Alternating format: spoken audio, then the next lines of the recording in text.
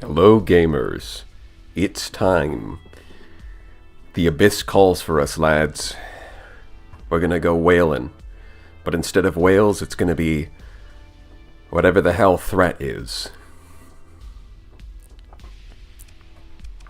Before the stream, I was messing around with this thingy a bit in the simulator. I do think it needs... Yeah, unfortunately, it can't really fit in the repair unit. I really need that flux distributor. Hi, can you pause the stream for a bit? I'm still making tea. Oh, you know what? That's a good idea. We should... Everything should be put on hold. One person is making tea. Finally, some literal demons. Well, Finnick, do be careful with the spoilers. I would don't give away too much. I know you're excited to see whatever the literal demons are.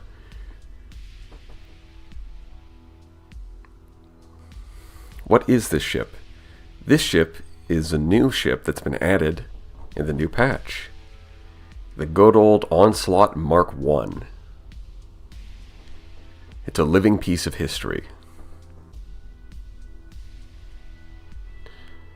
What are the stats on the build-ins? Do you mean the S-modded ones or the ones that come with the ship? Alpha Core Mark I 1v1's the Ziggy. Yeah, I would give it a pretty decent chance of doing that. I mean, I think it'd be even better if I'd swap... Like, these kinetics are probably not going to do much in that fight, but if you give it, like, thumpers or something. No, probably mining blasters. Yeah, it probably wants some mining blasters to strip off the armor from the Ziggy. And then the adjudicators can decimate the hull. Well, at the same time, the devastators and the low-tech nature of the ship makes it pretty good at resisting the motes. Domain science is amazing to read. Yeah, there's a lot of lore to the domain that we're finding out. Who would have guessed that they already had problems with automated systems like 1,000 years ago?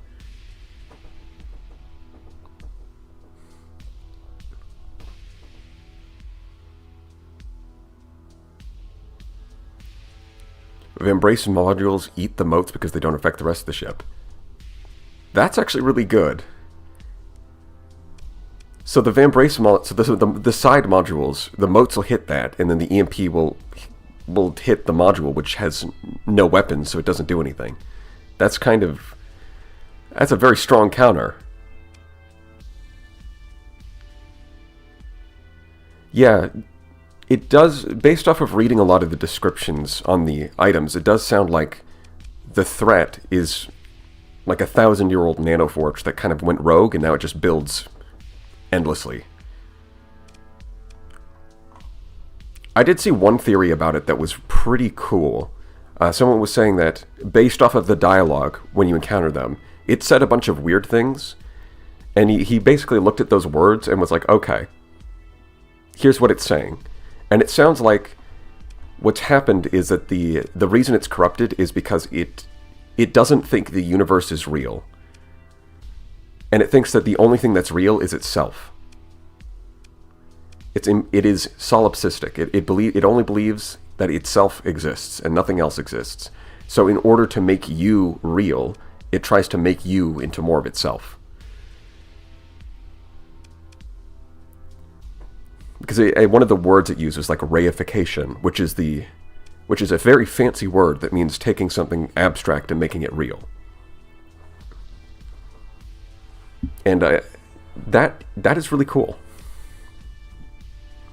Now, that would also explain why a lot of, like, one of the reasons that post-collapse we can't make a lot of things is because of copy protection. DRM and copy protection. And it would make a lot of sense for that stuff to be put in place to sort of stop another threat-type situation. Like, all of these regulations have been added, and all of these protections have been added to limit the production of nanoforges, specifically because threat happened 1,000 years ago.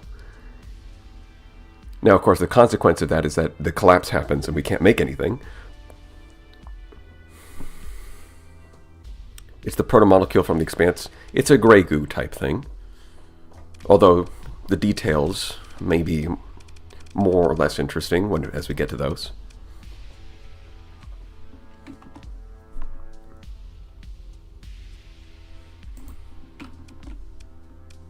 Now, regardless, our next move. Now, this onslaught's kind of crazy, though, because because normally at this point I would want to buy like cruisers or capital, and that would burn through all of my credits. But I don't need to do that because I've got the Mark 1. And on top of that, I don't even need to like worry about officer skills for it, because normally I'd either have like an officer who's halfway through leveling, or I'd have like a mediocre officer with like a cryopod officer with like half the wrong skills. But in this case, it's like I get to save all the credits and I have the perfect officer for it. So this is a very strong way to get the game going. I just need to look into what the condition is to make sure. Like, I don't know exactly what the condition is to start the quest chain, but as long as it's consistent, this is a very strong way to start your save file, even if you don't plan on using the ship the whole game.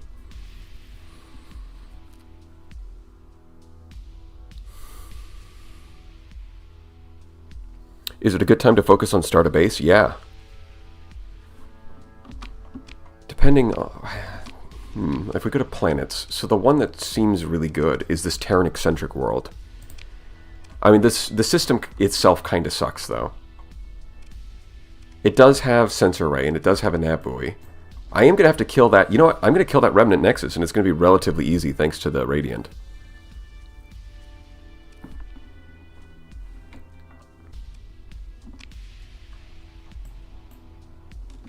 Just where is that system? Let me double check. It's over here. It's on the left side of the core world. It's also really close to the core worlds, so I guess the fact that there's no gate isn't the end of the world.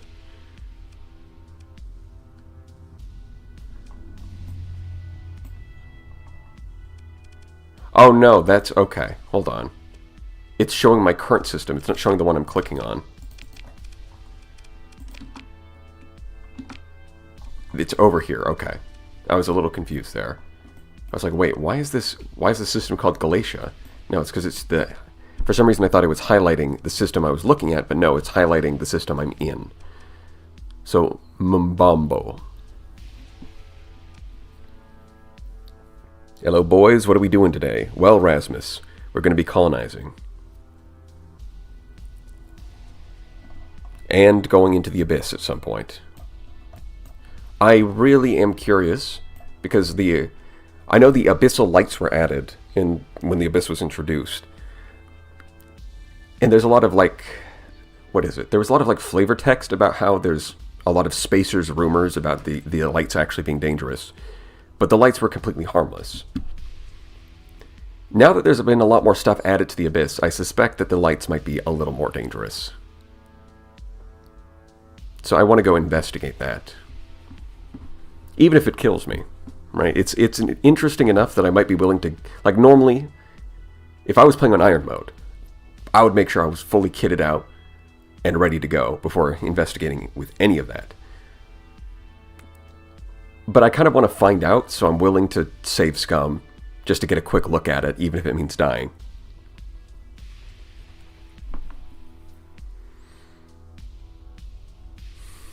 Wait, so how did you get the Mark 1? Yes, that's right, it's a crest reward. There's a quest line you can get at Glacier Academy that will point you to a thing, and then the thing will point you to the Onslaught Mark 1.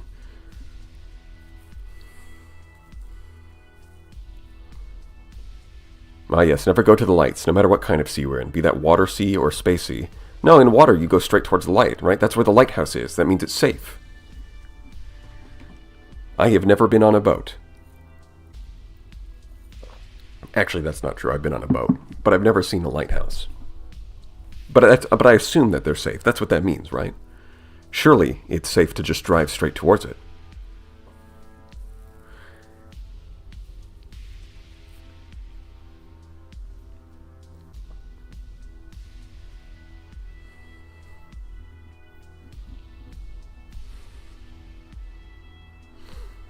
Lighthouses tell you what to avoid.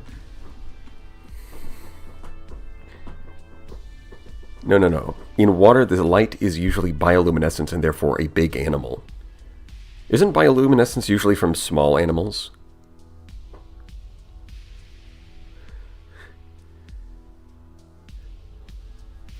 I set up a colony near the Abyss to explore it. That's what I'm thinking about. Now, the Abyss, in my case, is for whatever reason, the sector generation this time around decided that the Abyss was going to be very big. It's rather large.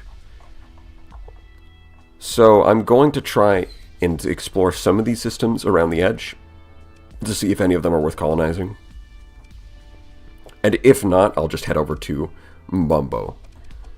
Because that Terran Eccentric is pretty solid. It's not too far from the core worlds, so the fact that it's missing a gate isn't the end of the world. Although the lack of a stable point, it's like, I might have to dismantle the sensor array or something. Which sucks because these are domain era. So ideally I would just not do that. Although at the very least the Onslaught Mark 1 means I can pretty easily wipe out all the remnants in that system, so that's cool. Because yeah, I have a pretty decent amount of cash, and suddenly a pretty decent fleet. So that's nice.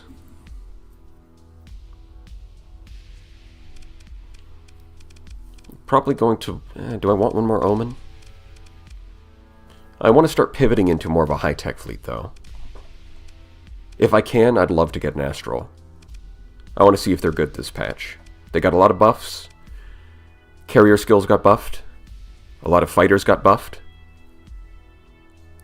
So the Gastro was definitely viable before, but it felt like a lot of work to rebuild a mediocre fleet. When you could put in less effort and get a stronger fleet from just like spamming Eagles. So hopefully an Astral with as a backline and combined with a solid front line should actually be a good fleet now. I mean, let's look at that. Carrier group. Wait a minute. Yeah, there it is. Plus 50% faster replacement rate, and the top speed of the carrier gets increased as well on carrier group. And you go to fighter uplink, and now on top of increased top speed for your fighters, they also just do more damage. So the carrier group buffs the carriers themselves, and fighter uplink buffs the fighters. So I do want to go into that. Obviously, I'm kind of stuck in the industry tree for now, but I do have enough money to start up a colony, and give it like a cycle or so, and I can probably respec out of it pretty safely.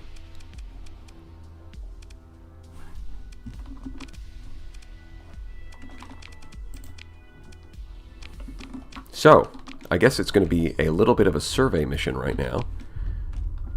How much fuel do I got? Codex update from what? Oh, the ability.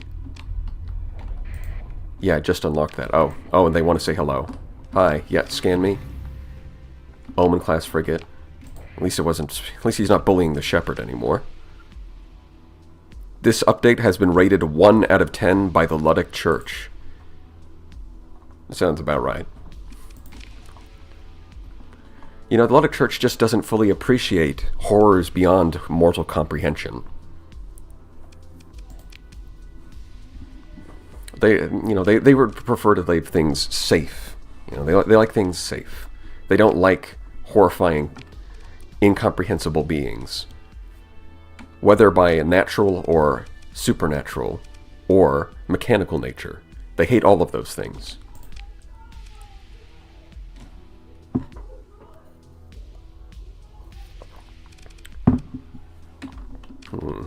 Let me think about this. I think I just need more fuel, and then I'm going to head over. Yeah, you guys, I've already bought all of the fuel here. Okay. So we're going to head over to this. I actually don't know how to pronounce that at all, now that I think about it.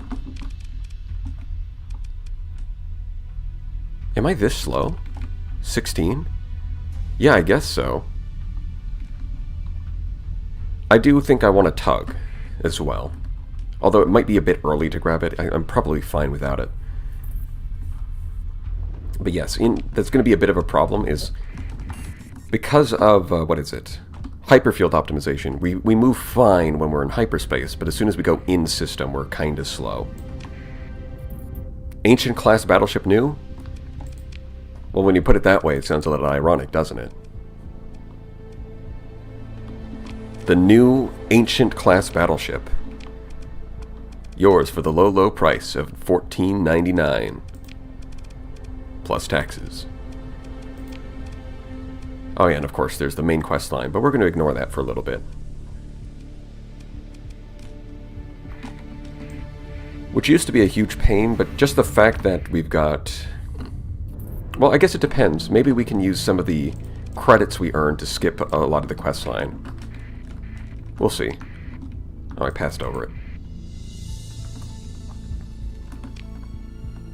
Should you integrate the Alpha Core into the Mark 1? I'm pretty sure I did that. Yeah, this one is integrated. There's no reason not to integrate it unless you're planning to pilot it yourself with Neuralink, which I decided not to. Oh yeah, this is interesting. Incoming comms request. If I had to guess, this is probably going to be related to Cornelius Ellick, because it was very unsubtle about the fact he was being sponsored by Tritachyon. Actually, it's not strange that Mark 1 is better than Mark 2. Before World War II, guns are made better due to abundance of time and money, while guns in World War II are bare minimum. Sure.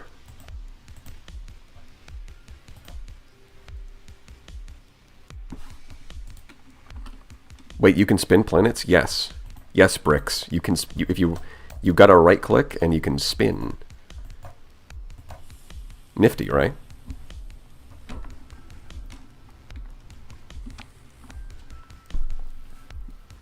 Captain Bingus, I would like to personally welcome you to Tibetchina?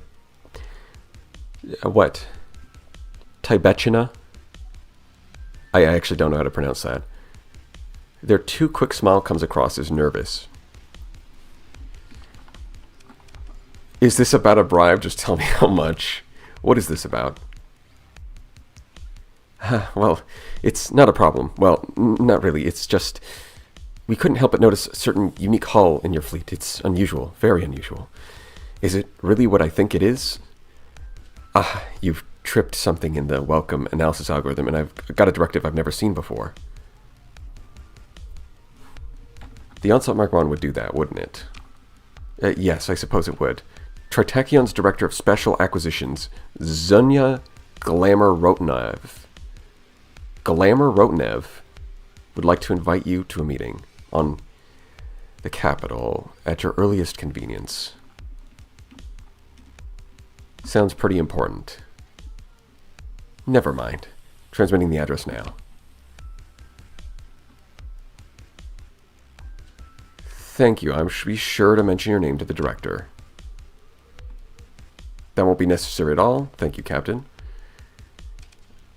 Alright, so we do actually have to go over there to continue that and follow up with that. I am quite curious where that goes. It does sound like this is... Because Alex did say that someone will pay for probably threat class weapons, if I had to guess. Some kind of redacted item, probably the threat weapons. And that's probably what that is. I wonder if there's more story content to go with that. The way I pronounce it is Tibacina, but I'm probably wrong. It could be a Latin pronounced with a hard K. Yeah, I have no idea. Zunya business. Hey, what does this person do? I guess it's Zun of ya business.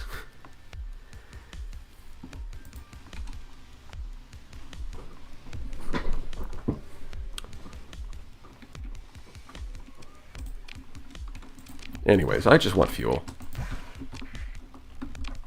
I want fuel, and I want to check out... I'll check out these, and then I'll check out these, because they're right next to the Abyss. If they turn out to be good for colonies, that'll be very convenient.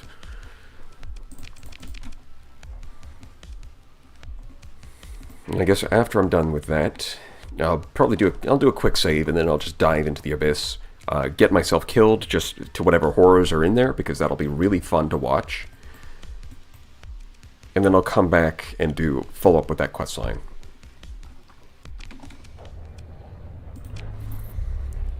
And after following up with that quest line, I'll develop my colonies a bit more, and at the same time I've got to develop my fleet so that I can protect my colonies.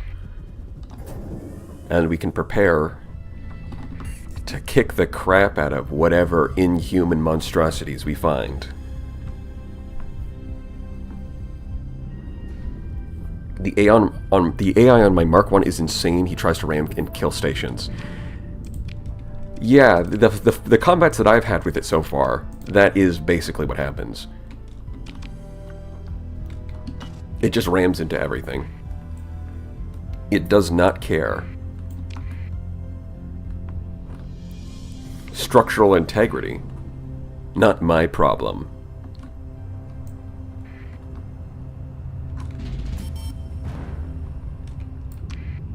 Can you change reckless?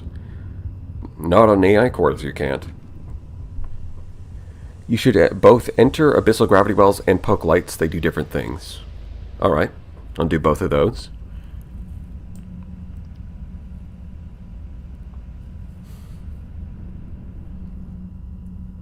I recently found out you can purchase more Mark 1 from weapon dealers. Yeah, some people have reported that. Sounds like there's a bit of a bug where unique ships can show up as with the arms dealers right now, which is definitely not intended. That's a little in the way. Let's just reverse polarity.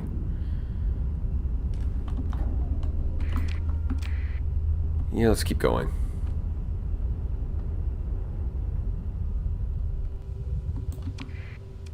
Perfect. Let's go around all this crap. Alright, a binary system.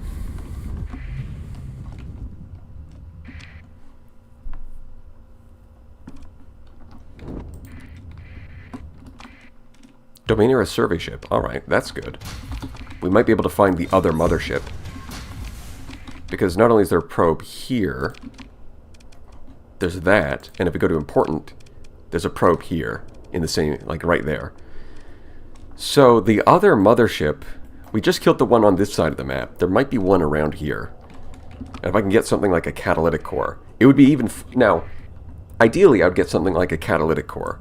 But what would be funnier is if I got a third pristine nanoforge.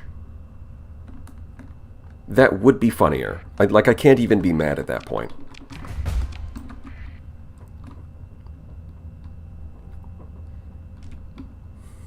Like, from a strategic standpoint, I would be better off with one of the other items.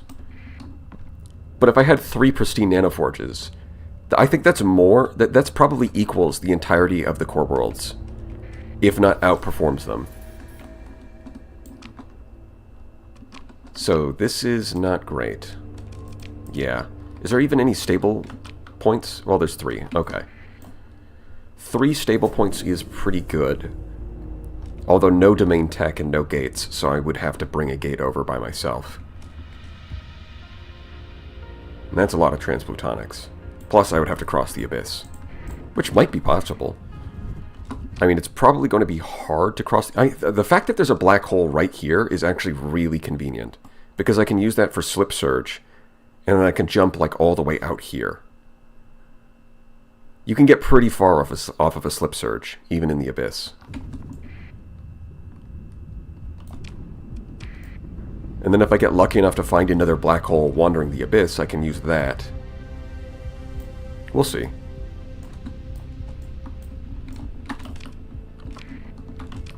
Oh, speaking of, I just passed the black hole for no reason. Let's go check that system. Probably not good, but we might as well explore it.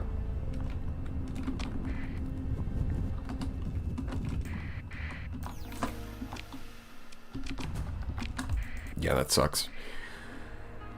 A volcanic world in a black hole system. It's pretty rare for something to be this hot. Black hole systems are usually cold.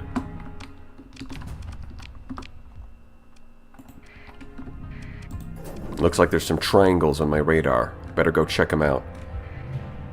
Research station. Alright. Okay. Yeah, it looks like when you salvage these stations, there's a pretty decent chance of getting some lore. Getting a little more flavor text. Which is nice, because for the most part, they're just loot pinata. People call them loot pinatas, because there's not like a whole much to them.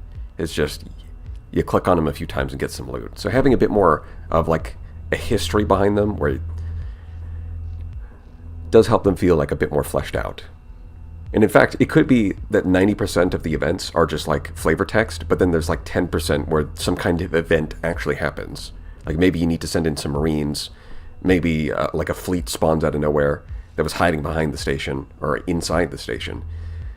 That would be really cool, because then it's like, there's a 90% chance this is safe, but there's a 10% chance you gotta stay on your toes.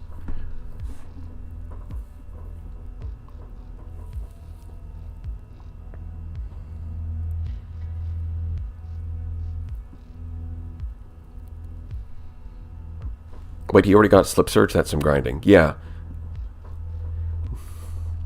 I mean, it's not too bad. Like, if you do exploration early, you find a lot of you pass by a lot of black holes and neutron stars, so it's not that hard to scan them all. Plus, you also get, topographic data from a lot of, domain era probes. Good job in the tournament. Yours is the last capital standing. Yeah, seems like it. Which is potentially bad. I mean, because up next in the tournament, I'm up against Tranquility. And Tranquility, see, I brought 5 omens, Tranquility brought 7 omens. So I might be in a little bit of trouble there. He has more omens than me. Like, that could be bad.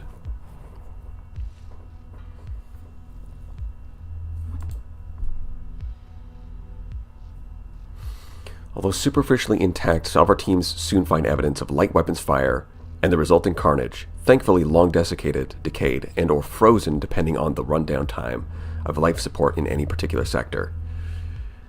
The seemingly random spread and directionlessness of the violence suggests that the security systems of this station turned on its occupants all at once. The catastrophic results were not helped by the unusually strong internal security measures. Hidden auto turrets set to kill, powered lockdown curtains which indiscriminately scissors obstructions, and nests of mobile suppression drones which could traverse small conduits and air ducts to find and neutralize any survivors. Thankfully, the last of these measures has long run out of power. Well, that's good. So it's not like this place just collapsed because they stopped getting supplies when the gates shut down. The automated systems on board actually turned on them. Which leaves me wondering if, the remnants hacked into the system or something. Curiouser and curiouser. Despite the station's reactor being shut down and the power network itself being highly degraded, your salvors are understandably paranoid. Your ops chief is more than satisfied to use their fear to emphasize the necessity of strict and systematic recovery protocols in this, and indeed every recovery operation. Try as they might to piece something together from station logs, it remains unclear to your tech team what precisely used the chief administrator's executive access codes to turn the security system inwards.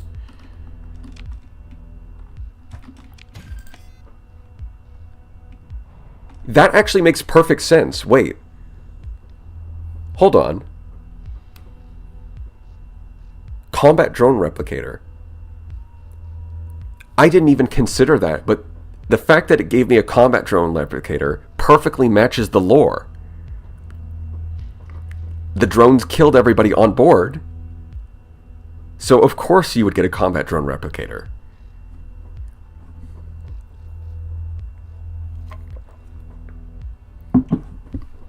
I like that. I like that a lot. That's a nice touch.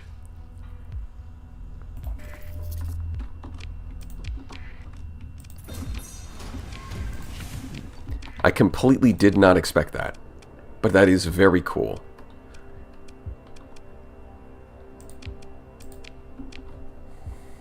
I didn't get that item when I got that lore. Well, that would... If this is just down to luck and I just happen to roll a combat drone replicator, that would be incredible luck. It might not be random. I got a drone replicator from it too. Okay, so we're getting a couple mixed messages here. Lobster planet when? Good question. Let's see, let's survey that.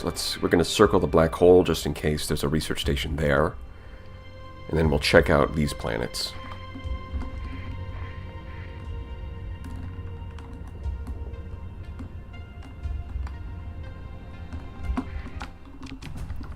Speaking of lobsters, it'd be really cool if they add an event where you can raid some lobsters. You can go to Volturn, steal some of the lobster eggs, and then use the lobster eggs to create your own lobster farms on a water world. That would be a pretty cool questline. Yeah, no, the black hole itself doesn't seem to have any stations. I think this is like the second time in this save file that I found a black hole system where the research station was orbiting a random planet instead of the black hole itself. It's a little unusual. I once found over 1,000 lobsters in a station. Huh. Yeah, you do sometimes find that. Honestly, I think it'd be a really nice touch if they do a bunch of... For all of the different loot tables that you can roll, if like each one had an attached story that matched the loot. Like finding, like we just saw the example with the combat drone replicator. Magnetic storm, ooh, that's worth a lot. Hold on. Scan. Oh no, it's not magnetic storm, sorry, it's ion storm. Very different. Completely unrelated. But yeah, if there was like it's like you have a loot table for what kinds of items you can find from each station, and then whatever loot you roll, the flavor text, like the dialogue, matches that. So it's like, oh, if there's a combat drone replicator on the station, you get lore about how the drones killed everybody. If there's lobsters on the station, maybe you can get some lore about how, like, the station's leadership was wasting a lot of money on stupid things like lobsters instead of essential equipment like replacing the air filters. Alright, so like each one has its own unique flavor.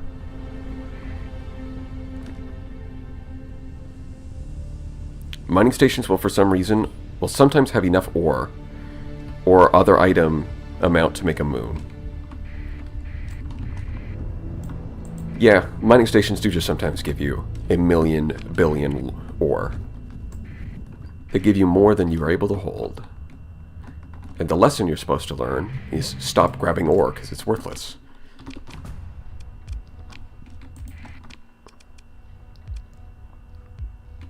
Increases food production to farming. Well, there's not any natural farming, so it's just the solar array. Gotcha. Replacing batteries in smoke alarm event. That would be pretty funny reason for a station to die. It's like the people in the station, they just didn't replace the batteries in their smoke alarms, and then the whole thing burned down. Remember, fire safety, very important. I remember some guy running like 5 atlases or something because he didn't want to leave any of the ore. Yeah, that's... Some people do go a bit overboard with the cargo storage, where they're like, refuse to leave anything behind. But you will actually just make more money by leaving them behind, because you're not waiting, right? The time... Remember, Economics 101, time is money. The time that you spend trying to salvage all of that ore is time you could have been spending doing anything else. And when the ore is worth 10 credits a pop, Super Chat is stupid. I'm sure no one will use them. Well, thank you, Regulatory Stars. I'm sure you're absolutely right. No one would use that.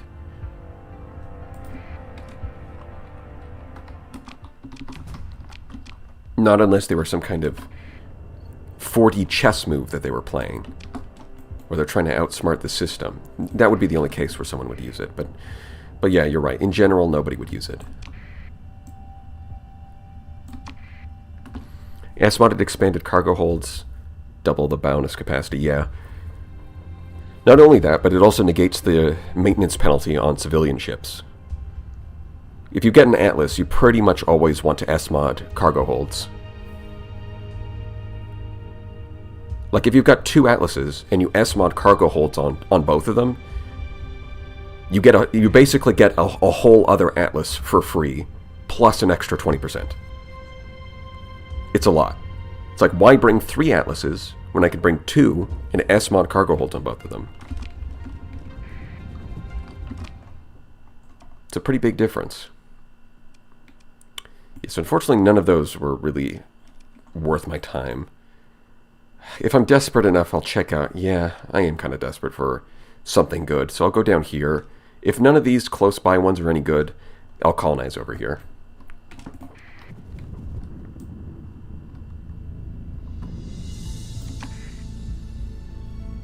What's that compared to efficiency plus augmented? Well, that's the thing.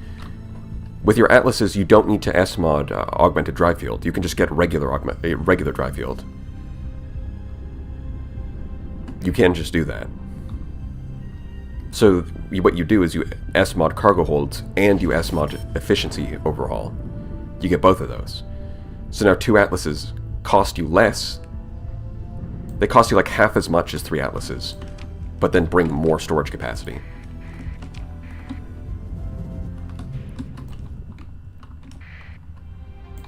So there is a gate in this system. That's not bad. I like carrying 5 Phantoms because my Marines deserve it. But the thing about troop transports is it's best at that point to have a colony.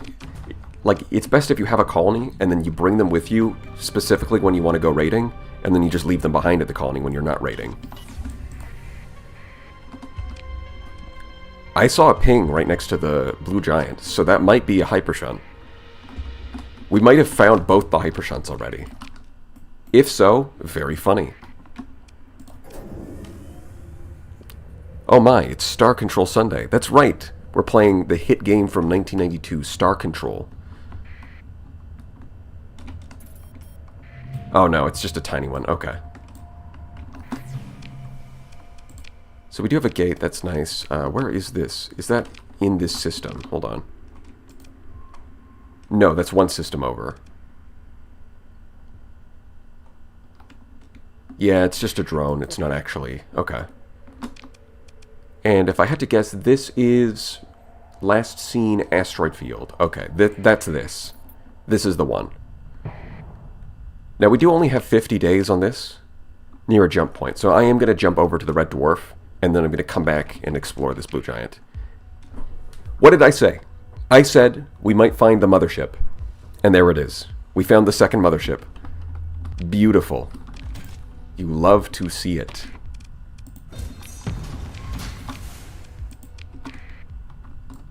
That's perfect.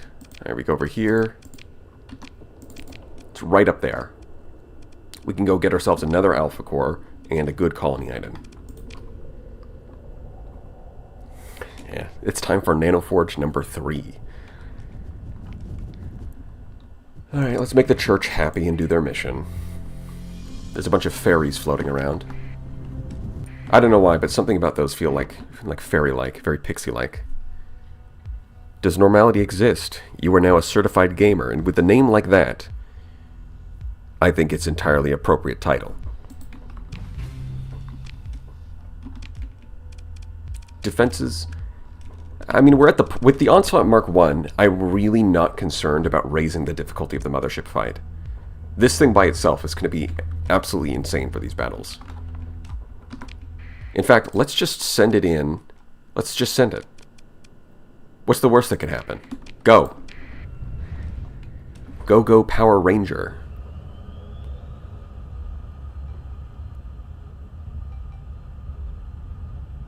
Been lurking for ages on the weapon tier list, might as well.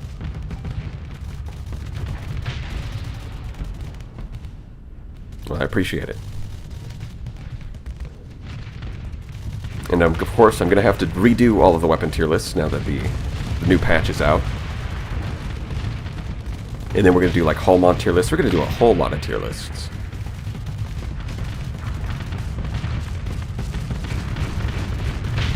Yeah, we have the Mark 1 and the Ziggy. Now we need a midline super ship. Yeah, I would agree. The Ziggurat is basically the high-tech super ship. Then we've got the Mark 1 as the low-tech super ship. But we don't have any midline ones. Although, like, the thing is, the Ziggurat is like an experimental project with a lot of secret lore behind it.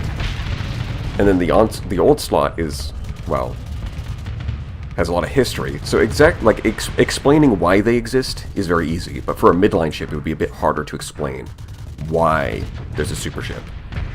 Regulatory stars, welcome. You have earned your degaming certificate.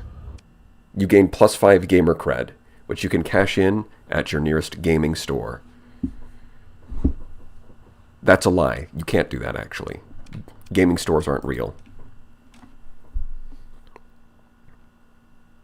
Old Slot is such a good nickname. Yeah, it fits. Hello, chat. What did I miss? Not a whole lot. We're just doing a little exploring right now. We're gearing up to tackle the abyss.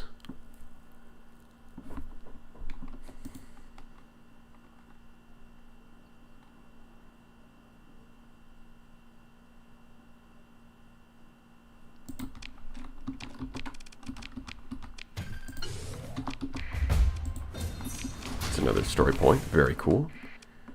Yeah, there we go. It's a bit annoying. That's something that I think needs to be...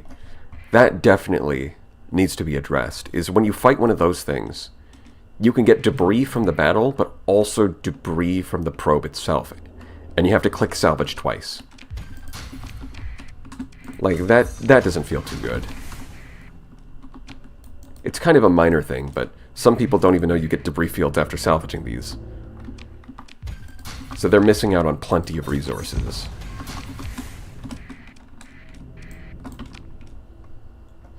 Alright, there's straight up nothing here. I don't know what else I expected from a red dwarf.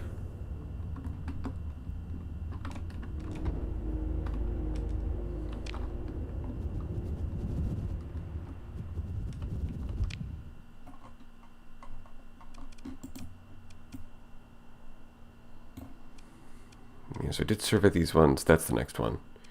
Then we'll swing over to the gate. There's usually some debris around that. We can come back over here, get that probe, debris field.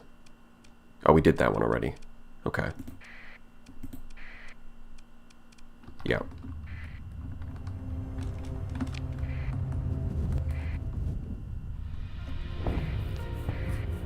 My dude, let me know if you want a better PC.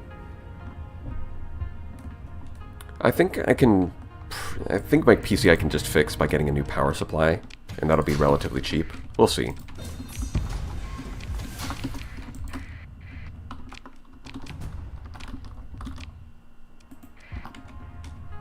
How about Luddic Super Ship that's just an even bigger? That would be funny. Because normally you would, like for a ship that explodes in the enemy, normally you would want something cheap and disposable. But the Luddic Path absolutely would just say, forget about the logic of it, forget about the economic value. We're going to make the biggest bomb possible. It's very in character for them.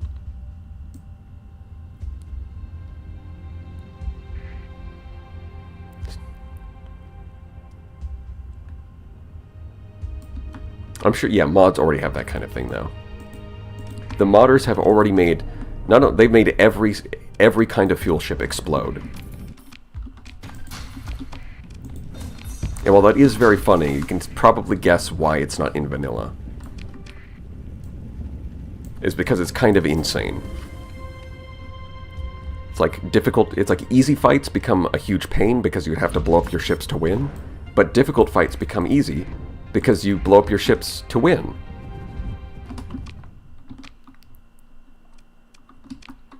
Probably not the best experience. That's definitely, like, it's absolutely the kind of thing that you want to be part of your mods, rather than part of your vanilla experience.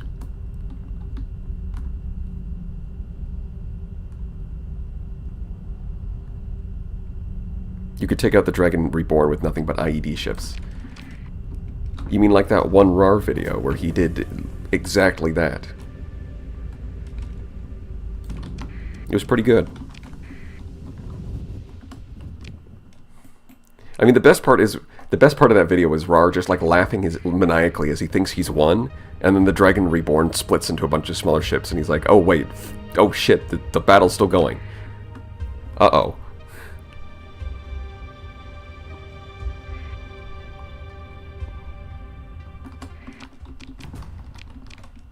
Absolutely my favorite part.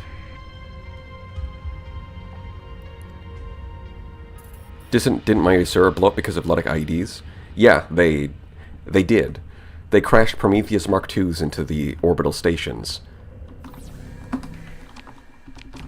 And they were completely filled with fuel, so that went about as well as you would expect from antimatter fuel. I've always wanted to do a playthrough of a full demon fleet only. Yeah, that's not too hard, thanks to derelict operations. That is very doable. Yeah, this also tells me, by the way, the mothership is nearby. Thank you. It's just what I needed to know. For these kinds of planets, I only really want them if it's got +3/+3. Or at the very least, +2/+3. The hazard rating is so high. Don't forget the hedge bombing the hell out of Myrath. Well, you see, hegemony war crimes don't exist. ComSec would like to know your location. Yeah, see, this one's pretty solid. This is kind of your standard volcanic world. +3/+2, although ideally +3/+3. With toxic atmosphere, extreme tectonics, extreme heat. Like, you get some mining, you get some heavy industry, and you get a military base. It's alright.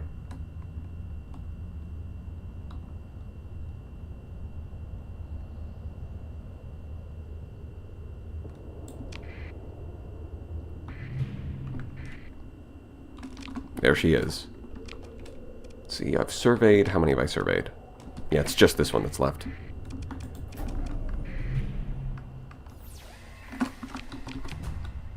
Ooh, what's this? Yeah, this is also +3/+2. Not bad. I guess it is more important for the blue one to be bigger than the common one. Because these ones are smaller by default. So a bigger bonus here is more relevant. Let's see, automated defenses? Yeah. I think this is going to be an easy one. Once again, I think we're just going to send in the Onslaught by itself. Although I guess I can send in the Omens to make it a little faster. They do got Reapers.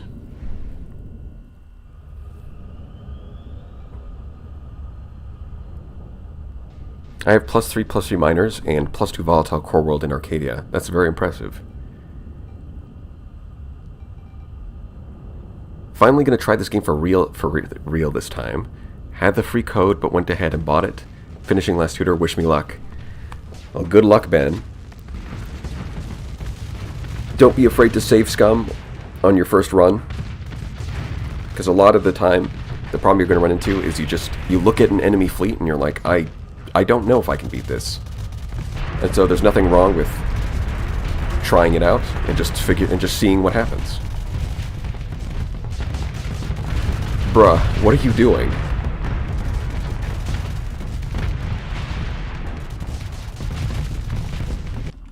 Well, it's a good thing I sent in the Omens. I have no idea what the Onslaught is doing. Okay, can you try killing the ramparts instead? I'm getting a little concerned here. Like, yes, it's very strong, but what the hell is it doing? It's the kind of question that only Lud could answer, because I have no idea.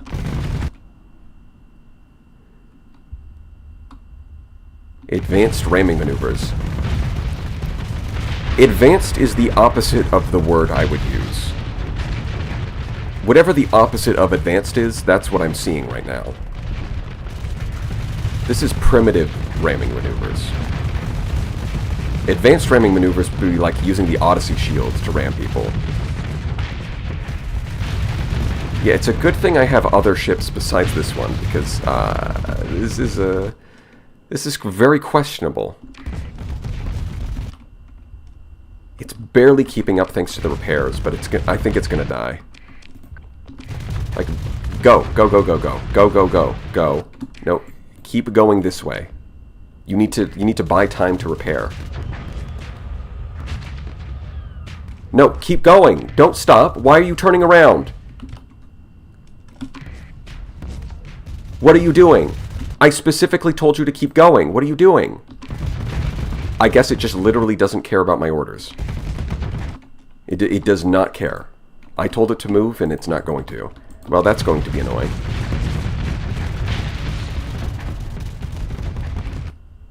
If this is a consistent part of its behavior, that's going to be very annoying. Yeah, and it just ran out of repairs. Man, it just barely pulled through. Wow.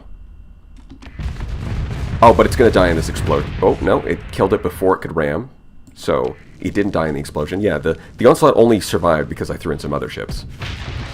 That was very close. At least, I do still have hull restoration, so I could just recover it, and the demods would fix themselves, no problem. Definitely a little closer than I would have liked. It's just an absolute unit.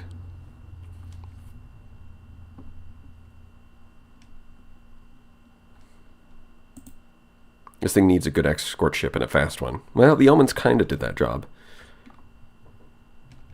The old slot has old tactics. Well, those tactics seem to work pretty well against threat, which is what it was designed for. Officer promotion candidate.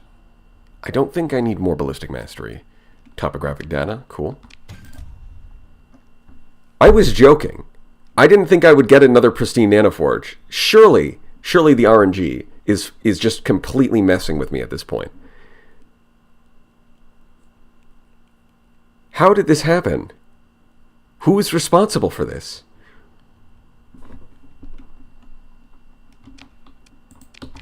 Well, I guess I have to start 3 colonies, and all of them need to have heavy industry.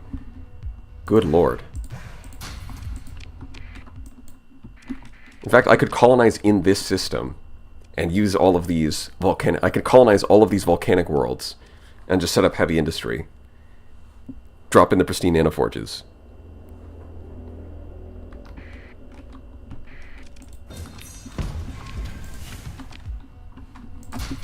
Gotta make sure we get all the loot. Okay, so we got all of it. Okay. Rampart class drone, I'll grab that. Beautiful.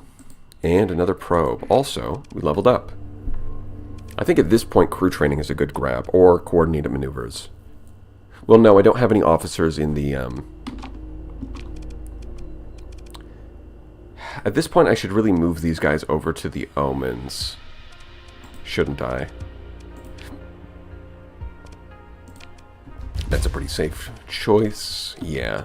I think I should move these guys over to the Omens. Even though they don't really have the right skills.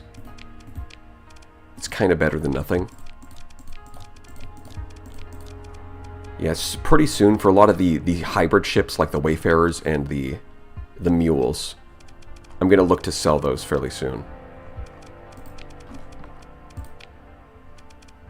No, that's not what I want you to do, actually. Great, I've got to manually assign all of them. So yeah, we'll assign the ones without ballistic mastery first. And then the ones that do have ballistic mastery, I guess you guys can go into the Mules.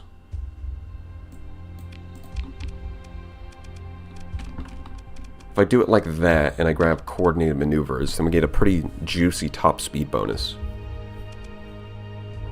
Either that, or I could try and go for flux regulation. But I think I want to go into leadership second. Then we'll go to like tech third, and then respec out of industry into combat. The problem is that like coordinated maneuvers is so good, but then it's like then I'm kind of competing with the carrier skills that I actually want to try. And if I'm going to be doing high tech, I want Omens and Astrals, so I want both of those things.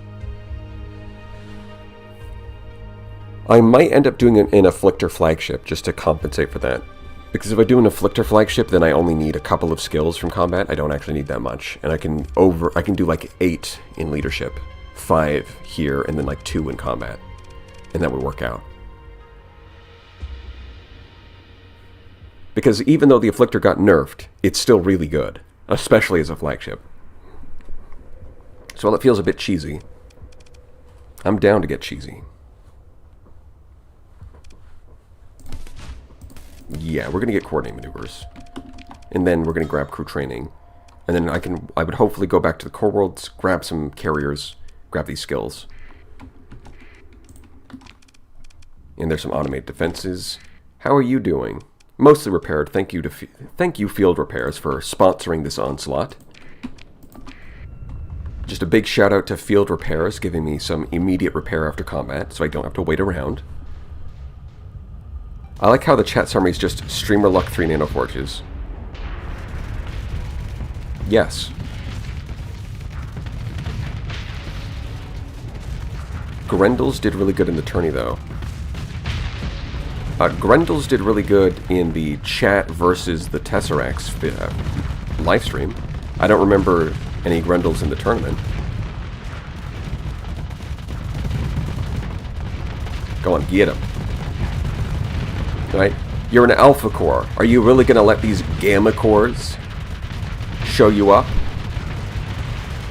Show them your pride as a superior blue beach ball.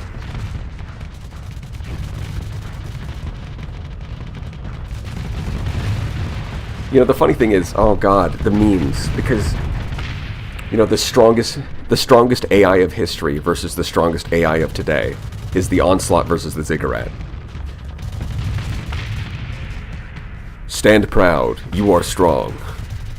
The Onslaught said to the Ziggurat.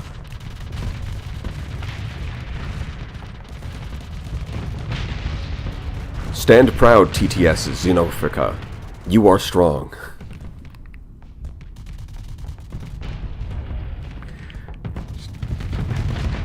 I just started the game like a week before and been enjoying your guides on weapon types. Keep up the good work, lad. Well, I'm glad they found them useful. Lethal madness.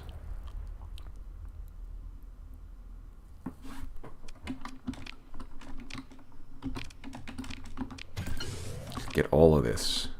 Dump the metals. That's fine. There we go. No, I'm clicking the wrong button here. There we go. And I gotta wait to do it again. Slightly lame. I think that's everything in this system. Yeah, we got the whole system. Okay. So I'm gonna take this. I'm gonna go down here, and then I'm gonna go investigate this cluster just in case there's something good. And after that, I'm gonna head over to the core worlds. We want to continue that quest line. Okay. That sounds like a plan. Yeah, we'll just transverse jump. Because before your guides, I would do such bad builds. My cruiser would be so bad, pirate destroyers had a chance to destroy them. Yeah, that's definitely the new player experience. Oh, autosaving. I was wondering why we stopped.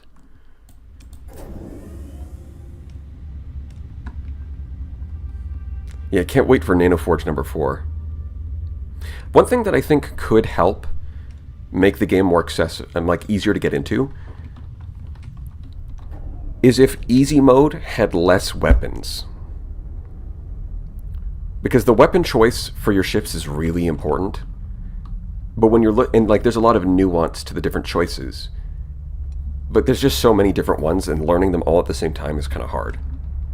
So if easy mode, like if you chose easy mode when you start up a new save file and then just like half the weapons just get cut out, that honestly might be easier to learn.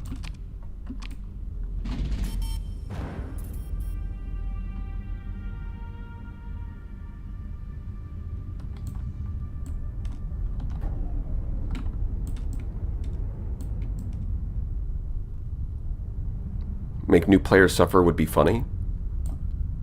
Well, it's funny right up until the point they drop the game. There are definitely some things about the game. The game is great, but there are definitely some things about the introduction and the tutorials that feel a bit lacking.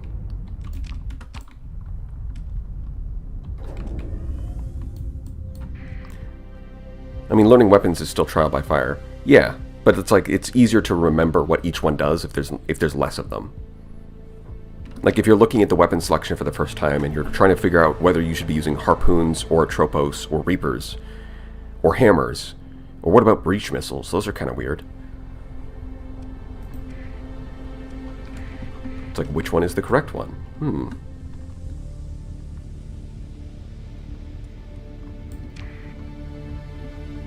If I remember correctly, mining blasters at 200 more range in energy or hybrid slots. No, mining blasters benefit from ballistic rangefinder, and also they benefit from energy bolt coherer. That's what gives them good range. Did you play Distant World 2? I don't know. I haven't.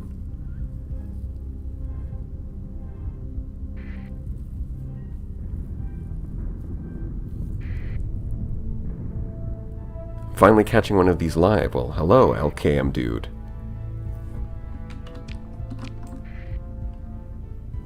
Good to see ya. Alright, let's get in there. Let's cross our fingers and hope we can find a good colony over here. What? What was that? Was it like... Were you like burning a second ago? Did you use emergency burn? That behavior looked a little weird. Yeah, see, this time, this is just a... This orbital station didn't have any special lore. It was just an orbital station. It has lobsters.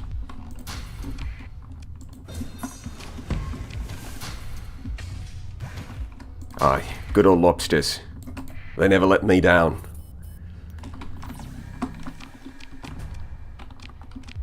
$194 crew, I'll take it. Hypershunt tap. Hello, beautiful. We might actually be able to use this. I guess really what I should be doing, because I know where one of the hypershunts is. So now that I have a hypershunt tap, I should really be exploring the area around it, so I can try and use this. Why does bro take the metal and not the food? Because food is 20 credits a pop. Metal is 30 credits a pop. Although you can probably... Yeah, I think you can make more money off of food if you create... It's like easier to create a shortage there. But I don't really bother doing that anyways. So I might as well take the one that's got a higher base value.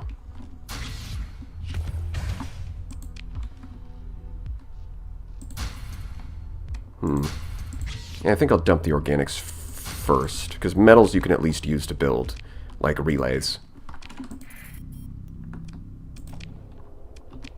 Special item. Yeah, see now...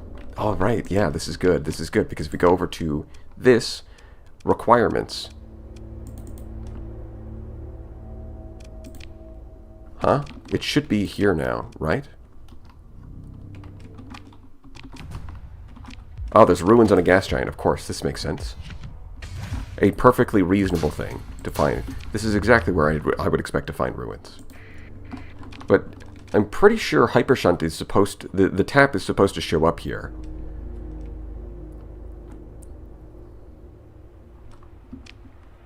Hypershunt should require like half the resources it does.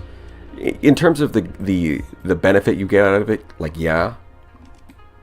But at the same time, it's just like a completely bonus thing that's not necessary. And so being really expensive is just... Like, sometimes being expensive is part of what makes it cool. It just, like, it's not that we need to bring the price down, we just need to make it do more stuff. Maybe the other filters cancel it out? That's possible. Let's see. Yeah, it's still not showing up. I am pretty confident we found... Didn't we find a hypershunt? Let's look at Intel. It's going to be in here somewhere. Or maybe it didn't count because I didn't, like...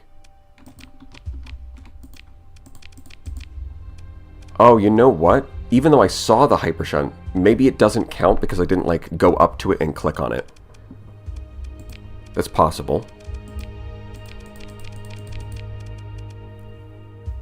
You need to interact with it? Yeah, that's what it looks like. Which is kind of lame. Like, I saw the hypershunt.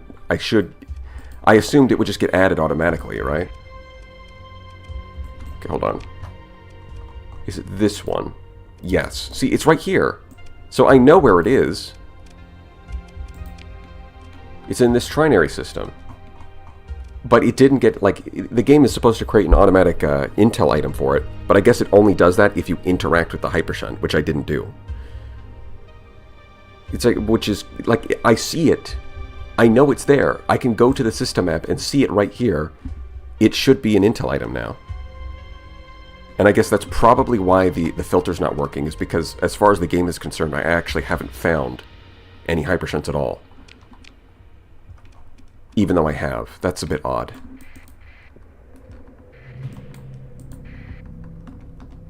Yeah, we should probably patch that. A bit more blueprints, some luxury goods. Nothing too exciting.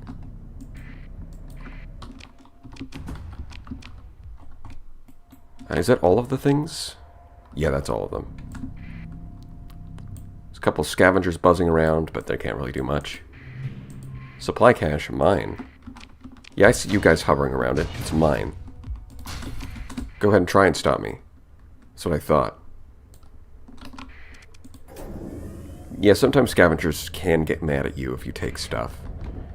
Which is funny because they just spin around it. They never salvage it. They just kind of hang out around it. It's a little salvager party. Suffering from knowing too much and failing to roleplay not knowing what the shunt is. Well...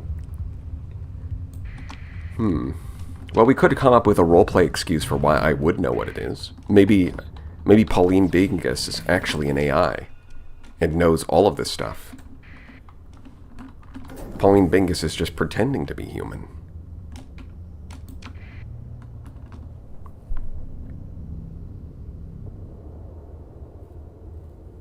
Is there a Space RPG 4 mod or any Space RPG mods for Starsector? They magic it up. Yeah, I don't know about any Space RPG mods. Pauline read Paul's Exploration Journal. Yeah, exactly. Playing John Starsector as the Omega card. Yes. So there is at least a gate in this system. Unfortunately, no debris around it, so that's that. It doesn't look like there's any good planets, though.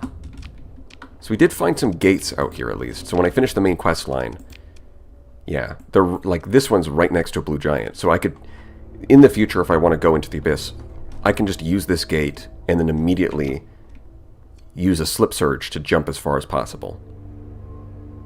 So I don't think I actually need to set up a colony out here because the gates are right here.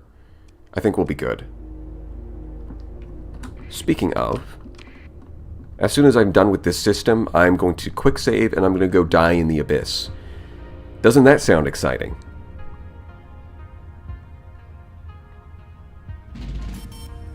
Would you rather they salvaged you and had Tangren? Yeah.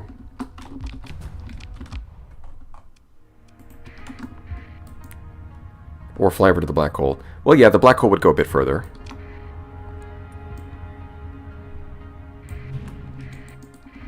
Kite? No officer. I was kind of hoping that I would get a level 7 officer. No such luck. Yet. You're going to poke the red guys? That's the plan. Vast ruins, yeah. So this is a good candidate for tech mining. So tech mining is not completely useless. It's not great, but it's not completely useless. This is a case where I could plop down a size 3 colony. And the key here, so this is something I discovered through testing, is that there's two things you need to do. When you have a vast ruins, before the end of the first month, you need to add in an alpha core to the tech mining, and you need to spend 2 story points to improve it. You need to do both of those things. And then the first month will produce rare items. 100% guaranteed. Usually it's a corrupted nanoforge, but it's a guaranteed item. If you do not meet these conditions, there is no guaranteed item. This is very weird. I don't know exactly why it works this way, but that's how it works. This is very consistent too. Like, let's say, for example, that you let it run for a month, you let the first month roll over, and then after the first month you add in the story points and the beach ball, you don't get any guaranteed item. You just don't get it ever. The first month of the Vast Ruins is critical. You need to get both of those bonuses, the story points and the alpha core. I don't know why exactly it works that way, but that's what it is. You drop down 1,000 people, you spend 2 story points, you drop off a beach ball, you get some guaranteed rare items, and then what you do is you come over, you pick up your beach ball, you abandon the colony.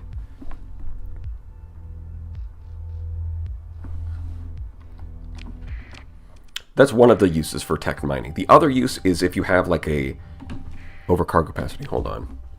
The other use for it is if you have like extensive ruins on like a Terran world, on a habitable world. It's fine as your first industry. Like the value you get out of just the random materials it gives you, the supplies and fuel, is going to be more than what you would get out of building like your first industry.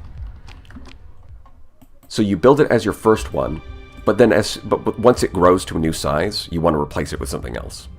Because tech mining, because the way that like most industries get better and better as the colony grows in size, tech mining doesn't. So the most value you get at tech mining actually gets worse over time. So you build tech mining early, you get more value out of the supplies and fuel that it gives you, and then once the colony grows to like size 4, you abandon the tech mining and build regular industries. I don't really need another Gemini. I'm good. You still need to meet the new contact. Yes, I'm going to do that. First things first. It's time to die. Won't farming still give more, though? Doesn't give tech mining give less stuff over time? Yeah, tech mining gets worse over time. That's why you build it. Like, it depends on the size of the ruins. If it's like sparse ruins, then don't even bother. You want something where it's like one of the top 2 sizes, whether it's vast ruins or the one below it, which is extensive. Those 2. Then if you build it right away, it's better than just a regular industry. At first. Over time it declines, and as the colony grows, your other industries get better. So you build it at first, and then it grows to size 4, and then you delete the tech mining. That's the way that works. I think the reason people don't like it is because they leave the tech mining there for like as long as possible, which is really not worth doing. Alright. We've quick saved. It's time to go meet our maker. Yeehaw.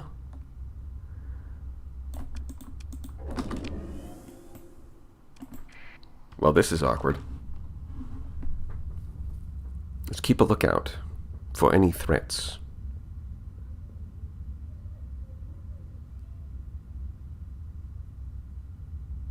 Does tech mining ever give you anything particularly useful? It can. Like, there is, again, as I mentioned earlier, if you have vast ruins, specifically vast ruins, like we have over here, and you immediately put in an alpha core and spend 2 story points, then the first month is guaranteed to give you a rare item, a colony item, like a corrupted nanoforge or another. You could just get another alpha core, and that might sound like a lot of work, but trading 2 story points for an alpha core is not a bad deal. Especially if you haven't especially like if you're in like the early game or the mid game. That's a pretty solid deal. I salute you for traveling the galaxy without speed up. Couldn't be me. Yeah, you do kind of want to take your time sometimes. So I'm not seeing anything yet. Do I have to be... Is it because I'm kind of at the edge of the map? Do I need to go up? Well, there's something here. Alright. We'll see if I die. Because the goal here is to die. Just to remind everyone. I am trying to go die to some kind of horrifying abomination. That's what I'm planning to do. And then we're going to load our save. Right, this is exactly why I didn't play on Iron Mode. Because if I was playing on Iron Mode, I'd have to do boring things like play it safe and wait till you've got a proper fleet. No. I want to see the abyssal horrors.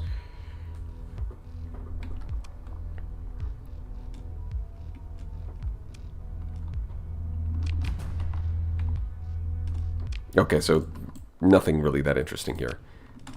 This is like the least interesting... Like, normally there's some kind of lore tidbit or like a wreckage floating around, but this is like the least interesting possible outcome. So use transponder? Alright.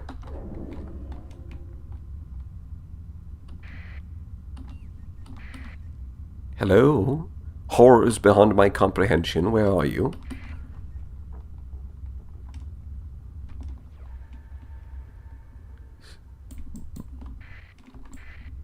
Well, something popped up behind me. And then it vanished. Okay. You have to seek out enemies in a well. Oh, okay. Abyssal light. So in the last patch, these were perfect. Like, there was a lot of spacers' tales about how dangerous these were. Let's see if these are but of course they were completely safe. Now let's see if they're dangerous.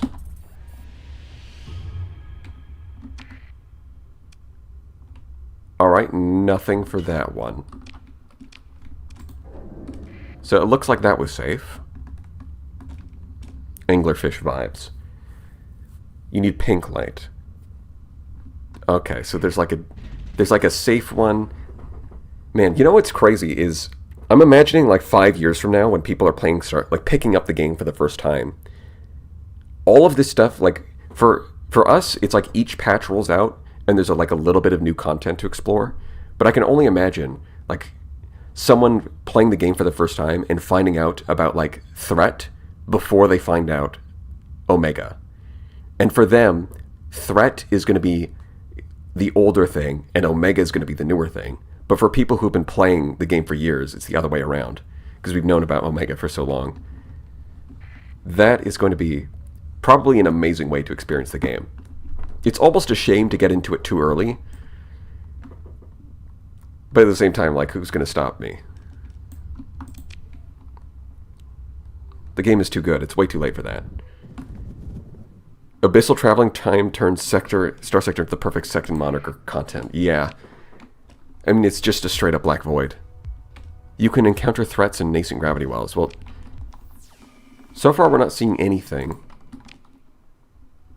I guess I'll spend 30 supplies. Not like we can colonize these, but it's fine. Don't jump out of the system too quick. Okay. John, you are the demon. Oh no, it's Spec Ops the Line. I was the demonic horror the whole time. It was me. I shut down the gates. Did you get Mark 1 Onslaught? Nah, I've never heard of that.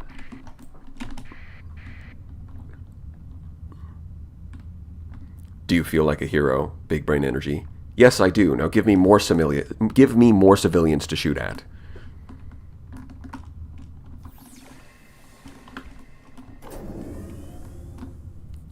I went with 40 ships. Sounds like you've increased the ship limit there. And I'm currently nerfing AI core drop rates from core officered ships. Interesting. It depends on the gravity well. Yeah, it looks like this gravity well is safe. So there's a few questions I have about Threat that I'm wondering. Like, obviously I don't want people to just spoil it, but I am curious. Oh, wait, hold on. Do you see that black spot moving around? Wait, do gravity wells normally look like that, or is that different? No, this is the gravity well I just left. Okay.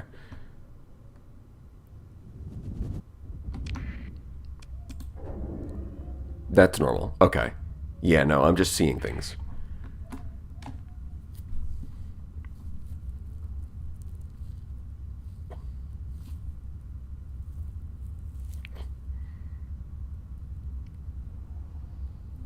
Schizo moment. Absolutely correct, Yodine. We are going full schizophrenic on this one. Only... yeah, it's a good thing I did a massive salvage run before coming here. Because the supplies are always a limit here. It doesn't even smell. True.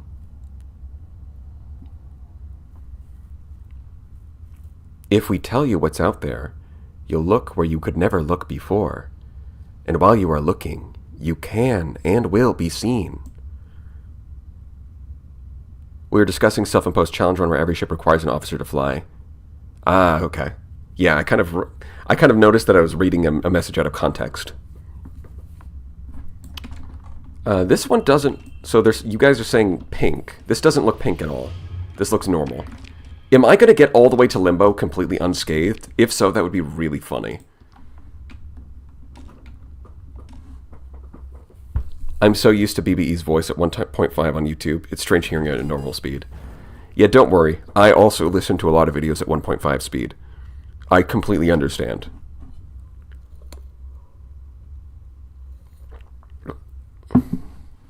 Try interacting with the next light. Well, hopefully we get killed soon, because this is... Like, I did not bring any transplutonics, so I can't exactly activate the gate hauler. Okay, that was, that one didn't even exist. What if I reverse polarity out here? Nope. I think you can get a speed boost from these lights by pressing different abilities. Oh yeah, I think if you wait, is it if you interdict them, is that a speed boost? I do sort of miss your long form content, but I can't complain about the streams. They're fun to watch too. Well, I think the streams are kind of the long form content now. Because I think at the end of the day, that's kind of the ideal format for it. Is if you want to do something long form, like just a straight playthrough, then live streams probably the best way to do that. Whereas videos are more for something that's a bit more condensed and focused on, like, here is the subject of the video. This is what we're doing. Streamer Anti-Luck. I got fortunate in the first light after getting Old Slot was the spicy one.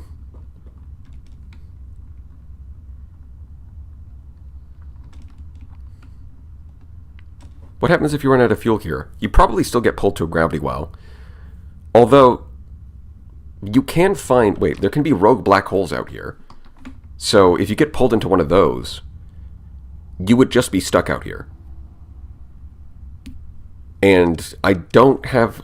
I have a suspicion that Distress Beacon might not do a whole lot of good. Actually, I don't even see the...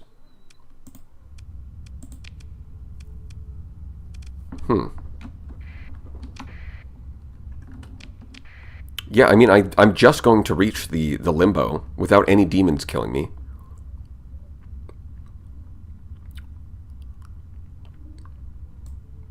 You scared the demons away by wanting to find them. Apparently. Distress doesn't work in hyperspace, that's why Slip Search replaces it. Yeah, that makes sense. Maybe they'll kill you on the way back. The thing is, I didn't bring Transplutonics, so this trip is kind of a waste.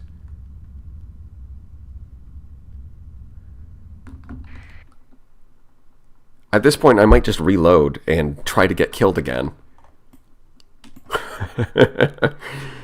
I'm so good at the game even when I'm trying to die. The enemies just run away in fear. Incredible.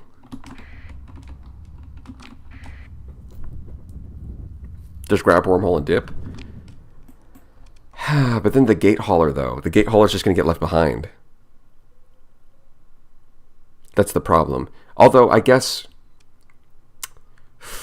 I can just grab the wormhole, and instead of going to the gate hauler, I can just take the wormhole back to the core worlds, and then I can use it to grab the gate hauler later.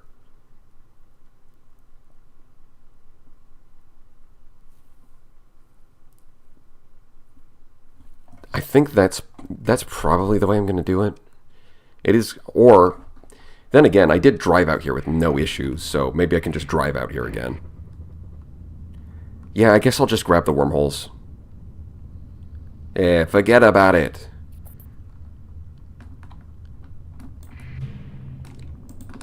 Let's do a little survey. Let's grab a mining station. Go, go. Onslaught. Onslaught, I choose you! Onslaught, use random bullshit, go! It was super effective.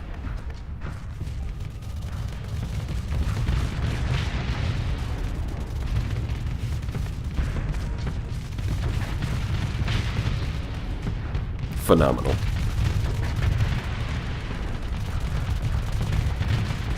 You know, I kind of wonder about the derelict drones and why they're designed that way.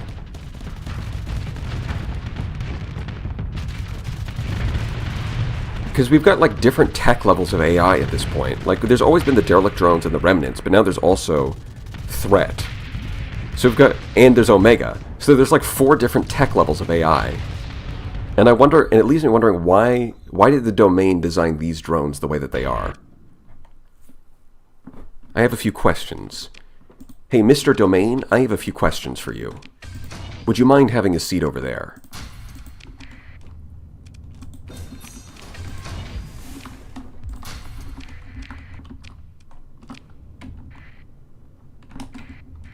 I guess we're just going to grab the wormhole. Mothballed equipment cache, yeah. Oh, I mean, we should be able to do this fight. We've got the right tool for the right job. As always, we're just going to do a little bit of this.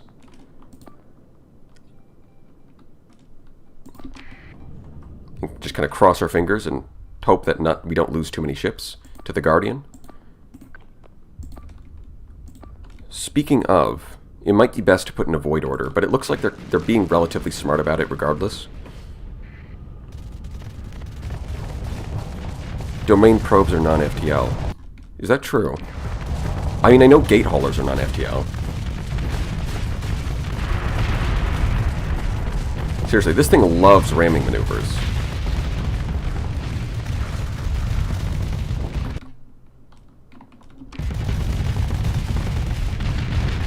Yeah, it looks like the Guardian actually has significant armor and it's not quite able to break through. So this is a case where I think breach missiles would be pretty good on the Onslaught. Pylons aren't really... Like, pylons are a long-range support missile. I don't think they're like the right setup.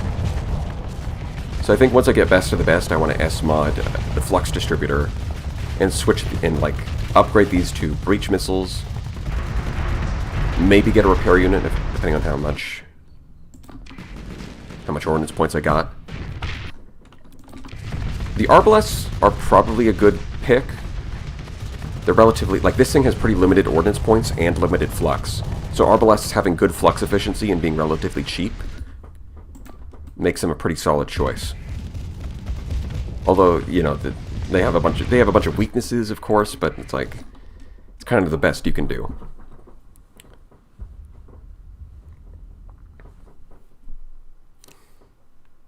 Enemy not fluxing out. Tackle him. Onslaught Mark 1, probably. Yep. Streamer man, I got scammed. I did as you said on tech mining and only got a beta core. There's no way you did that in like 5 minutes. That's impossible.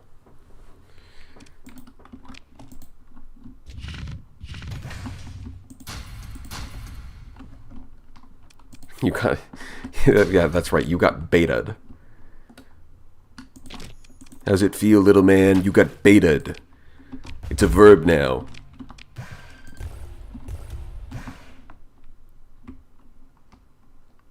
What am I dumping? I don't really need to... Yeah, I guess I'll just... Oh, wow. We're actually at the point where I've got a lot of good stuff. I think I'm just going to hold on to the extra supplies.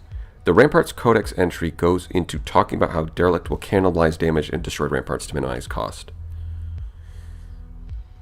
Yeah, I know that... Well, the Derelicts, the way that they work, the reason that the Derelict battles get harder and harder the more you do of them, and with the mother, and why that's so important with the mothership, well, at least lore-wise, is that when you fight some of them, they send out a distress signal that gets picked up by the other Derelicts, and they start cannibalizing the survey probe to build more defense ships. Oh, we got a whole fat load of nothing. Impressive. So we should be able to deploy the wormhole. Yeah. New codex entry. Deploy wormhole anchor. Yep. Let's go pick up the other one. Yeet.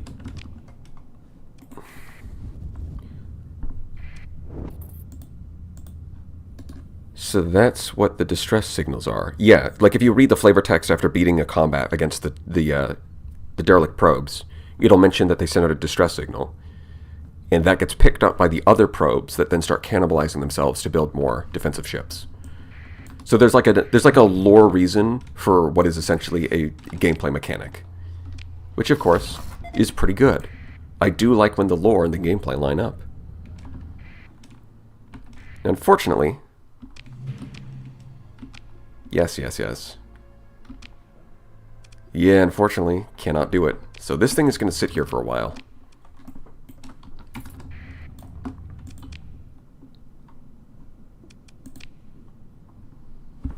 Yeah, look, on top of the codex having all these illustrations, they come with a little blurb. A Leviathan from out of time, familiar at once from its depictions in the post-domain Persean sector.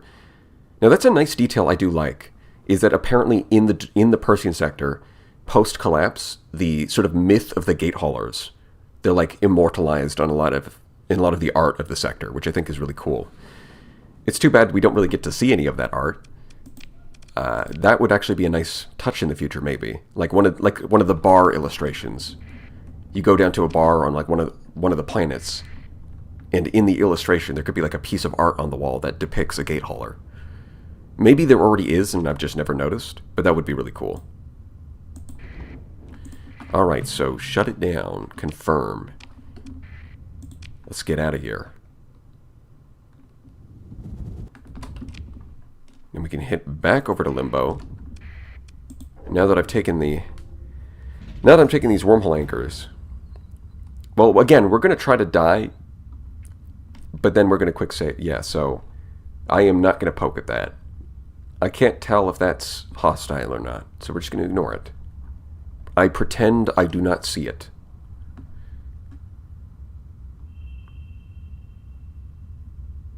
What do the wormhole anchors do? They make wormholes.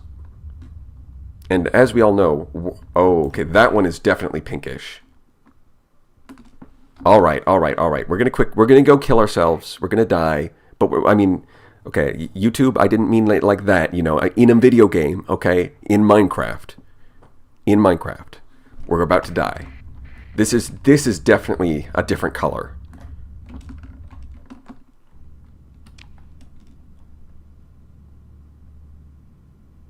Oh, I like this illustration of a hammerhead. That's cool. It's clearly got hammers on the front. And, oh, look at that. It's clearly got an assault chain gun, 2 heavy machine guns, and, it's got machine guns, and assault chain gun, and hammers. You can tell. Let me guess, Alex. Does it have safety overrides too? Mm-hmm. Yeah, I bet it does. Okay. Cold light fills the primary display, stark against the abyss. The subtle pulse begs for your attention, yet offers no promise of comfort. After a moment, you consciously pull your eyes from the pitiless sight, centering your attention on your bridge officers to give your next order. Your sensor's officer's voice is strained, picking up from the light. They came from out of nowhere. Fleet dry bubbles in the red instability increasing, holding... Alert to multiple penetrations. End space fissures detected inside the volume. End space? Well, I know phase ships go into P space, but I guess there's other dimensions too. Pause as the bridge crew takes in the eruption of alerts on their displays. Tactical takes initiative and activates the combat alarm to send all crews to battle stations. Frantic activity from all posts, chatter between the stations, coordinate response. Sensor officer calls them low. It's homing in on our active sensor emissions.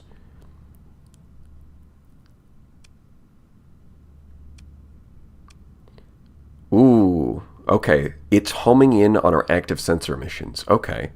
So I'm guessing maximum emission control, MCON 00 alpha, immediate execute. So this is probably shutting down our sensors so that they can't find us. This is wait. And this is order full. This is to, yeah, full power to the sensors or shut them off or neutral. Well, considering it says that they're homing in on our sensors, this probably lets us run away. Well, I did say we were going to die. I'm seeing a lot of ones. New sensors, who dis? Yeah, exactly. I did say I was going to go die, so let's try that. Let's see what happens if we die. I did just quick save specifically for this reason. Well, that's a lot of red. I am executing. She barks. Sensors barks and then deftly executes a series of overrides. Your fleet status is up on the central display. Shield bubble and unsteady amber. Incursions of end space fissures marked in garish red. A blink of white as active sensors trigger and pressure on the dry bubble spikes and amber flash. A cacophony of alarms. A hidden blackness waiting, lurking, jolts awake. Tendrils lunge eagerly, hungrily, through fissures in the dark behind the night. Battle stations. So we've got unidentified entity. So we've got one small one, 2 medium ones, and a large one. Well, I guess it's about time to meet our maker. Additional XP is only plus 18. Ah, this is easy. Horrors beyond my comprehension. They don't even have S mods. Look at you. Your ships are weak. You don't even have S mods. My ships have S mods. They're only on 1, but the old slot is more than enough to take on your weak ass. Alright, I'm going to send you to your maker, whatever the hell you guys were made from. Yeah, going to hold off on the civilian ships. We're just going to send in the combat force. Strike Team Alpha. Engage. Oh, hold on. Let's have a look. Because someone has said Abyssal Hyperspace. Okay. ECM-4, that's from the Omens. Coordinated Maneuvers, maxed out. Recovery, that's perfect. Yeah, okay. Abyssal Hyperspace, minus 20% missile speed, minus 20% range, and top speed. Okay, so that's cool. So, just like how your fleet moves slower in hyperspace, this like that affects combat as well. And not only does it affect your ships, it affects your missiles. That's very cool. So now that we're finally having like different terrain affect combat, thanks to Abyssal Hyperspace, and yup, that's something, all right.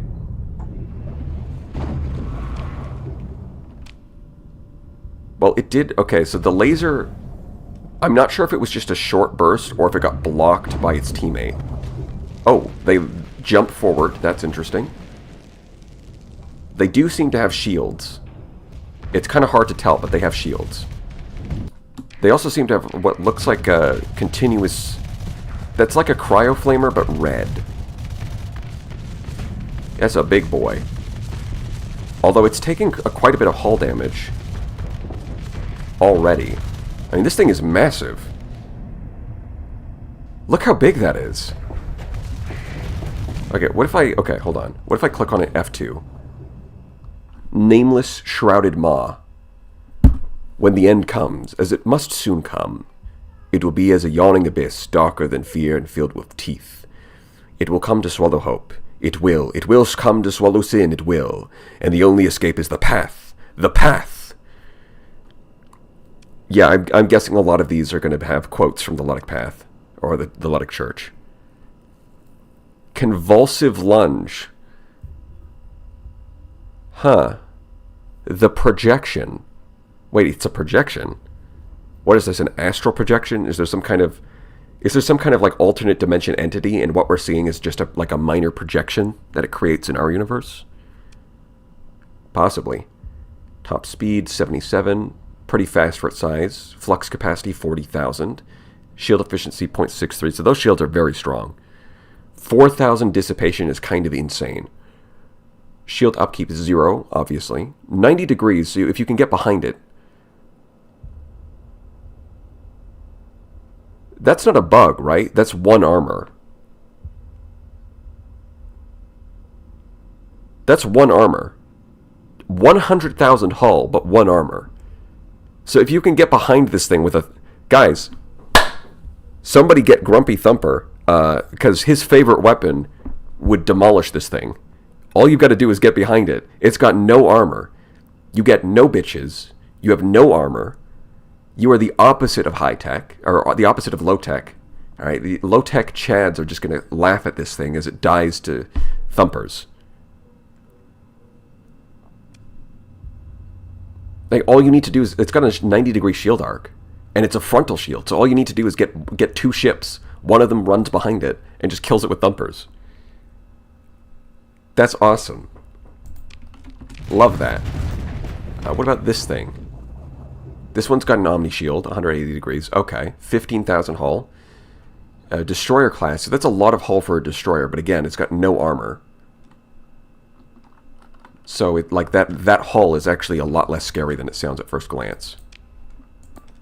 This thing, Shrouded Eye, 25,000 hull, 360 degree shields. The eye looks upon ruin. Darkened Gaze. Wait, didn't... Darkened Gaze, that sounds familiar. Hold on. No. Oh, I can't open up the character sheet right now, but I'm pretty sure, so I do remember, I believe it's Phase Coil Tuning. The skill says something like, Tritachyon prize open holy creation, and what they will see... No, or maybe it's an Omega weapon that has this description. They say, 1,000 eyes darkened by trespass. Shrouded eye, darkened gaze. Guys, I think Lud might have been onto something. They unbind holy creation, 1,000 eyes darkened by trespass. And there's an eye that has a darkened gaze. Well, that sounds a little on point. And Shrouded Maelstrom, 40,000 hull. So this one's a lot more durable. Rift Lightning. Well, Omegas have Rift weapons, and these things... Okay, they all just ran away all at the same time. Cool. It looks like the Omens have died. The old slot, still going. And it's killing this thing. Well, it's maxed out on Flux now. It really needs to vent. Honestly, if I had Neuralink and I was piloting this myself, I might be able to do this. I mean, I can't do that, but if I could do that, then I would be able to win this fight. Probably. Yeah, Wait, are these moats? Wait, are these like the moats the Ziggurat has? Because these are little, or at the very least, they're little... No. They kind of... No, they're more like mini rift torpedoes. Okay. Yeah, so a lot of these weapons... A lot of these weapons look like Omega weapons. So we did die. We succeeded. Task failed successfully.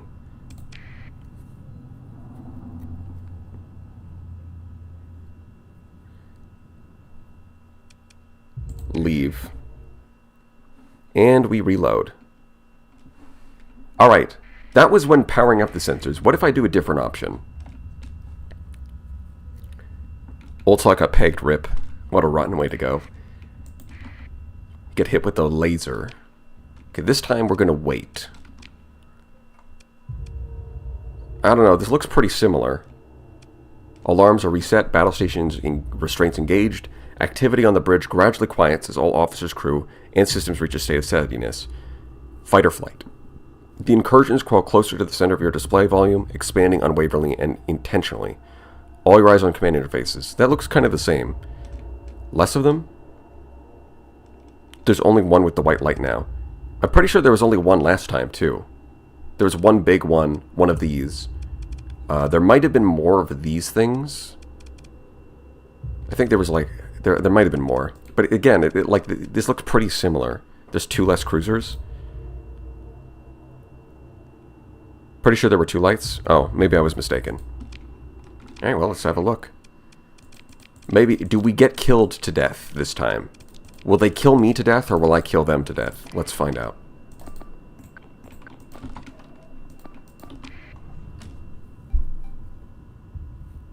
Still gonna get cooked. Your father and I were mogged by Tritachyon for having no Riz.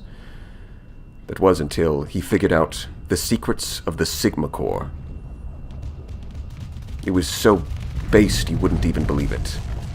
But then, he encountered the Maw, and he was cooked.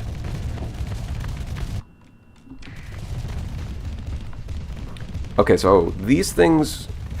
Whatever the hell these things are. So these look like... Huh. Uh-oh. Uh-oh. Well, there goes the Manticore. Yeah, I think we're going to run into the same problem. Alright, well, let's try the last option. That laser does look pretty dangerous. They look like some sort of fighter. I think those are they're like little rift torpedoes almost, but like also ships are shooting at it with their main guns, so it's more like a fighter. I'm not really sure. Okay. Emission control. Okay, this is definitely less. Yeah. There's an eye, but there's no big guy. There's still a lot of little ones. At your command, the unperceived chorus of a multitude of ship systems and machinery dies down with a deepening sigh into muted quietude. All that remains is the breath and bodies of your bridge crew, a strange assertion of your shared humanity. Backup lighting, simple chemical things, provide an eerie glow. A series of dimly pulsing commands illuminate your executive interface. A flock of ardent subsystems ready to awaken from minimum operation at your touch. A hidden blackness feels the brush of a shadow, less than a morsel, unworthy of wakefulness. By some analog of distributed instincts, a few listless tendrils explore this disturbance, this ripple in the darkness behind the night. Well, it's a little bit flowery, but I get it. Okay. So, it looks like, yeah, I can just leave. If I take the third option, not only is there less of them, but I can also leave. Well, that's pretty cool. So it does look like, depending on how much power you put into your sensors, determines the difficulty of the fight. And that is pretty cool, because it means you can sort of get, like, choose your own difficulty, or just leave. I mean, the fact that you can just leave does make it a little bit easy. Like, after all, I have to go out of my way to touch the abyssal light. And then on top of that, I can just leave. It's like, if I make a mistake, at least give... I'm kind of torn on whether or not this makes, like, a good idea. At the very least, like, especially with autosave now in the game, it's like, if you screw yourself over... Yeah, well, surely we can kill them this time, right? Surely. We just need to make sure the Manticore doesn't get hit by the big eye. I think that's about it. Uh-oh. Wait a minute. You should not be here. Oops. I missed that one. I meant to take that one out. You guys should probably crowd around the old slot, yeah? This does not seem like a good idea. Yeah, see, that's the problem. That thing.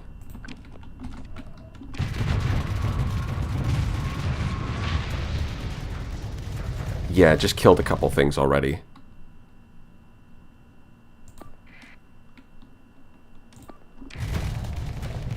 Oh, the old slot. Whoa, hold on. The old slot just... I did not expect it to just vanish, but apparently the Mark 1 just killed the eye. Like it wasn't even a big deal. Yeah, it does look like the Omen is losing the 1v1 here. Yeah, it's... if I maybe once I've got better officers and better skills, they might be able to take him, possibly. Yeah, but that does not look good. Well, I do have hull restoration, so it's not the end of the world. And the onslaught might just kill all of this.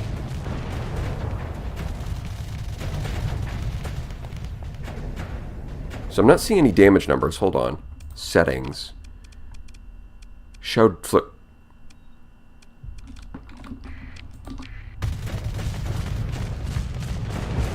I guess the floating text just doesn't exist for these guys. The eye can't dissipate flux while it's annihilating something, which means it's weak to something pushing it. Oh yeah, I guess that's... It was building up a lot of flux. Like, it does a lot of damage with its beam weapon, but it also builds up a lot of soft flux. So you can distract it with something minor, like a frigate, and at the same time hit it with something else. And it'll be very vulnerable. No, go kill this thing. This thing is clearly more threatening. Yeah, it looks like the old slot's going to finish the easy fight. And I can just recover my ships and repair them with hull restoration, so I think we're good.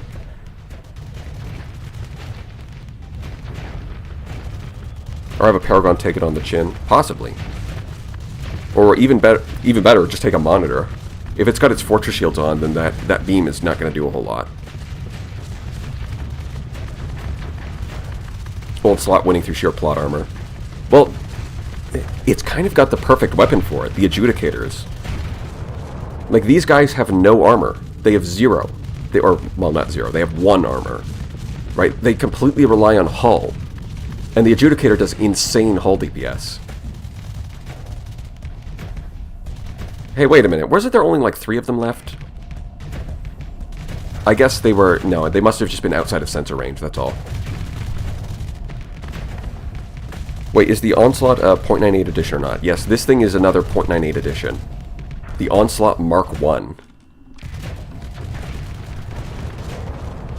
I mean, 1 and 0 is a bit... Yeah, when it comes to armor, there's not much of a difference between 1 armor and 0 armor. Let's see. So the left side plating is almost gone, but the right side is fine. Or no, sorry, the other way around. The right plating is fine, the left side... Or this one's gone. This one is almost dead. The one I am pointing at. Never mind directions. The big guys spawn more little ones? Oh, that would make sense. That's kind of like Omegas, actually. The way that they split into more. So it definitely does... Like, it leaves some questions about how... Like, surely these are related to, like, the Ziggurat and the Omega. Because, like, these things have rift... Like, this is clearly... like a variation of the Cryoflamer. Right? And then they have weapons that have this, like, that rift effect. Like the rift torpedo. So they're clearly related somehow. Maybe the Omega cores studied these things and then built their own versions of the weapons. You know? Okay, go forward. Go forward, kill that thing. Okay, perfect. Now kill this thing. Yeah, it's going to take a while. It's got to turn. The Onslaught's not great at turning. They kite too much, annoying clouds.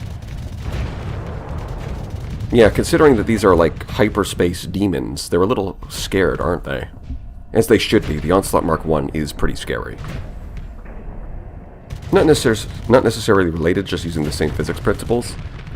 Well, yeah, but that doesn't... Like, that would be quite the red herring, right? Like, imagine as a game dev, you make these two things that use related physics, and then you're like, actually, guys, I know you have a bunch of theories about how they're related, but they're completely unrelated. They have nothing to do with each other. They just happen to invent the same technology. That would be quite the epic troll.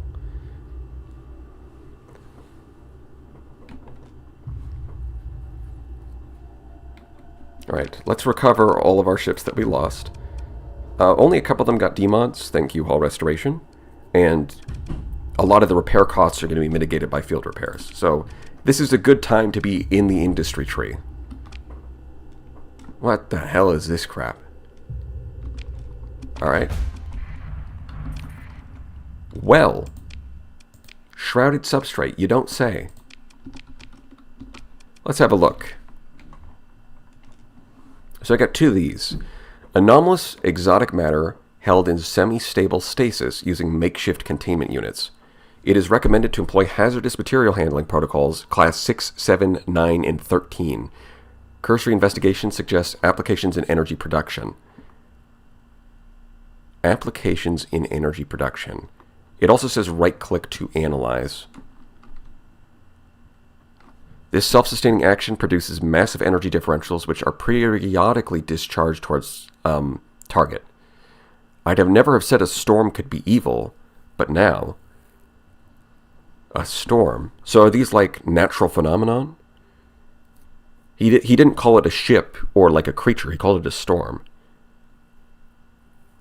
Spin it up during combat maneuvers, adjusting the frequency of the probes adapted from the drive field stabilizers. It would create hyperspace fractures which would cause terrible damage to end space structures. Starships, for instance. Oh, is end space normal space? Wait. Oh, okay. That's probably what that is. These things are probably from P space, and then end space is normal space. Gotcha. Okay. Okay. Right click. What is this? This is something. I need to drink some water.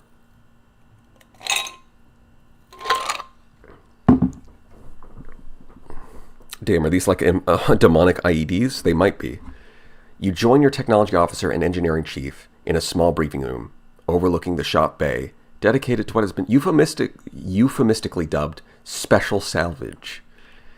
Hazardous technicians attend the containment machinery, stepping over coils of tube and wire. A mess of makeshift components were pulled from the common microforge libraries, then torn apart and re-engineered to operate in this unusual, even extraordinary application. It takes a story point to continue. Oh boy. I like how they're all like, ma'am, we have something to tell you. Pauline Bingus, we have the discovery of a lifetime. And imagine if I had 0 story points right now. I'd be up to like, guys, I know this is really cool, but But I got no story points. I gotta leave. Sorry. Yes. Exotic matter! Hooray! Wait, so that means negative mass?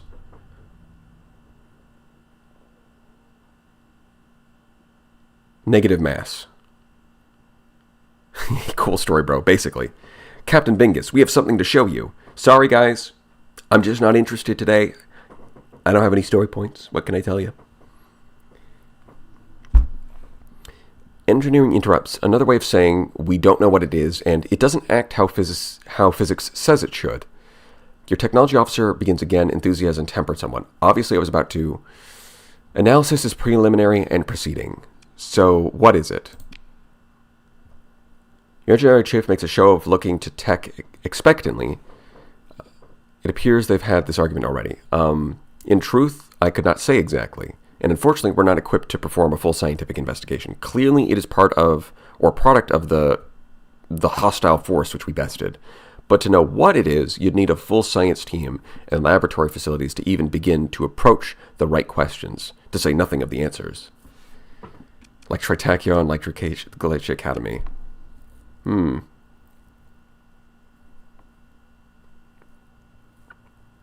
Tip, you active scan when you find a grav well. I forgot and found a thing. Oh, is that what you're supposed to do? You're supposed to scan the grav well, not go into it.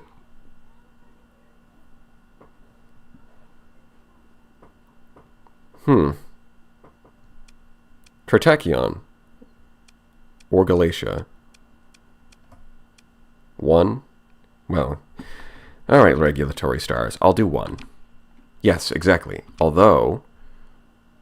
Yes, there's nothing like this in the public archives. And the Glacier Academy is supposed to be neutral, but as you know, ma'am, the hegemony will reach in to put its hands on the controls, so to speak. If it sees something it doesn't like, the hegemony doesn't like disruption. And this... The Ministry of Technology standards would surely seize such specimens. I could not say what they would do with them, but we would not ever see them again. That much is certain. Tritachyon, then. Yes, their facilities would be more than able to perform this research, and they are likely to pay very well if what they say is true. Who is they? Independent salvers, scavengers, fringe surveyors. Those sorts of people who might find artifact specimens, domain technology, xenobiology, anything unknown to the present Persean sector, anything strange which might demonstrate uncommon principles or serve unexpected use. Tritachyon makes it known that great rewards will be paid if they are brought. Examples of special interest. Well, I mean, that kind of already answers this question, but I'll ask anyways. Is it valuable? Extremely. Wow, who would have guessed?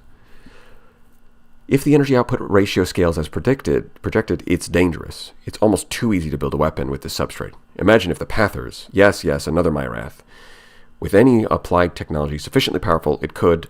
To answer your query, yes, extremely valuable. Is it useful? Very, in my professional opinion. When stabilized and provoked, it appears to create energy from somewhere else. Or transform it, enhance it. The gain is spectacular. That test with the laser cutter would have blown a hole through the hull if we were not following protocol by using blast plate backing in the test zone. Look, I did concede you were correct. Yeah, okay, they're having a little spat. Can it be destroyed? It is essentially unstable if left alone. Without containment, it will fade away? No, withdraw. Slowly. The process is non-linear and appears to accelerate given time.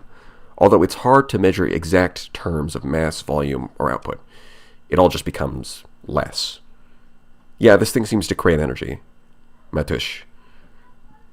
It's exotic matter. Can it be weaponized? Attack looks to engineering, who could barely suppress a grin despite a previous air of skepticism. Your chief engineer nods and flips a tri-tap around. That's my boy. It's pretty simple. Scale up the testing rig using modified common equipment to produce outputs in the combat application range. A robust chassis is not difficult. We're already equipped to repair modular components of most weapon systems using microforged components and existing supply stock. The key is this substrate. It provides the core, the amplification, the transformation. That's my boy.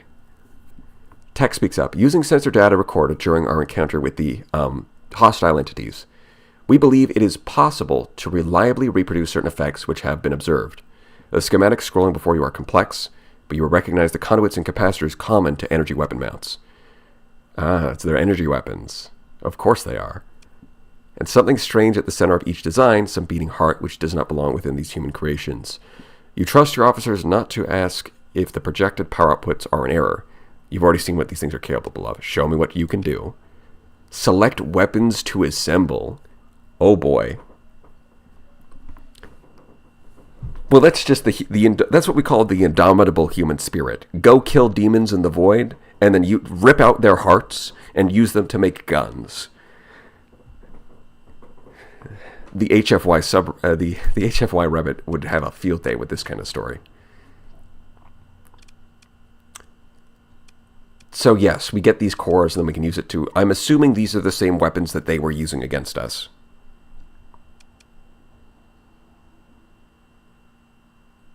Yeah, this is probably probably the stuff that you can trade into Tritachyon. Hold on, let's see. Okay, so this is a hybrid weapon. This is a synergy weapon. Yeah, a lot of this stuff does seem very similar to... Because, like, who else has synergy weapons? Omega. And they also have rift weapons, right? Hungering Rift. It's right there. Shrouded substrate available. So what about the other two items? I'm curious about those.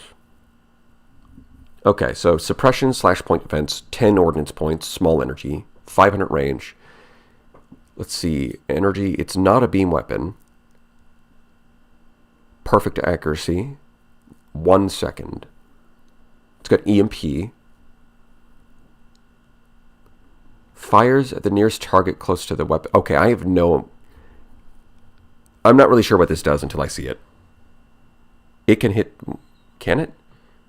Always hits and target weapons hits... It doesn't say it can hit phase ships. Wait, the inverted... One suspects that management will be disinclined... No, I don't see anything that says that. The Shroud can hit phase ships. Huh. Under flux stats? Able to target... Oh, it's bare... Okay. See, sometimes when I look at a large wall of text, I read like the first sentence, and then I read the last sentence to try and get a gist of what's in the middle, instead of reading the whole thing. You know, that's my mistake. Of course, it would be buried right in the middle. Able to target phased ships. Well, that's different. That could be either really cool or really annoying. Well, I guess we're going to have to find out.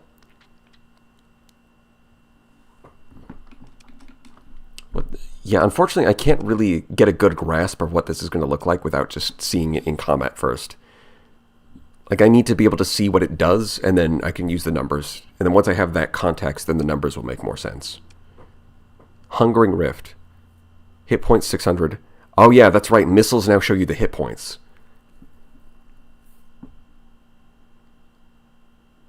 When impacting armor or hull, heals one of the Shrouded Dweller projectiles on the battlefield for 1,000 points. Huh? Healing? In my game? Oh boy, horrors beyond my comprehension. That's right, one cooler guy. Sin feeds upon sin, evil feeds upon evil, ever fattening upon itself until naught of the soul remains. Let's see, this is kinetic, it's hybrid, 600 range, 22 ordnance points. 22 ordnance points in a medium slot is kind of insane. The Cryoblaster was already really expensive at 16. This thing is very, very expensive. So, undoubtedly, these are very powerful. But, oh my god, they're expensive. Let's see, okay. 25 times 6, so hit strength is pretty low, but the damage per second is 500. 500 kinetic damage a second. Perfect accuracy. Turn rate fast. Okay, this thing, now it does have 1.2 flux per damage, so the efficiency is not great. But this is, so it's got poor efficiency, and it costs a lot of ordnance points, but you can put it in an energy slot, and it does an insane amount of shield DPS. I'm interested in this one. Okay. And we've still got 2 more things to look at.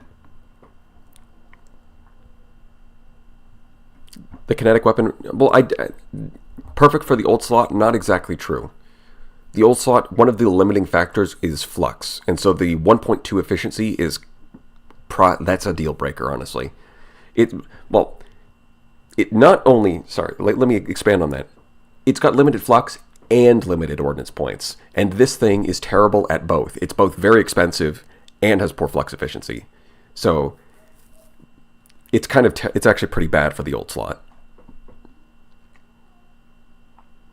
All right, whatever the hell this is. All right, time for round 2. You find the technology officer in deep discussion. Special salvage. A cloud of the exotic material could be held within a sort of flickered hyperspace gradient. Theoretically, it would build up charge as outgoing projectiles traverse the imbued field gradient, and theoretically, that extra charge could be sustained then directed at nearby hostiles. Oh good, more weapons. Acquired hull mod, Shrouded Thunderhead. Theoretically, to operate during combat, modifications would have to be made. Shield emitters, dry field, inertial suppression. I'll need to perform some tests. With your approval, ma'am. You consider the undeniable possibility that Ludic Faith would view any use of this technology as literally demonic.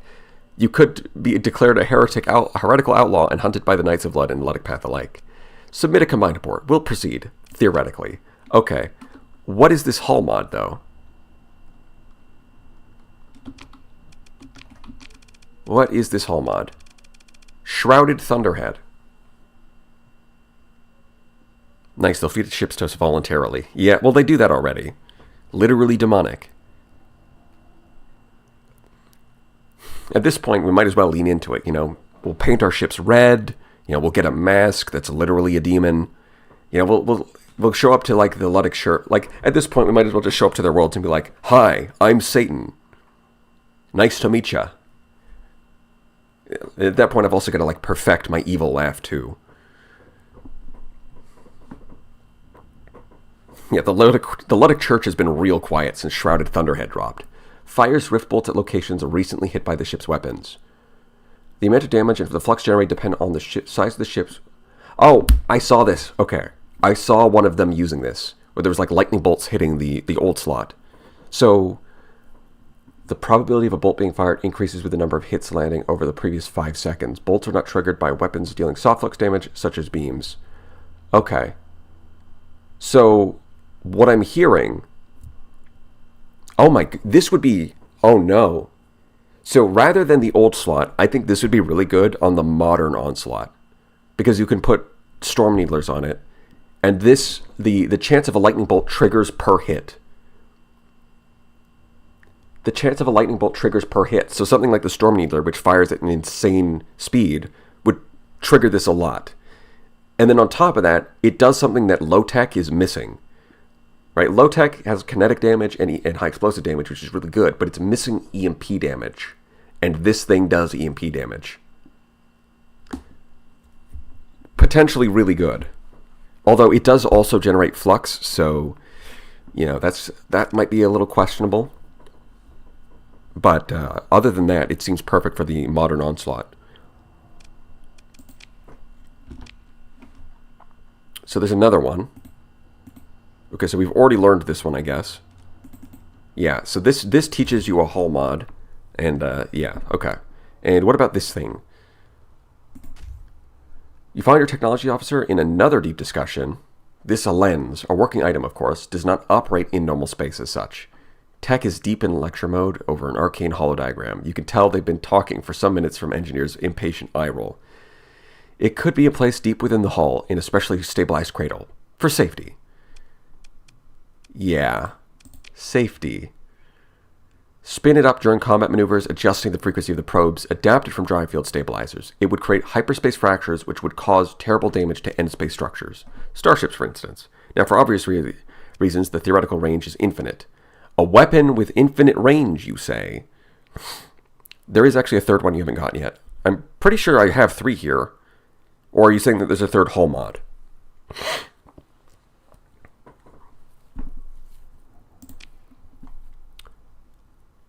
Accuracy decreases in, interestingly, a sharp harmonic progression, but this means anything beyond mid-range combat parameters will effectively create an energetic burst at a random spot somewhere within the end-space universe. Just another blip of cosmic background radiation. Practically, it could only target reasonably nearby hostiles. So, okay, so it has infinite range, but the accuracy drops off the further it gets, and at close range, you can hit what you're aiming at, At long range, it's just going to pop up somewhere random. It's like if you try to target something too far, it'll just hit a random spot on the battlefield.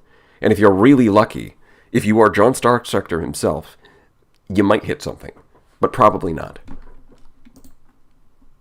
You got the guns and 2 of the 3 hull mods. Okay. Also literally demonic. Cool. Very cool. We love when we have literally demonic entities. Very nice. Now let's see Paul Allen's demonic entities. Okay, so that's the one we just looked at. Shrouded Lens. The lens, in the loosest sense of the word, focuses nearby objects seemingly at random. Deals 75 energy damage and 75 flux. The rate of fire depends on the size of the ship the hull mod is installed on. It cannot be turned off during combat operations and continues to function even if the ship is venting or overloaded. It continues to function even if the ship is venting or overloaded. Wait. By the way, this thing works as PD. So even if your ship overloads or decides to vent, you still have point defense. God, it's like they looked at the that one hull mod from Volkov Industries with like the lightning PD arcs, and they're like, yeah, let's do that. But also this one, but unlike that one, this one stays on when you're venting or overloaded. That's kind of crazy. Alex calmly said, .98 will make the light scream literally demonic and threat, and you will enjoy it. That's what's going on, yeah. It's actually my favorite hull mod in the entire game now. Yeah. 25 OP to fit on a capital. Yeah, it's reasonably expensive. Both hull mods are plus 50% crew losses. Oh yeah, now that you mention it, I see that. Crew casualties in combat increased by plus 50%.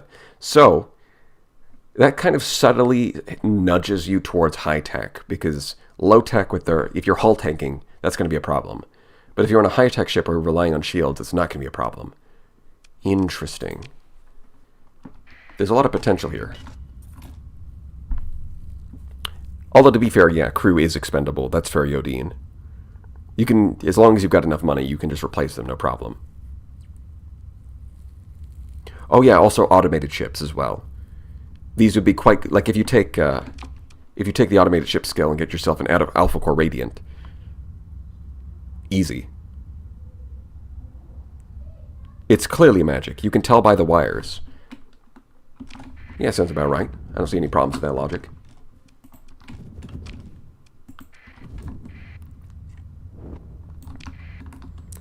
What's the codex description? That's a good question. Let's just open that up. Is it the same? Okay, yeah, it's the same. And the hull mod links. Now, interestingly, they don't link to each other. They just link to the specific hull mod you get. Okay. There was a fleet bit before you left? Well, yeah, I've got to pick up my wormhole anchor. It's important. An actual demon of Moloch. Oh, there's definitely something going on out here. What about the AI onslaught from that one quest? Well, the thing is, this thing has really limited ordnance points. Maybe we could find a way to squeeze one of these things in, but I'm probably going to S-mod, for my third one, S-mod the Flux Distributor.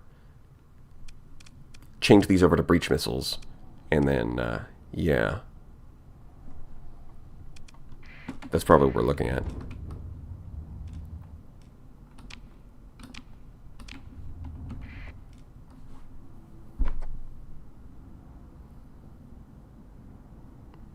Why don't you remove some of the arbalest for caps? Well, it needs anti-shield, doesn't it? If I take that off, then it's going to have a bit more trouble. They meant 14 onslaught from hidden cache. Oh yeah, that is also AI piloted. And it does, and the 14 variant has a lot more ordnance points than the Mark 1.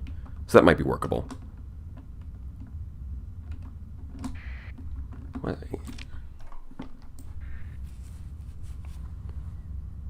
Alright, time to leave the abyss. This one looks safe. Even if it's not, we can just do the easy fight.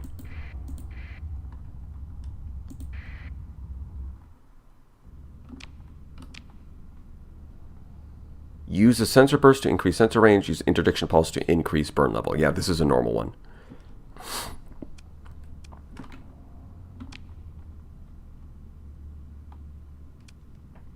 Oh yeah, it's supposed to be bad luck to mess with these things deep in hyperspace. I have no technical opinion. So this is, you're supposed to do this before actually fighting the demons, I guess, because they're like, it's bad luck to mess with these things, and it's like, nah, there's no way that it's bad luck. Demons don't exist, even though we fought them 5 minutes ago. Lore for one of the Space Marine chapters, Iron Warriors, in 40k, is that they take literal demons, put them inside machines to be used as weapons. Yeah, that sounds pretty on point for 40k. Well, thank you for the super chat, Jacob and Drew. Like that apogee art. Yeah, that makes the apogee look good. Ooh, that's nice. Well, anyways, let's do an interdiction pulse. So that should increase our speed, yeah?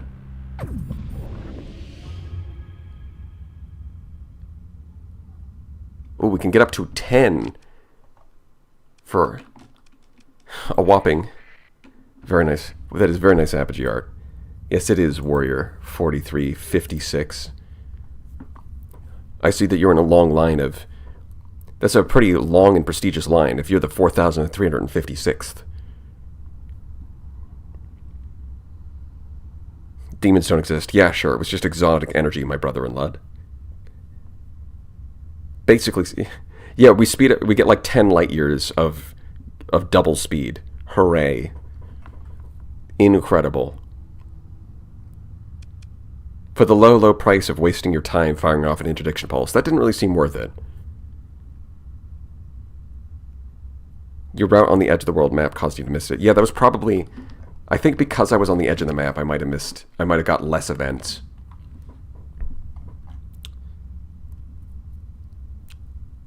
Today in Starsector, we find life, and it's not happy to find us. Well, whether or not it actually qualifies as life is questionable.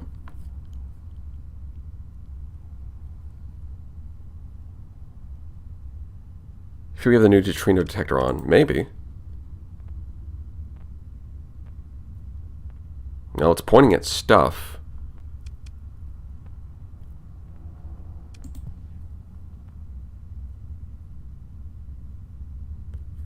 I want to see what the Shroud does to the Zig. It won't be pretty. I don't think it will be pretty. Yeah, I wonder how that matchup is like. Well, the Zig is pretty strong, but then again, it is a phase ship, and they can hit phase ships with some of their weapons, so... Maybe. So let's try scanning this gravity well. Let's see what happens. I saved recently. Nothing? Okie dokie. Let's try going in. Hello? Is there any threat? Oh, there was something over here. Hello? Threat. There they are. So one of the things about threat that I'm curious about is it clearly said that threat... hold on, let me open the codex. Ships. Threat. So, the Hull mod. Sensor profile reduced to 0. This is something that I have a lot of questions about. Because we did need... we only can see them because we found the Onslaught Mark 1 and we copied their scanning techniques. So, it's not just that these things are some kind of a nanoforge out of control. They also have some kind of stealth technology. I wonder what that's all about. Why are they so stealthy?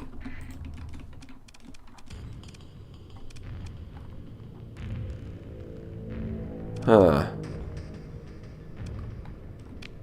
27%. Okay.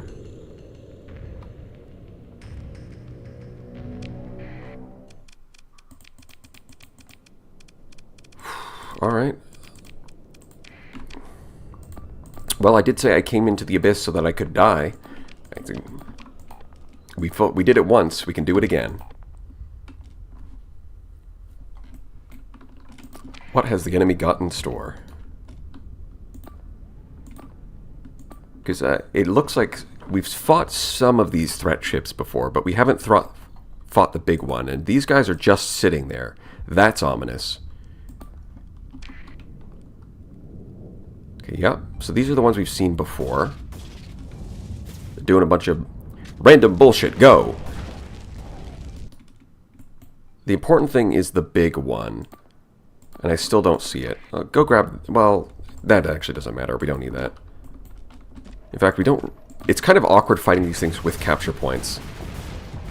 Like... But I guess it's fine.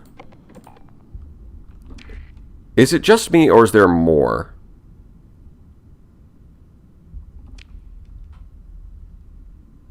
So I don't see the capital ship, but I don't remember there being this many. I'm a little concerned. Where's the big one? Okay, there's definitely more.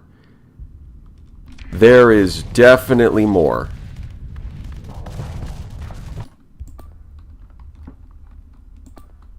Why is the onslaught not moving forward? Okay, I thought this thing was reckless and it constantly rams everything, but today it's decided to go slowly. Really now.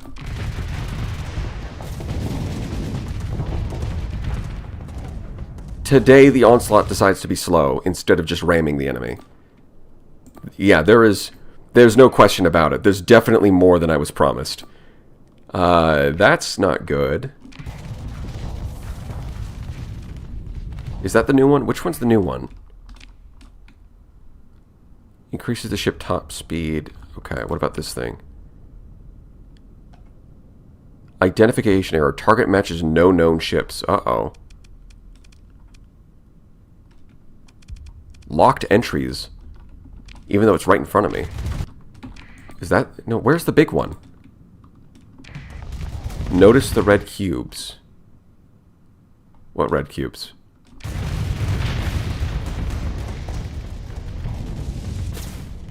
There she is. There's the big one.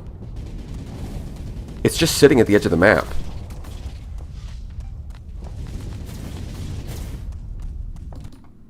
There it is. Okay. Construction swarm. Launches a construction swarm that will build a new threat unit. Reduces the ship's combat readiness. Oh, okay. Yeah, that sounds fair. So it's no wonder it's not charging right at us. It's a damn factory.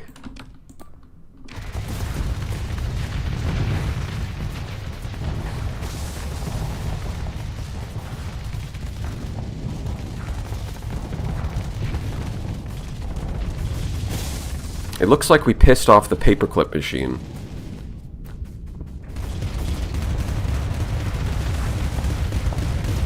Yeah, it's a carrier, but instead of making fighters, it makes cruisers.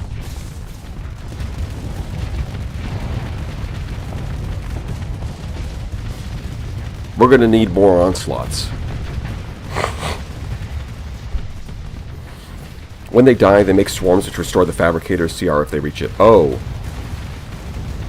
Oh, so it doesn't actually run out of combat readiness.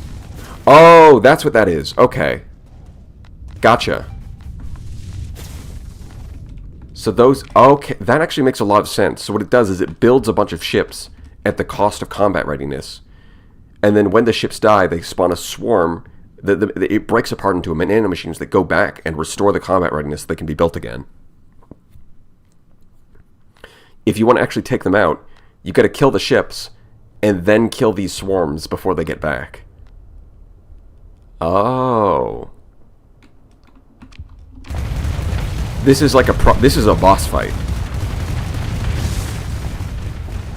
This is a boss fight with a unique mechanic.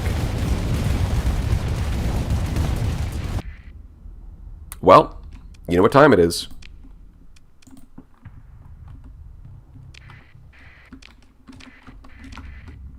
This one is clearly pinkish, but we have taken on the easy fight before, so we'll do that again and see if we can get more stuff.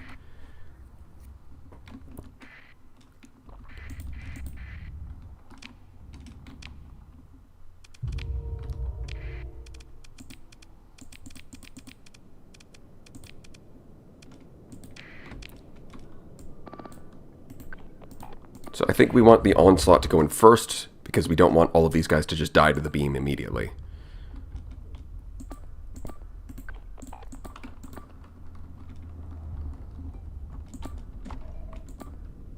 And as soon as we see the beam, we want to go target it like this.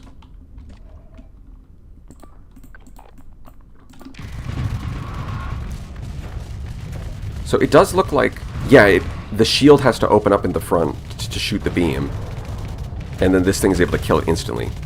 I think they also harvest you for CR. That would make a lot of sense. Thank you for the $2. But yeah, that would make a lot of sense. Because they are trying to disassemble you. My heart jumped when they pulled out my Zig. Yeah, the eye seems to be a glass cannon, and as soon as it opens up, it's vulnerable. It's very vulnerable. And it's because they have no armor, these adjudicator cannons are able to kill it just instantly. So the Onslaught's like a hard counter. This thing is like a hard counter to the eye. Yeah, we're going to lose a couple omens again. It's fine, it's fine. If we can get out with fewer losses, that would be great. Oh, do I want to which one do I want to target first? Probably this one, honestly. Yeah, let's target the big one. Mess from HMI is terrified of what Vanilla can create. Yeah, at this point, you thought the mess from Hazard Mining Corporation was scary. Vanilla decided to one-up it.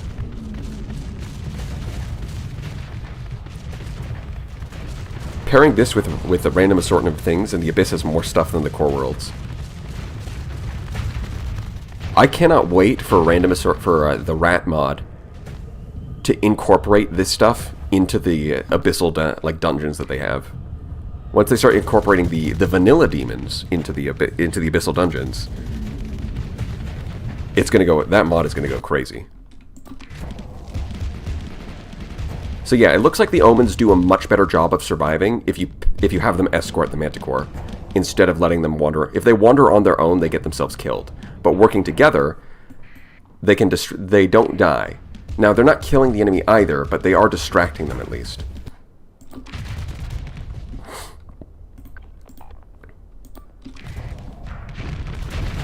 Seems like the demons have easy counters, but those replicators... Yeah, I think we have to evaluate the difficulty a bit differently. The factory that just pumps out all of those ships is... Oh yeah, okay, now they're dying. There we go. The factory that pumps out all those ships is probably just a lot harder. It's like a proper... Like, these things are hard. Although, to be fair, the larger... Like, the highest difficulty Shroud Dwellers were pretty insane. We'll have to see. Rat was updated to 0.98 within the hour. That's some dedication. I think keeping them separate is actually better, if only so people understand they are distinctly set different things. Maybe. Threat needs lots and lots of PD. Yeah. I believe... So Alex did show one of the fleet he was using to fight Threat without spoiling Threat. And his Invictus was like kitted out with Devastators everywhere. And then also he had Omens. He was like... That was like a point defense fleet. So this Swarm implies that Paladin... Yeah, it's a good thing the Paladin got buffed. Because that might be the right tool for the right job. Yeah, once again, we kill them, but it's just the Onslaught remaining. And we get more stuff. Wait, did I get the same ones?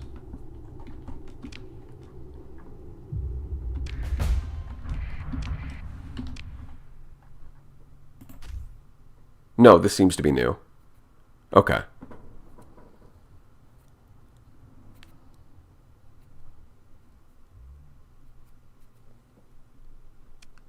No, wait, that's the same. Shrouded Thunderhead. Wait. Isn't this the same?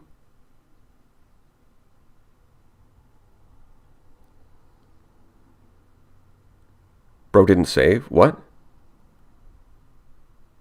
What are you talking about? You reloaded to save? Oh, wait. Didn't I save after... Hold on. Okay, so apparently... I know I reloaded to save, but for whatever reason in my brain, I thought I did... I thought I made another save. No, okay. Well... You know, fool me once, shame on me. Or maybe it was fool me twice. Okay. So, yeah, I thought I saved after picking up the wormhole anchor. Get more and use the large weapons. Well, I want this one. I thought I saved after picking up the wormhole anchor, but I guess not. My bad. Alright, well, at least we know what the threat boss fight looks like. It didn't lose too much time. Small brain energy be like. More like short-term memory loss at that point.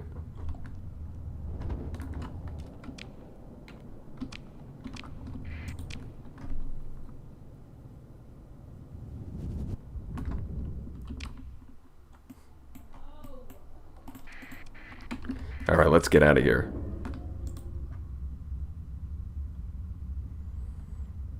It's been fun hanging out in the abyss, but it's time to go.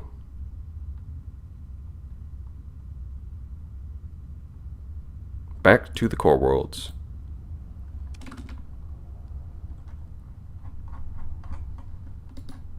Yeah, it's gonna buckle in, and it's gonna be a solid 10 minutes of just black screen. So we're gonna go hit up Tritachyon, and then we're gonna start a colony. And I think starting the colony is the next step after that. But hold on, how close is it to the hypershunt? Oh, you know what? It's a good thing I got that hypershunt tap, because the place I want to colonize is actually in range. Because the hypershunt's right here. Did I not pick up the wormhole? I did. Did you scan that spot? What are you talking about? Yeah, I picked up the wormhole. Can we take this moment to just think of the abyss? That's all I'm thinking about. Yeah, I should probably save.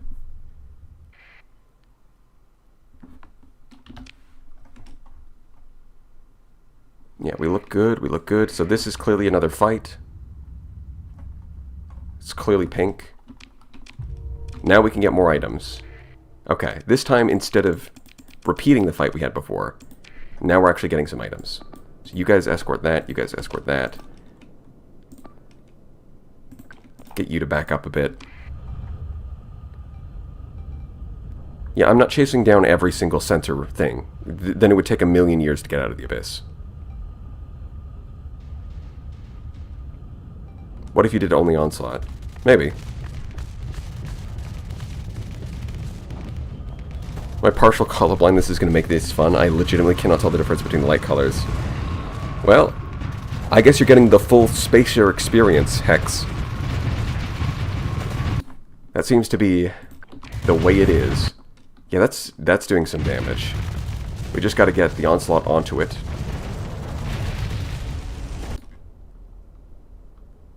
Okay, yeah, no, okay, now you can go. Go after this one.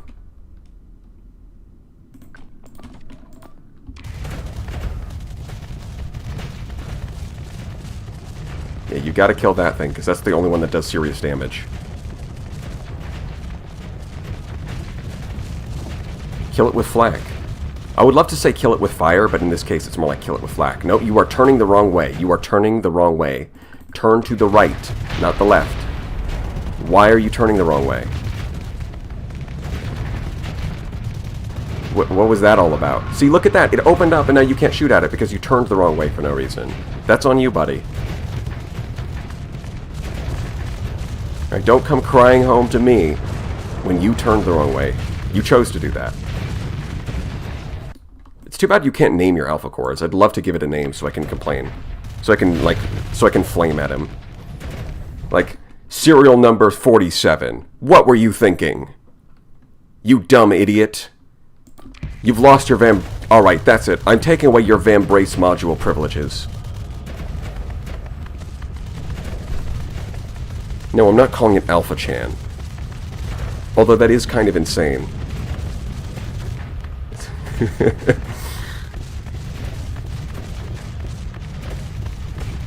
I fear nothing, but that is no man.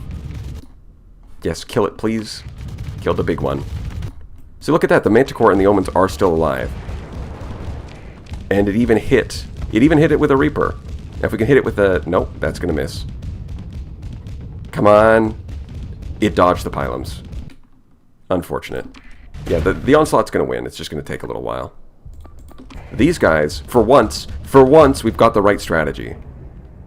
These guys can take on one of them if they just work together. It's teamwork. Yeah, so those... Okay, I saw the point defense there. Come on. There we go. You congration. You done it. Yeah, we'll do this. Hopefully the other guys can get this thing's attention. Yeah, it's jumping away. It's now closer to the Manticore. Perfect. Yeah, now they've got its attention. Okay. This should speed things up a bit. Yeah, but finishing these off is a little bit annoying. They're taking a fair amount of time. Just because they're so skittish. So we just kept calling this thing Demon. Yeah, whatever you want. Demon. I've seen some people call it a crab. Shrouded Dweller. Does your Manticore have escort package? No. And in this situation, it wouldn't be doing much. Come on, get him. There it is. Beautiful. Okay, we only lost one Omen. Not bad. The Living Fog. Yeah, it's the fog from that one Stephen King novel. We got two substrates. We got one fuel, which is interesting. Point defense. You know what? Yes. Point defense? Yeah, we'll take that one. You can go onto an Omen. Perfect. And the substrate, I believe you build weapons, right? Yeah, we'll try to... So I've already got one of these things. We'll save up and see what the bigger options are.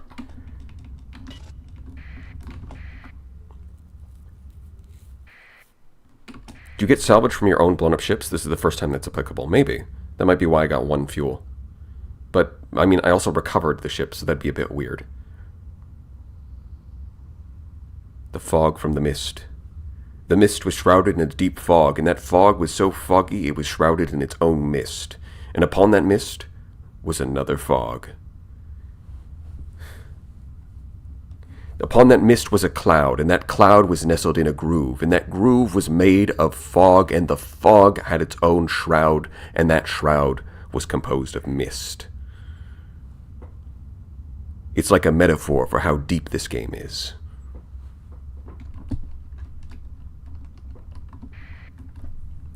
Yeah, I'm a big fan of, like, parodies of the Twilight Zone. I've never even seen the Twilight Zone, but when people parody it, it's really funny. You see a door that goes in... You see a river that goes in 3 directions.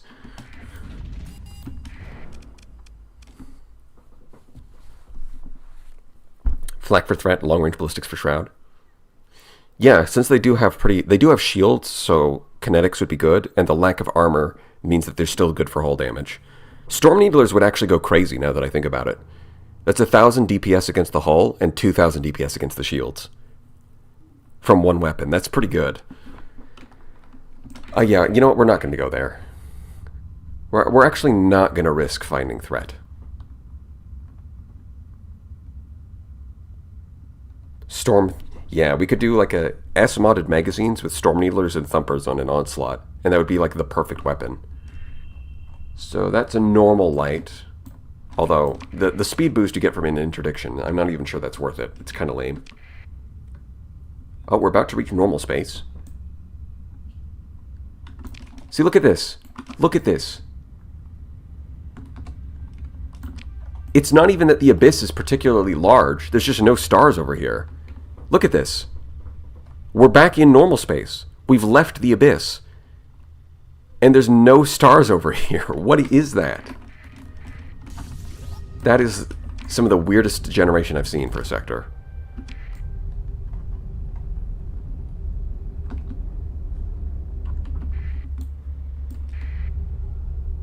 You think the storm needlers are too short range? I mean, maybe. It depends. If the onslaught can get close enough with its burn drive, then it'll be fine. Yeah, all the stars were eaten by threat, clearly. There's no natural explanation for this phenomenon. Okay, can I get off? If I hold the mouse button down harder, will I go faster?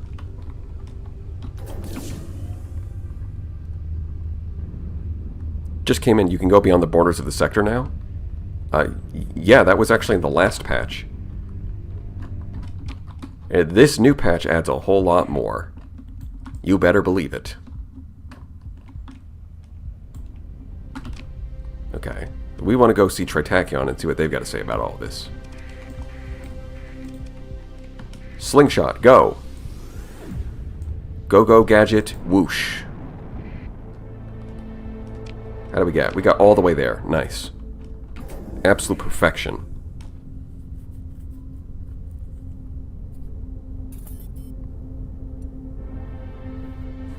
Despite being a single-player game, I'm really satisfied the Facelets are getting their shit slapped this patch. Yeah, they are getting a little countered. Considering how strong the Afflictor is, deserved. I stared into the abyss once. It was like, stop doing that, you're creeping me out. Now that's the real horror. Social awkwardness. Forget the abyss staring into you. It's even more awkward when the abyss looks away and is like, ew, what are you doing? Is there a campaign update? There is an update, yes. I stared into the abyss once, it shot a red laser at me. Damn, it seems like everyone's meeting the abyss these days.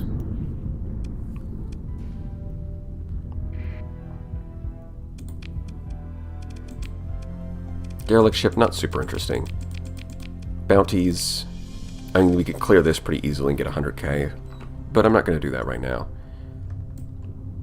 For now, I want to go set up a colony. Domain Era Probe, yeah, these... I mean, 90k to go to the edge of the sector. That would be good in the early game, but now we're in the mid game, so I'm going to pass. Are you holding left shift? Sometimes. If I feel like it. When the stars align. It occasionally happens. Okay, I love doing that. I love doing that. I love when I right-click on the planet and I accidentally click on one of the solar mirrors. It's my favorite feature.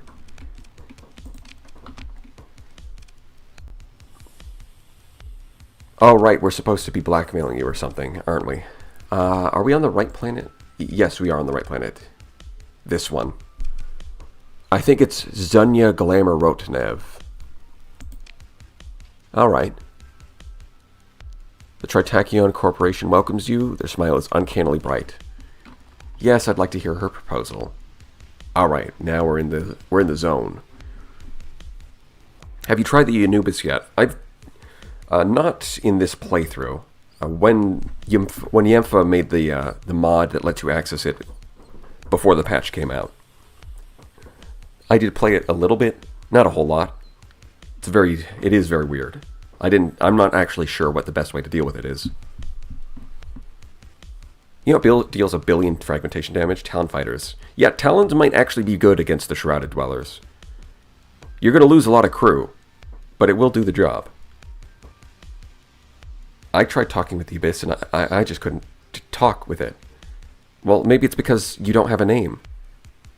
You're like double asterisk. I tried staring to the Abyss, but the Abyss just waved at the guy behind me. Oh, I did that recently. When somebody is when you think somebody's waving at you, and then it's like, who are you? And then like, no, the guy behind you. Well, you could have made that clear. They couldn't. That's a joke. All right. Your shuttle descends into the young atmosphere of Iyokubres through towering battlements of clouds, a spray of rain. The flight path immediately deviates from the general approach corridor, which had started taking off minor use fees from Tritachyon-owned flight control, of course. Customer satisfaction, insurance charge, advertisement bypass fee.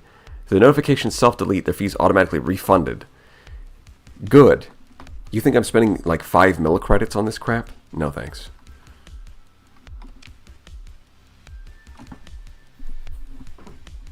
There's a pad, okay. You're invited by an obsequious corporate usher.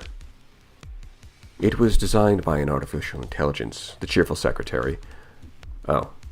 Before the ban imposed by the hegemony, of course, the piece is explicitly referent-free to reflect the pure universe of interstellar markets, which invite every new partner to participate in Tritakyon's enterprise. Isn't that nice? It is, isn't it? Yeah, I'm here to see the director. Of course.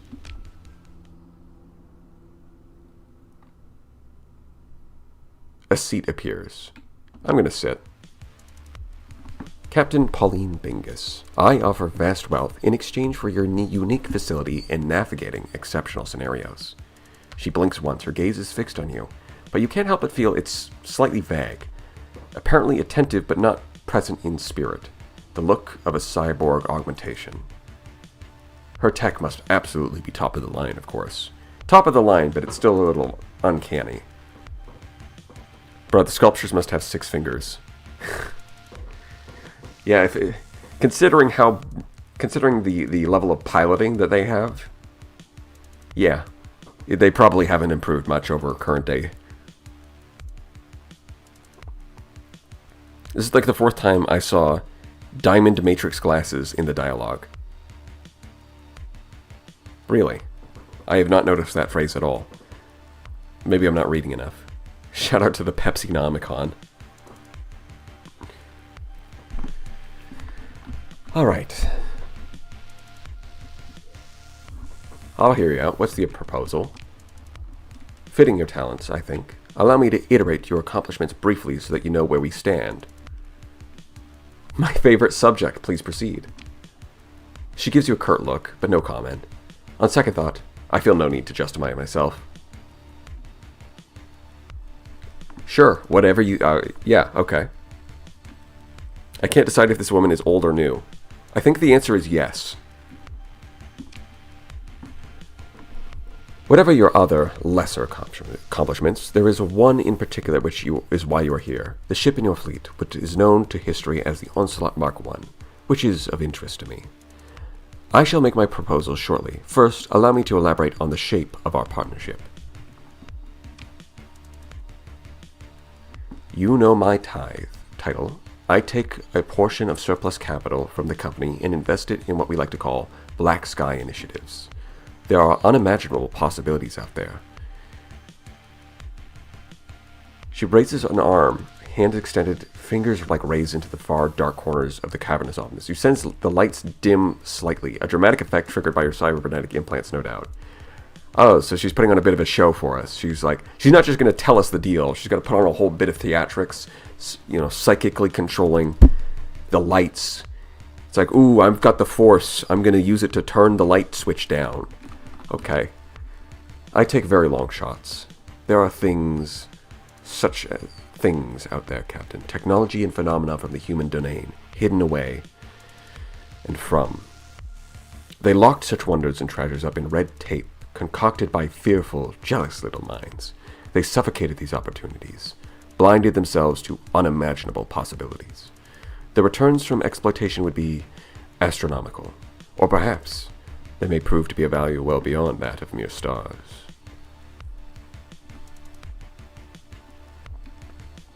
So you can take the Ludic option of you speak of meddling in things which should be left alone. Exploration and new technology ever interests me. Returns, you say. That sounds like a lot of credits. Realistically, Credits can be made a lot of other ways. I'm interested in new technology. Krusty Clown type hairstyle. I think that's the collar at the back of her shirt. I don't think that's her hair.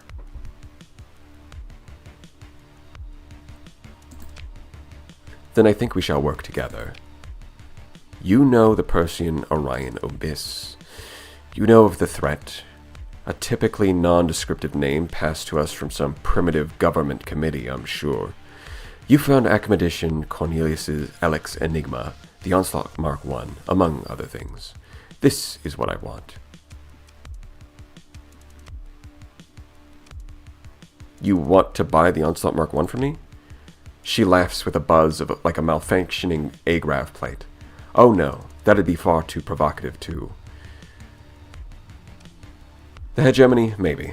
However, I would gladly pay for the opportunity to have my people take a closer look at it, and take a few samples. Very small, nothing damaging. You can't detect them, can you? That's what you want. Detect them? Her voice is emotionless. Their threat. They're all but invisible to you. Her face arranged itself into a shape suggesting dismissive amusement. What an interesting theory, Captain. Whatever my motives, will you agree to my proposal? A simple look, a few scans, a few samples. She's creepy. That's one portrait that is going to get switched out first thing. I think she's supposed to be creepy because she's like it talks about her face being rearranged. Sounds like her she's very cyborg. She's more cyborg than human. $1 million. Yes, we can ask for 1 million credits. And she's pretending that there's no issue and that I'm crazy, but that's probably right. They probably can't detect the threat. Because we couldn't either until we scanned the Onslaught's data cores. Or we copied its sensor data and we used that to track the threat. So they probably want to get the same data. And for that, 1 million credits. 1 million cigarettes. The threat has zero sensor range too, yeah. Even after you can detect them, they're still pretty stealthy. This is most definitely not going to backfire in the future, surely. I mean, it could be necessary. Like in the when the final game comes out, there might be some kind of end game crisis where the sector gets invaded by a bunch of crap, and Tritachyon having access to this information might make them better equipped to deal with it. Or they could end up discovering, capturing samples of the threat and accidentally creating something that kills the sector even harder. Who knows? A long pause. Her eyes flicker. Accessing. Calculating. This is possible.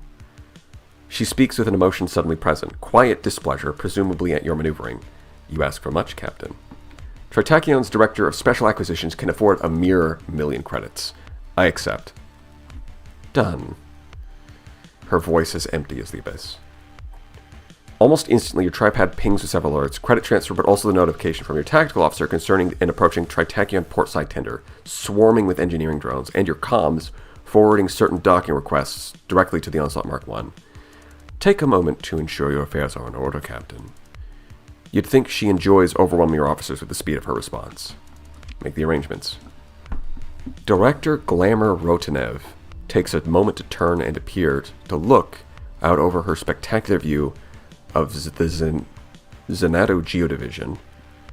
You're certain she's watching her teams as they board the Onslaught Mark I through what are no doubt top-of-the-line cybernetic implants and neural integrations. And doubtless, watching your comms. Because just as you are finished, she turns back, resettling her facial muscles with a twitch. Allowed Tritachyon to scan and sample Onslaught Mark I. Okay, that has the same energy as, X character will remember that. Her last name almost feels reversed. Venador? Oh. Or do you mean Retinov Glamour? I'm not sure which one you reversed mean. This woman is totally being puppeted by an Alpha Core. That wouldn't be too surprising. $1 million is $1 million. But yeah, this has the same energy as a Telltale game where it's this character will remember that. Allow Tritachyon to scan it. The sector will remember that. Very good, Captain. Very good. You've seen them, the threat, ancient automated war fleets deep in the abyss, and you lived. Would you part with recordings of your encounter with the threat after 100,000 credits for immediate transfer? That's a lot less. Wait a minute. Okay, that seems like a lot less for what seems like this seems less important, doesn't it? I'm a bit confused. You know, I'm going to accept. Let's be risky. Transfer threat encounter data. This one is probably fine. This one is probably bad, if I had to guess. That's my gut feeling. This second one is bad. Interesting. Yes, this is what I'm looking for. So you know what it is. Was there another expedition? Was there another? Dozens. Some returned with nothing, others not at all. I won't conceal the fact from you. Maybe you'll find them, though don't feel compelled to render assistance on behalf of the Tritachyon Corporation. These were independent contractors who accepted and assumed the risk, then failed. If anything, we have grounds to sue them if they ever manage to get back to the core worlds. Ah yes, of course. Classic Tritachyon. You guys died in the abyss? Well, we're going to sue you after you died. Classic Tritachyon. Telling Tritak about the freaky shadow monsters in deep space, what could go wrong? Yeah. I really feel like the first one is probably not that bad, and the second one is somehow worse. Although we'll have to see and wait and see how that plays out. The Jangala Shrine does stuff now. Interesting. Adds new interactions to certain situations, events out in the fringe. Congratulations on surviving hell. Here's your lawsuit. Exactly, someone or other. You died, skill issue, plus you were still going to pay the bill. Oh, that's good. All you were really doing is transferring her Bigfoot footage. As far as the modern sector is concerned, yeah. This is like, we're basically finding cryptids. That's what we're doing. Giving them the first is infinitely worse than the second. That's what it seems on paper.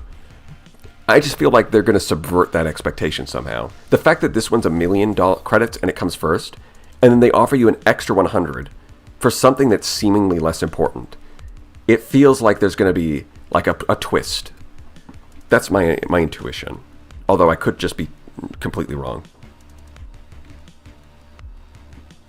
At least Tritachyon won't try to feed everyone to demons. They still need someone to buy their tripads. Yeah, that's true. If they kill everyone, it'll be by accident, not on purpose. Return with more finds. And I'll make you glitter. I could use fuel and tankers to carry it. Huh? What are you offering to pay me, specifically? Credits. Next question. I guess I guess I'll take these. Done. So okay. You find my Cherry is a shallow well, Captain. I shall trust your initiative on this matter. Okay. So they do just give you fuel and a couple tankers. Well, at this point, I probably don't need the drams, do I? The Onslaught sensor package is probably vital for sector defense. That's what I'm thinking. I'm thinking the first one's probably fine because they get the sensor data, which is going to let them defend the sector from threat. But then the second one, where they get the combat footage, something about that is going to be really bad. She either gives you fuel or supplies. Yeah, it seems like you only get to choose one. And now you could talk again to make certain transactions. Nope, nothing yet. Lie. Excellent. What do I get? So it looks like the weapon ones are not worth a lot. There were 30,000 for 2, whereas the hull mod ones are worth a lot more. And the thing is, I've already learned everything from the hull mod ones. I've already learned the hull mods. So turning these in have no downside, and they make more money. Whereas these ones, I can manufacture these into weapons. And they're worth less money. So clearly the right thing to do is to turn these in. You need the hull mod items, do you? So if I don't have these, I can't use the hull mods. Okay.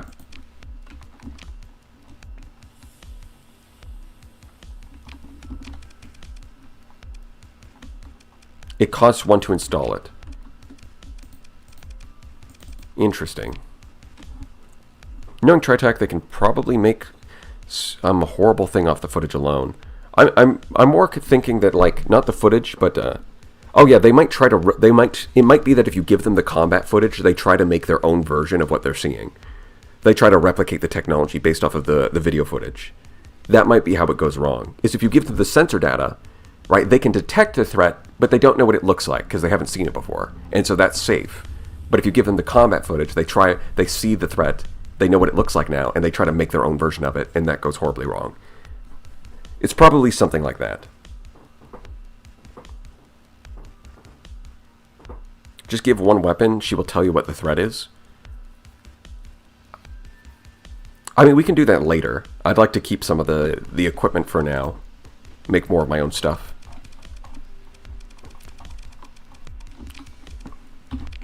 Speaking of, let's sell a bunch of crap. Don't need any of this. Don't need that. Nuh-uh. Got way too much of this. Go down to 200 is fine. These will keep 20. I've got 30 gamma cores. Brother, what the hell? Let's sell those blueprints. 30 gamma cores. Well. Station commander. Well, let me turn these in. That's pretty good.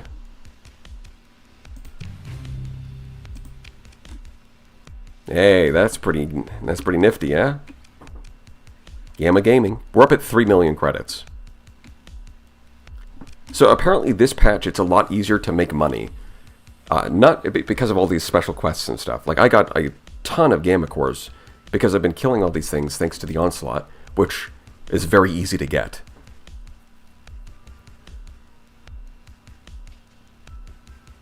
This has been a very quick, like, because we don't even need to spend these credits. And normally you'd kind of be taxed on your credits because you need to buy more ships. But in this case, we've already got a good ship. So we kind of don't need to.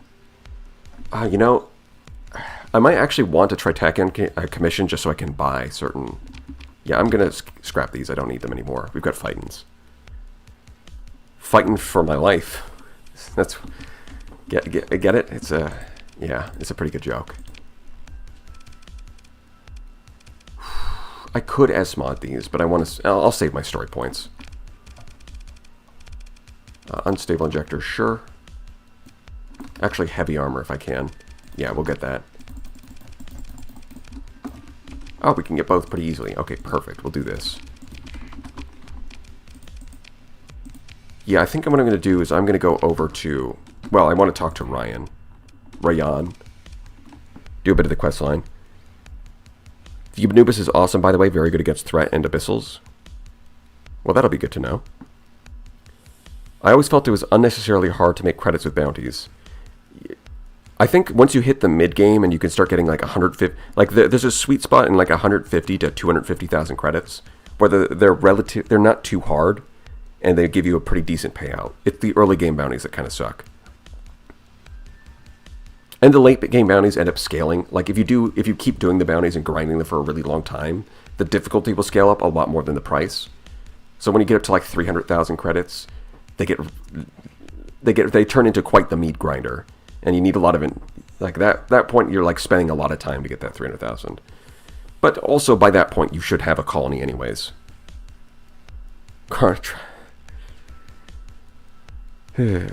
Thank you, Chief, for streaming this. I'm so bad at the game to do this content. I'm not sure what to say to that. Now, at least you get to see it one way or the other. But hopefully, you can learn a few things and be able to take it on yourself. Maybe the manufacturing practices and the crude tech in the old slot will bridge the gap backwards and end the sector's reliance on copy-protected blueprints. I doubt it, but that would be kind of an optimistic look. Don't bother selling ships, just don't recover them. They get to supplies that I'm at. Yeah. Yeah, I think I might want to take a commission just so I can get access to the Tritakian military market. And then I'll quit my commission so I don't have to deal with the consequences. Yeah, we're gonna do this whole thing. Yup, this is old content. What about the tour? I'm just saying that to annoy him because it's funny. Laugh with him.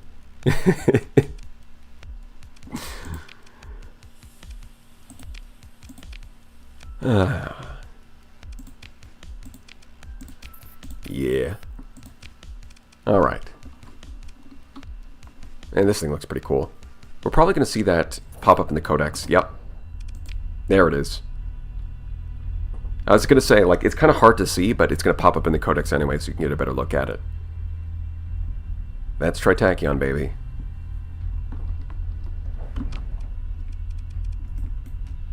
So let's head over to Kulan. If they've got an astral right now, then I'll take a commission so I can grab it.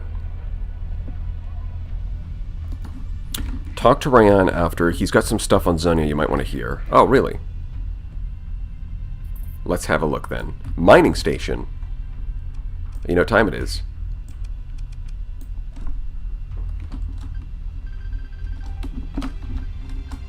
I'm not going to take the commission for that because I'm busy, but later I will want to hit that mining station.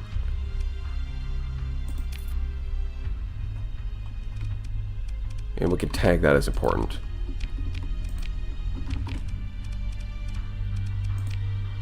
Oh, right, I left these stabilized cargo pods. I'm never going to... There's a lot of supplies out there.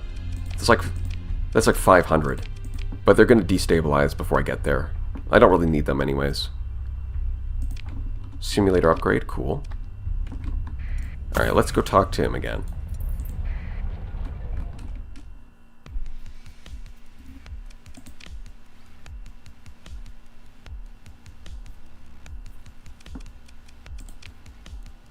Have you heard any dealing with Zenia Glamour Rotanev, the Director of Special Acquisitions? What did you get into? You didn't agree to anything she offered, did you?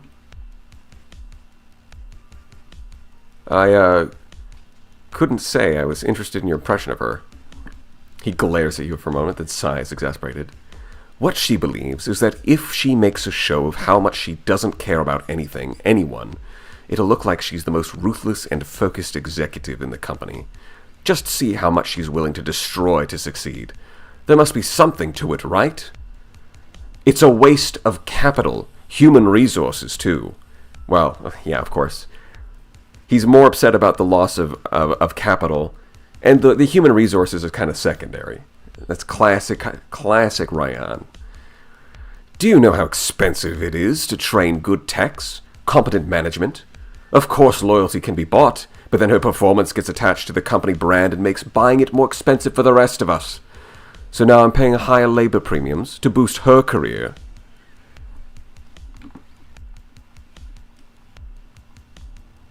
I had no... surely you can use this against her, right? He gives you a look. We'll see. My advice is, if you get involved, watch your back. Mind yourself. Don't trust her. Seen a few fleet operators fall right off the map. She must be looking for something. Big risk. I'd bet if I knew what it was, I'd say it wasn't worth it. Oh, I can just tell him about threat. Hell yeah. Let's... You know, I'm in this playthrough, I'm just telling everyone everything. Alright, we've already sold her all the information. Might as well tell him too. That sounds like the third worst idea I've ever heard. What are the first two? Not now. No, I want to know what the first two are. Damn. Tritac Civil War, let's go! Yeah, so... Like, they are the kind of like a rook that's make a corporation, but not everyone is just like, yeah, send people into the abyss, and then sue them when they die. Like her.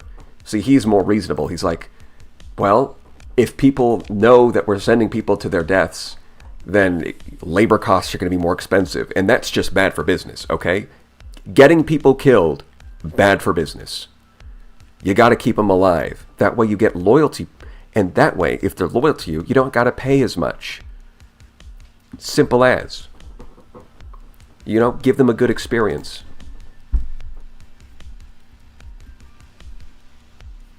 Kill too much crew, too, cost goes up. Yeah, I mean, that is actually a game mechanic in Star Control 2. If you lose too much crew in that game, the price of crew goes up. And Ryan seems to be see, I guess Ryan must have played Star Control too. He understands.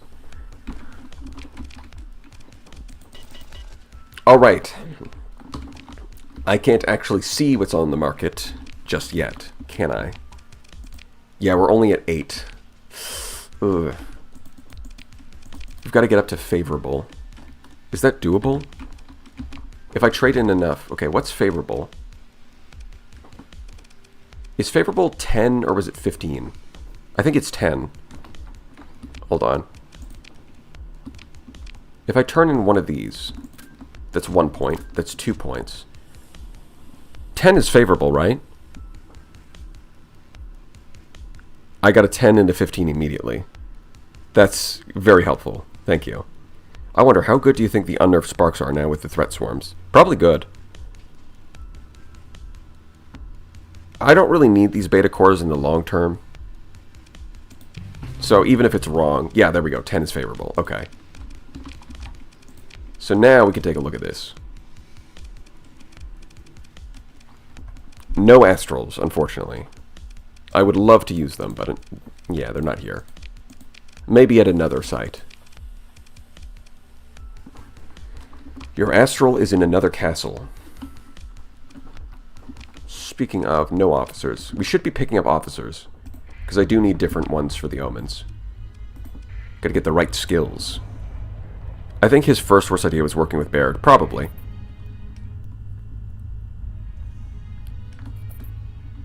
That would make sense. Will you add money fish emoji? Not a bad idea. I'll get around to that when I finally get... I'll add a money fish emoji and an egg emoji.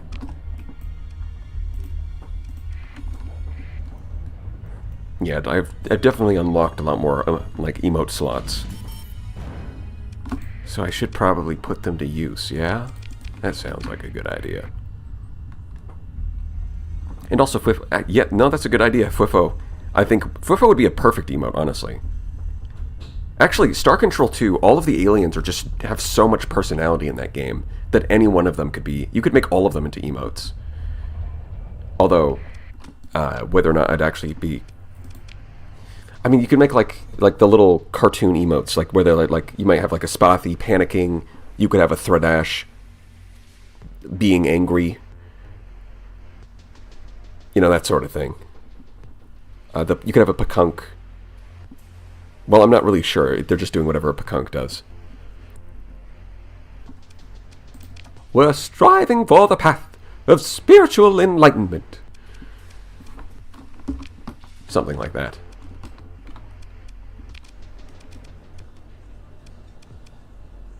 Nah, we're good. Okay, so unfortunately not really any officers in this system. Okay. Ah, there it is. Thank you, one cooler guy. Another 50 people got sent to the gamer dungeon. Unfortunate about it. You can cry about it all you want. You are going to Brazil. Actually, that would be really funny. If, you know, that would be amazing as a feature. If you could customize the, like, what it says. Instead of, like, what is it?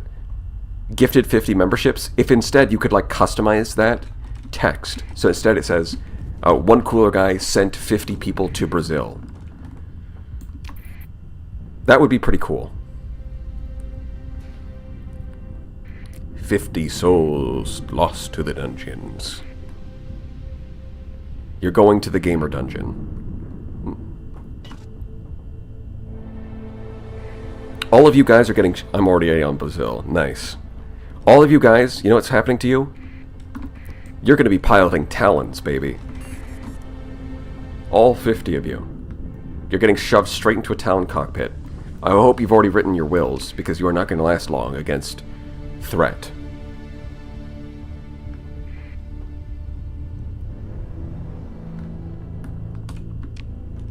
Yeah, we're going to colonize right... Oh, wait. I forgot. I actually need crew to do that. Hold on.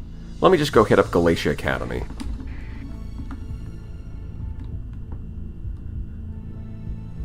And Potsky.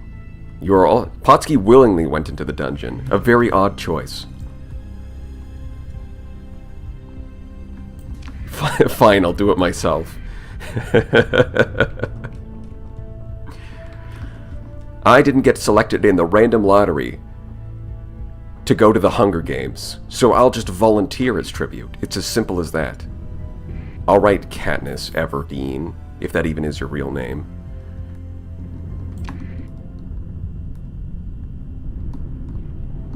Is it a coitus dungeon? No, it's a wholesome dungeon. I would never make that kind of innuendo. Not unless it was really funny.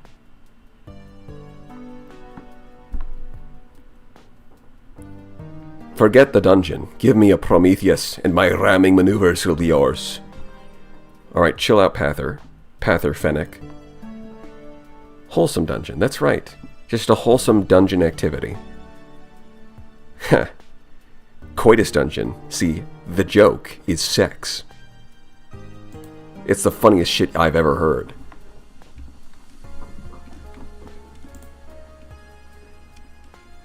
Have you tried Sunless Sea? I've heard of Sunless Sea, and it does look kind of cool, but no, I haven't, Warrior.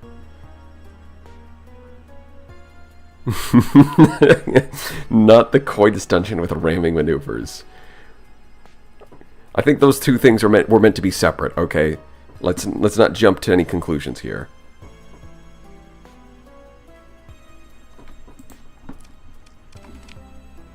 Actually, let's talk to Baird. No, wait, oh, hold on. Actually, I can't really progress the quest, that's right. The next thing was to get Gargoyle. Straight gargle in it. It's like Starsector, but way more story and less mechanics. Yeah, isn't Sunless Sea, aren't you in like a train in space? It's something along those lines. Okay, what I need is crew and fuel. Ooh, I'm maxed out on crew. That's Sunless Skies. Oh, right, Sunless Sea. Okay, yeah. Sunless Sea and Sunless Sky are two separate games, that's right. My bad, I forgot. So here's the thing. Nebulas kinda suck compared to Mudskippers. You can get 5 Mudskippers for less money than a Nebula, and you get more crew capacity. The only problem with that strategy is that sometimes there's not enough Mudskippers. But in this case, so let's see. Let's look at crew capacity. All right, 100. So 4 Mudskippers gives us 400. This thing only has 400. So 4 Mudskippers is the same as this Nebula, but 4 Mudskippers is cheaper than the Nebula. Really makes you think, doesn't it? We'll just buy all of these, and we'll buy the Nebula too, for good measure. And then we gotta go grab a lot of crew. Done. We'll snap those up too. It's colony time. Give me those supplies. Actually, I'll even suspend repairs, because I don't care about getting their combat readiness up. So now we're going to go back out here. What we're going to do is colonize this Terran-eccentric world. We're going to kill the remnant station out here. Because, like, while, yeah, it does have the issue that there's no gate, it is relatively close to the core worlds. The world is pretty good.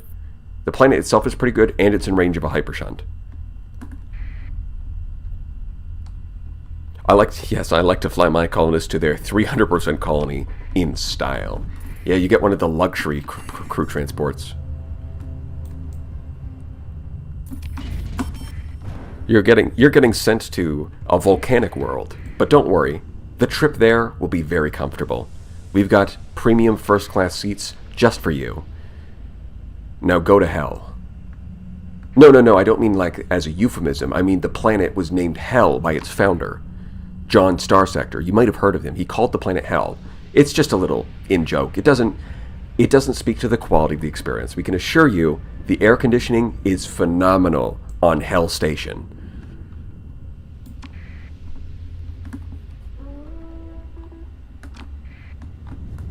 Yeah, they say they're threatening, but I mean,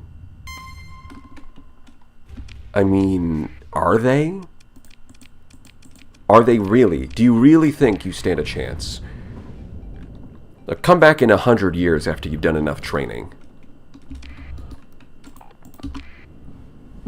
It'll be years before you can face me.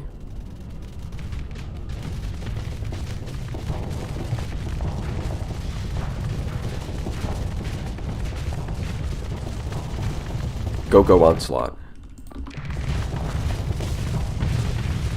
See, look at that. Look at the adjudicators. Absolutely cracked. But the only problem is, as you can see, it's maxing out its flux. Definitely want to get flux regulation in the tech tree. And I want to S-mod the flux distributor as soon as I can. Also, it's probably about time... Yeah, it really is about time I start putting S-mods on my omens as well. I've got plenty of story points, there's no reason not to. Super Earth is a nice name. Yeah, if your name is Hell McDiver...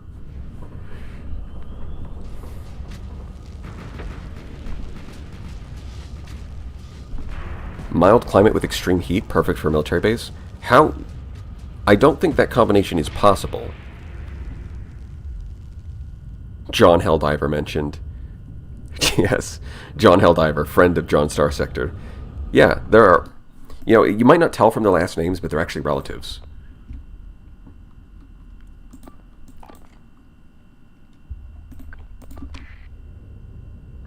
Really? You chased an omen all the way to the end of the map. And the omen is not getting close. Interesting. Right, let's see if you guys can kill it before the onslaught shows up. The old man, he's got, what's it, arthritis. You know, it takes him a while to get going. I chase my limit from John Cruelty. Get him. Blast him. Give him the old 1-2. And the 3-4. Old slot's coming for you, boy. He wants that scrap. Alright. That's pretty good. It's colony time. So those are all added to the codex. Those are added to the simulator. Another skill point. Okay. Crew training. That seems obvious. Alright. And then, of course, the most important thing, let's see, proximity to the colors 17, minus 10, spaceport hostility. Okay. Kiddes.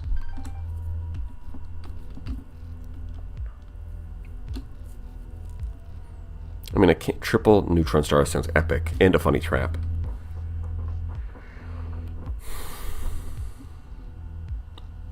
So, I'm thinking something related to omens and astrals. So maybe like prophet? Prophet something.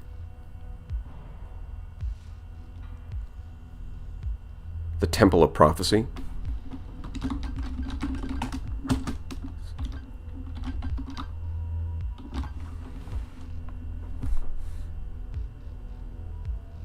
Imagine that poor mini order watching 4 angry electro bees and an on-site murder everything around you. Well, they don't have emotions, so it's fine.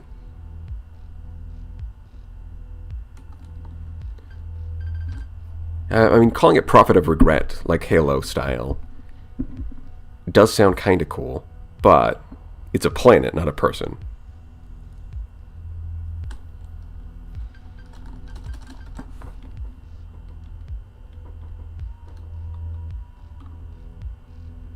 Grey Throne? No.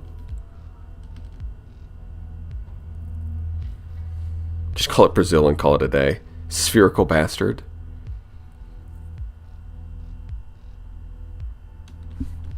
Have I done this one before? New Alexandria.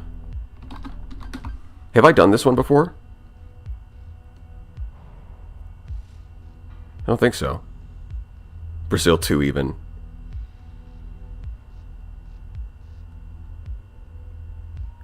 Newer Alexandria. Prophet of Rethreat.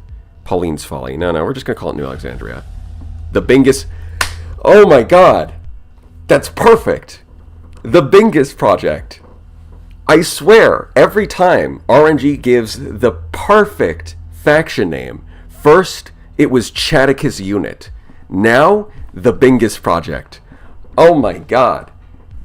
RNG just don't miss. Holy. That's incredible. I couldn't have said it better myself. It's the Bingus Project. The Bingus Project sounds like eugenics. Nobody said it wasn't. Let's go with this one. I like the red dot. It makes it look dangerous. The Bingus Project is... The ISS Intrepid, a Bingus Project courier ship, reports that after heavy fighting, the Bingus Project is now in control of the Corvus star system. Bing. It's perfect.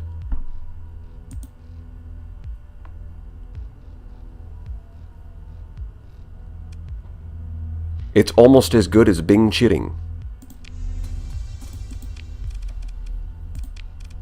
Wow. Gotta love that. It's incredible. Okay. Starting out, so this is a case where if these were widespread ruins, I would start with tech mining. But they're scattered ruins, so I'm just going to skip that. It sucks. It's bad. Instead, honestly, while +2 farming sounds really good, when you've got 4 ores, although actually trace volatiles is not going to show up at a size 3 colony. This is going to be 0. Unless I get an alpha core administrator. No. We'll start with farming. It's fine. We don't even have soil nanites. But if we did, we wouldn't be able to use them. And then I think, yeah, orbitals, we'll worry about that in a second. Okay. Yeah, colony crisis is now a thing. Now we can stop. We can actually have repairs. We can drop all of these off. We actually still have too much crew, actually. I did a little overkill on the crew. Okay, we can drop you guys off, like so. And we can drop off all these weapons now and open up our cargo. Thank goodness for that.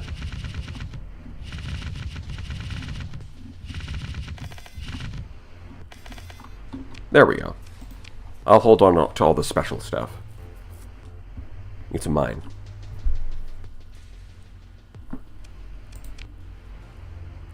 Wish there was an industry tool to negate volatiles or transplantonics for farming.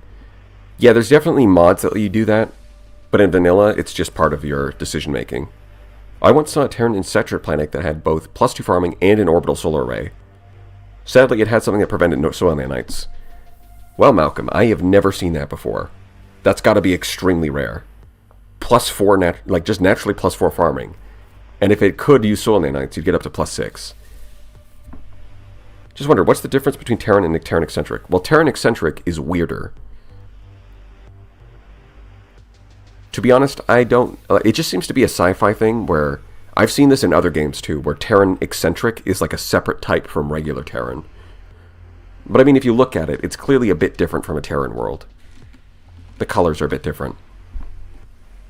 Terran eccentric has darkness? That might be it. So Terran eccentric is Terran, but funny. Correct. Although, to be fair, the Terrans are already pretty funny in StarCraft. So the Terran eccentric are, like, even funnier. I don't really need this Wayfarer anymore. I'm going to be scrapping some of these. Like the Silver Dawn? More like the Silver Gone.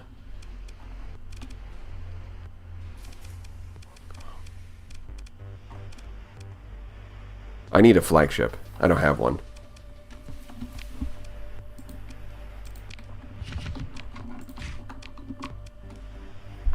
Terran is baseline, eccentric is like Storms of Darkness. Okay.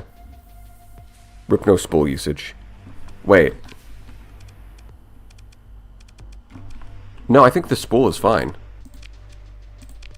Yeah, we can use the spool here. Stick an orbital heat, cancel that low light. I think the problem is, if we assign this, it's going to make it hot. Yes, it could cancel out the darkness, but it would also make the planet hot, so any benefit would kind of be irrelevant. You shield me on an Aussie, now I'm shielding you. You need an Aussie as a flagship.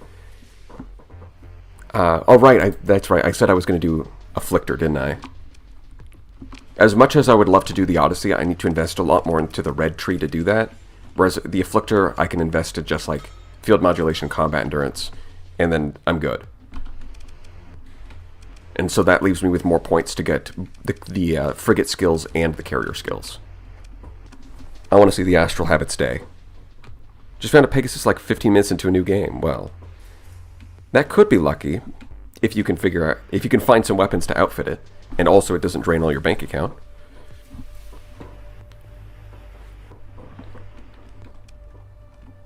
Where do you find the Onslaught Mark 1? Missed that. Well, Lord Hood. You'll get there's a specific quest line that's been added to Glacia Academy. You got to do that quest line.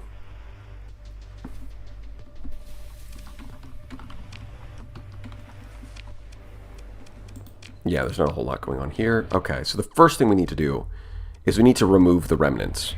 I'm going to do a little quick save. Because if I check Colony Crisis, Remnant Nexus in System, plus 10. That's going to be an issue. The Pirates are also plus 10 because we haven't finished the spaceport yet. Once the spaceport is finished, this is going to go down a lot. This is an issue.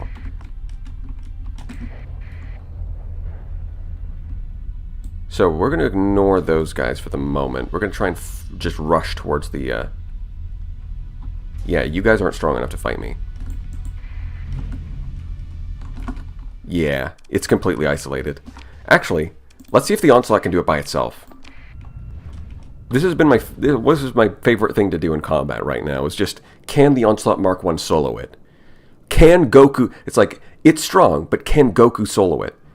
Maybe I should rename this thing to Goku. That might be good. Although serial number 1234XZ789438F is pretty catchy. Like, that's a pretty catchy serial number. So maybe not. Back in my days, we were fighting eldritch horrors. Yes, yes, Grandpa, we know. You could treat with Kenta your Apollo now. Give her something just to make the pirates relevant. Yeah, that's true. I can also do... It's like the Let Me Solo Her legend. Oh, that's a good one. I could name the Onslaught Let Me Solo Her. That's actually a great name for a ship. I like that. Damage Nexus, not a problem. Yeah. Damage Nexus doesn't have shields. So it is an even fight. They both don't have shields.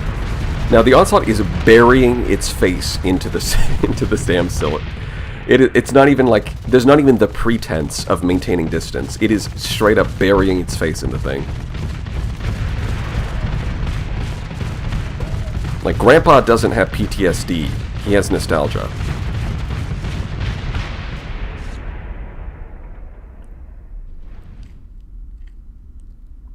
Yeah, there is a bug that does let you print more of the Onslaught. First name, last name. That's going to be fixed in the hotfix that comes out. You know, when it comes out.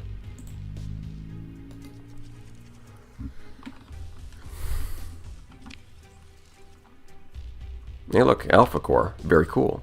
We got 3 of those. Yeah, they're gonna fight us though. I wanted more salvage, but they're gonna fight me.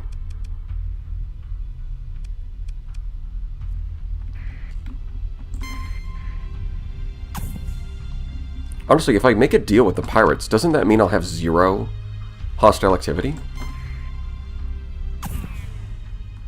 Yeah, you guys suck. You lose. Terrifying. Are the Onslaught Mark 1's serial sequence? Well, this thing just... Its name is just serial number 2F38C B017. Wait, 017? Nah, that's not relevant. I'm going to have so much fun once Industrial Evolution comes out and hull replication is available. Triple Onslaught. Oh boy.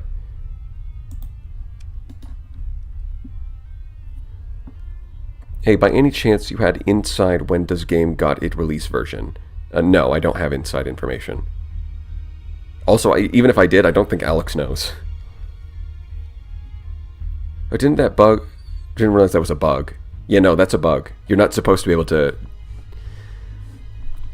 They're not supposed to show up on black markets. Like, black market arms dealers aren't supposed to be able to print these things out. Given what the domain was, it might not be surprising they just rolled a millions off this assembly line. Yeah, that's the most likely thing, really.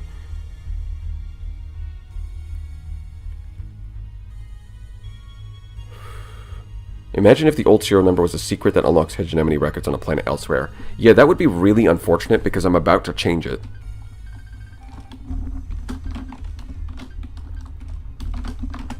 The Legend of Let Me Solo Her, I think, is the perfect name for this onslaught. Converting from hex, this number is 12676018199. Okay. Now, if there was a place in the game that required a code, we have a number. Gate travel is still safe, right? Oh, certainly. I'm sure nothing will go wrong. After all, we are forklift certified. This is the 12 billionth Onslaught Mark 1. Yeah. What's the bug? The bug is that sometimes at black market arms dealers will be able to print out an Onslaught Mark 1 when which is not supposed to happen. I think they also print out the Ziggurat right now. Something with unique ships that are supposed to be one of a kind are getting tagged in a way that they can show up in other places.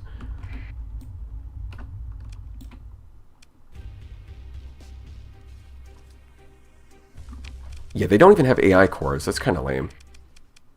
Oh, there's enough DP that the capture points spawn, but they have no AI cores, of course.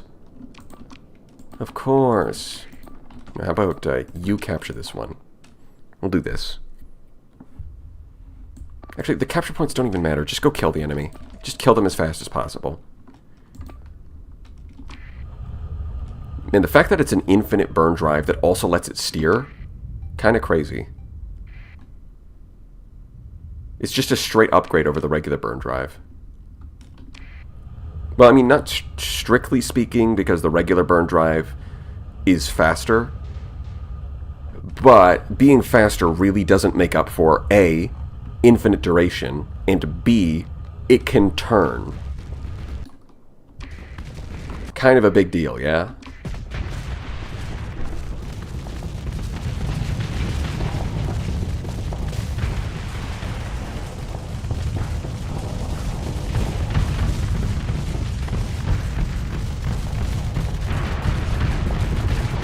Yeah, I do want breach missiles on this thing. Yeah, it's a good thing it relies more on hull than armor. Because if it relied on armor, that armor is never going to last, because it just keeps ramming into things, and it's going to get stripped off in an explosion. If it relied on armor, it would not be nearly as good. The fact that it's hull, it's like, okay, yeah, sure, your armor's going to get stripped off, but it's not the end of the world.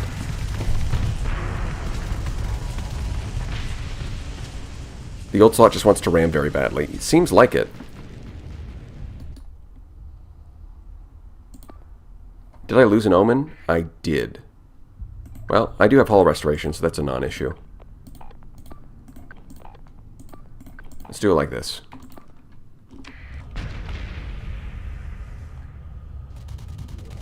There's nowhere you can hide.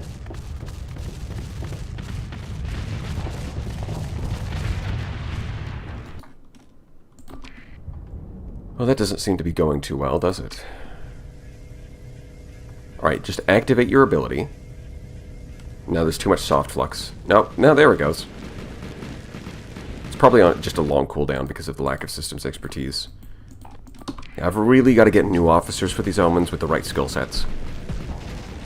Why Pylums infinite ammo? That's just what it came with. It came with Pylums. But really, I think... yeah, they're not a good choice. I saw people complaining that AI got tweaked and overloads are way more common compared to 0.97. What the? The Omen just didn't put up its shields and died to the...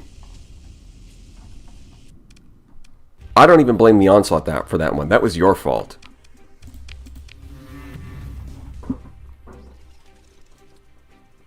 So I've seen people complaining about that too. I have not experienced that issue yet. So what I've heard is that Alex tweaked the AI to be worse at flux management, so that to make player piloting more important, because both ships on both sides are just worse at piloting. And then he accidentally overtuned it, and so now they overload a bunch. That's what I've heard, but I didn't see that anywhere in the patch notes. So if that's true, who's to say?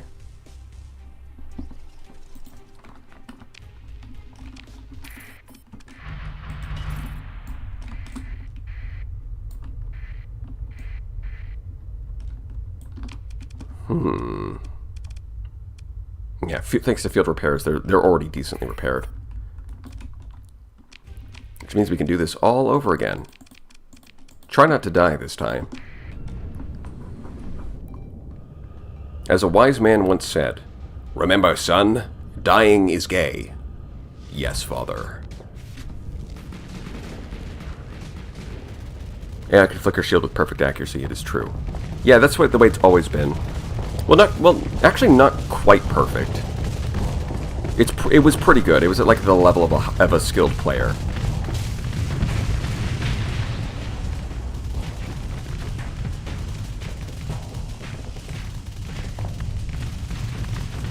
Apparently high-level officers in AI Corps should have the old behavior, but for some reason they don't. Oh, that would actually make a lot of sense. That would make a lot of sense if the AI has better flux management, if the pilot is a higher level. Because what I thought they were going to do was to make it so on easy mode, like if you select easy difficulty at the start, then they would be worse at flux management. And then if you select a harder difficulty, they'd be better at it. But if it's tied to the officer level, that would make a lot of sense.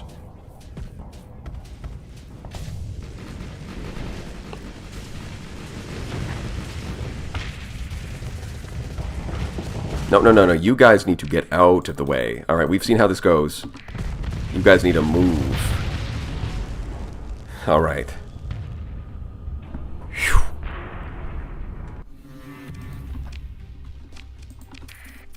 Okay, now I can start salvaging this stuff, finally. Now, no more remnants better attack me right now. I'm trying to salvage. I'm trying to salvage. Go away. Alright, we'll kill you too. Fine, we'll kill you too. Although this one does have an alpha core. Hopefully we can pick it up.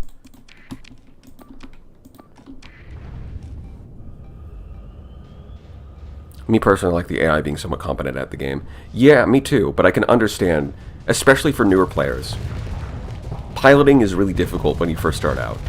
And the fact that the AI is way better at it, is like really, really good flux management, and you're a new player and you're bad at flux management, it kind of makes you feel like the best way to play the game is to just let your ships pilot themselves. But the thing is, if you do it that way, you're never going to learn how to pilot. So I can understand that, like, making it easy, like making the AI worse, is kind of better for the new player experience. And that's why I thought like that would be like an easy mode feature, because newer players are going to pick easy mode, experienced players can pick normal mode. But if it's tied to the officer level, it kind of achieves a similar outcome, because in the early game when you just get started, they're going to be relatively bad at flux management, and then later on when you're fighting AI cores and you've got high level officers, the ships are going to be better at it. So it scales naturally as you progress through the game. Piloting is easy when you understand the flux. Well, that's the key, isn't it? You got to learn. Okay, pick a target, please. There we go. Yeah, you guys are having a little spat. There come the pylons in from the flank, and there's the flame out. It looks like the Omen's got an advantage. The Glimmer's facing the wrong way. It's got its shields up. The hard flux is maxed out. The Omen has vented. It looks like... Ooh, the engines come back online, but it might be too late. That's another flame out. The Omen has a serious advantage. It's very, very close, but it looks like the Omen's going to take this one.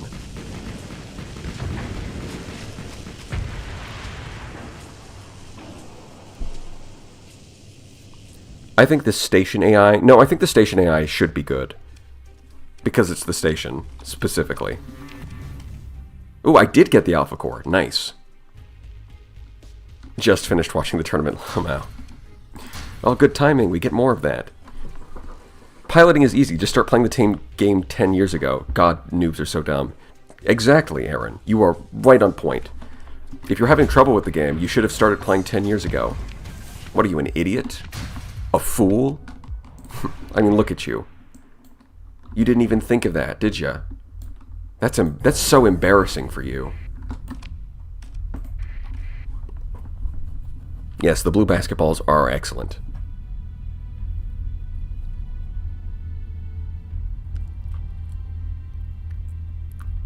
Back when carrier meta was rampant. And Flux was kind of irrelevant because carriers. Aren't you going to salvage? Well, my cargo's full, so what I'm going to do is I'm going to drop it off here.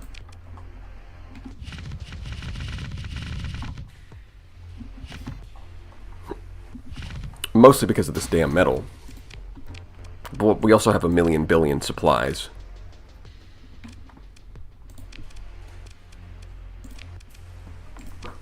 I think an AI core here is going to be good. Get that extra, while we're at it, accessibility. We're going to max out, so we've got Fullerene Spool and an Alpha Core and story point improvements. So the accessibility is going to be crazy. Oh, you know what? I'm just realizing. This place has a sensor array and has a nav buoy. But it does not have a comm relay, and that's a problem. Oof. I'm going to have to dismantle one of these. Probably the sensor. I like the nav buoys because it covers the same, like the +3 is the same bonuses you get from hyperfield optimization. So it means you get full speed even when you're in system. Although I guess speed in your own... The counterpoint there would be that in your own system, speed is not super important. Unless you really want your patrols to catch everything. Oh, you know what? I should be dropping off some of my fuel so I can pick... yeah, that's a good idea. I'm going to drop off a bunch of fuel. I'm going to empty my fuel tanks and then go pick up a bunch of fuel. Okay. There we go. That's... Now that... I'll just drop all of it off, honestly. There we go. Man. Look at that... Look at that accessibility... Where is it? 114%. There we go. That's good. I don't really need the extra... Oh, that's 7%? That's really good. Oh, that's really good. Yeah, let's get an orbital station first. Of course we're going high-tech. Naturally. Then we'll get a way station, and then we'll get ground defenses last. And I've still got 2.4 million.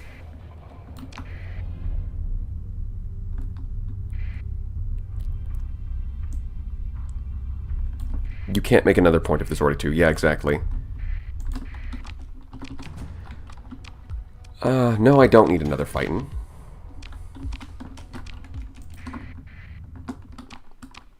"14 crew? Sure. Luddic Path blueprints. Alright. Space drugs. Nice. You see, you know they're space drugs and not regular drugs because you found them in space. But you already knew that. There's another fighting. There's a lot of these guys out here. So there's a lot of dormant ones over here. Let's see. I know I dumped a bunch of fuel earlier. Is there... How much is it? 334. That's a decent amount.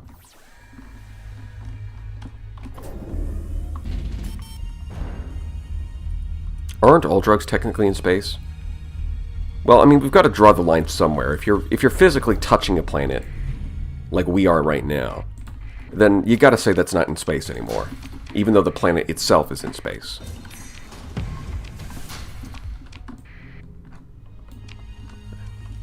Because if everything's in space, then nothing is. And we all know how that turns out. Yeah, I don't think we need the burn level. I think sensor level is probably better. Because the sensor array, this thing also feeds into the spaceport and helps detect slipstreams. So if I've got to dismantle one, I think it's the nav buoy. Proceed. Stable point. Perfect. Construct a comm relay. We want that stability. Yeah, he's scared, firing off a little interdiction array. That's cute. But atoms are empty space, mostly. Yeah, that's all... I mean... Yes.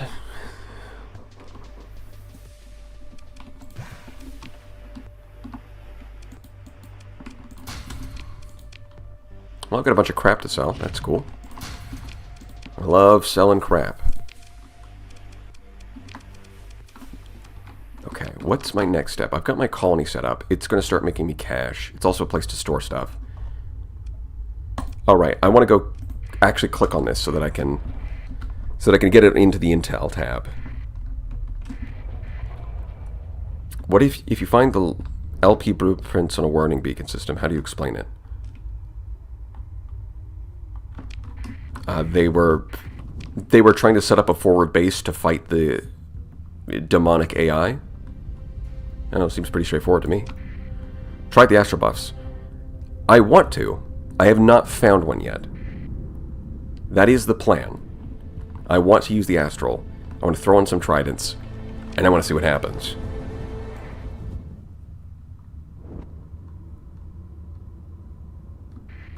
Oh boy, this is such a beautiful system. Although I think something that would be a nice touch in the future is if there was like a stream of particles coming off of the sun and then swirling into the black hole, because that's kind of what happens in real life. Like if a black hole was this close to a sun, it would be eating it. There we go. Explore, leave. Now it should show up.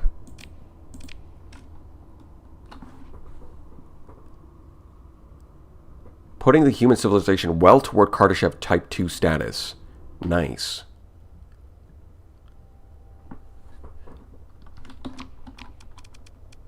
It still doesn't show up. Okay, that's weird. Is that a bug? Surely, because this is in range. 5.3 light years. We can use the Hypershunt tab, but it's not showing up as one of the options. No quick save and test the old slot during versus Doritos. It's not going to win. It can solo one Dorito, not both. It can probably solo one Dorito. It's got the right weapons, and the system burn definitely helps. The burn drive definitely helps. I think this can solo one. I agree with chat. I agree with the Richardson. But two? No. I can go to Alpha Site, although I would kind of be jumping the quest line a little bit. Is it going to tell me that there's a threat every time? It's dormant.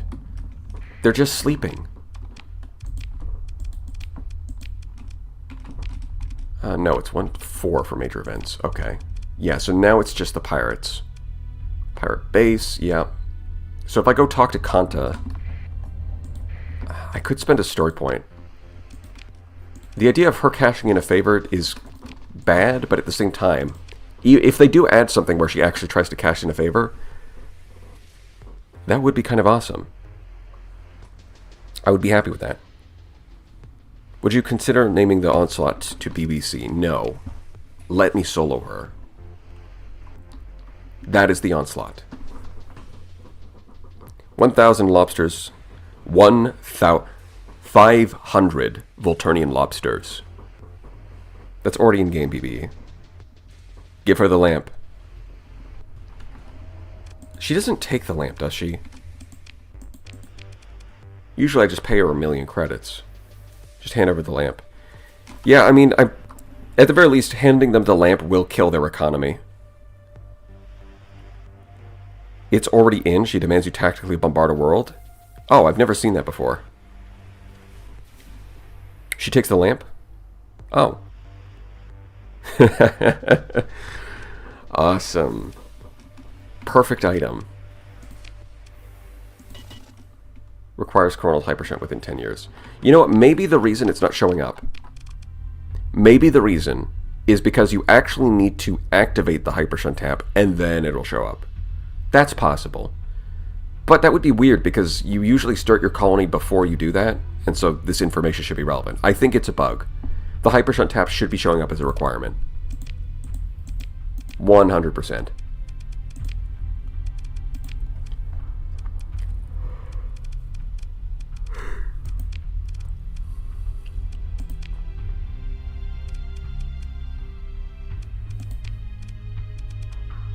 Escalate crisis, yes. No, I think we're going to give her the thing.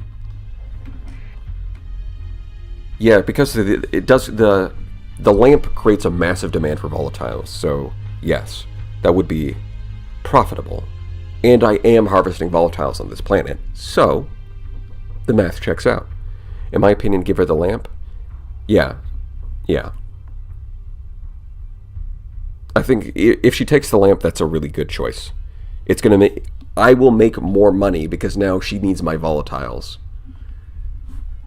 And I also get a pirate protection. Very cool. And then we're going to jump around some Tritachyon systems and look for the Astral.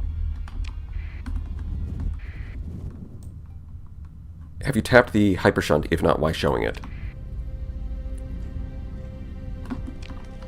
Well, what I'm saying is that when you're planning out where your colonies are, you're gonna pick your colonies before you do the hypershunt tap most of the time, and so that's relevant information even if you haven't cleared out the Omega. Is that a new onslaught in your fleet? Yes. Alex has finally given in and made his own onslaught variant, just like every modder ever. New players don't know what the shunts do. Well, the thing is, I'm saying we found the shunt. It's on Intel. It tells us what it does at this point.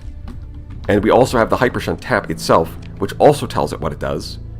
So we have all the information we need. It's just not showing up as a planet condition for some reason. Her reason for taking the lamp is hilarious too. She uses it as an execution device, literally throw people into the sun. Okay, that's kind of awesome. Kanta, I forgive you. I forgive you for being the worst.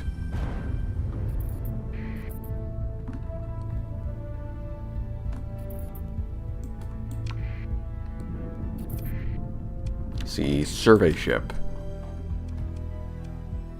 That makes sense. I should visit these black holes at some point. There might be a research station down there. You think there will be a midline hero ship? I would like to see one. I would like to see one. Are you planning to get commissioned? If I need to, I'll get commissioned by Tritach to get to access their military markets and buy an Astral. Oh, that's a magnetic storm. Yeah. Only 5, though. Yeah, no, that's no, my mistake. It's a magnetic storm, not an ion storm. It's the ion storms that are worth like 50. Yeah. Yeah, this is piracy. I'll make the transfer now. Yep. Dock, keep walking, continue. Stand. Continue. 100,000 credits, 1 million credits, combat drone replicator. She does take this one too. But this one is... Well, it's not very useful either, but it's slightly more useful. Do me a Hall Suite? No, this is way too good to give to them. I don't think they take the corrupted one, do they? They only want the pristine one. Guys, I don't think I can... I'm not showing up as an option. You have too many items? Yeah, it seems like it. Alright. Alright, here's what we're going to do. We're going to drop these into space. That's going to be fine, right? Nobody's going to steal them when I'm not looking.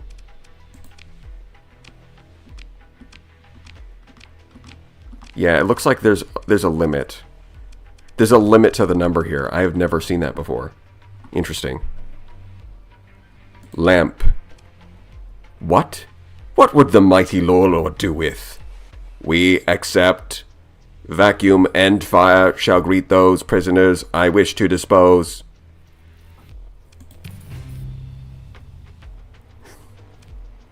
Very cool. And now we... No, that's the lamp. Cargo pods. There we go. Lovely. simple as. And we go back. No, we go to Tritachyon. It also plays a light show. I think you can adjust the... Are they adjusting the color? Oh yeah, they are.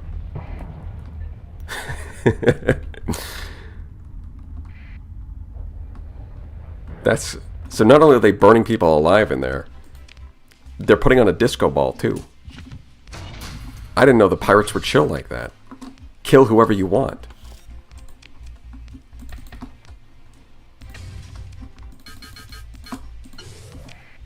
Okay, I think that's good. You guys got like any astrals? No? Alright, that makes sense. They don't have a lot of military. Oh yeah, this is part of the quest chain anyways, and I want to go there to see if there's an astral. What have you got? Energy weapon mastery. Ah.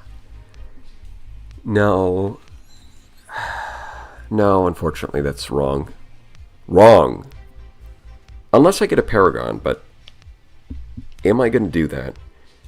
I guess in the late game, the Atlas, I might need to replace the Mark 1 because it's too reckless. If I want a Paragon, then starting with Energy Weapon Mastery is fine. We'll see. We'll see. I mean, for now, you're getting shoved in here. A Shepherd. How quaint. I think the color changes... Well, when you have your own fusion lamp, you can just choose the color. But if they change it depending on how much of the volatiles are met, that would be interesting.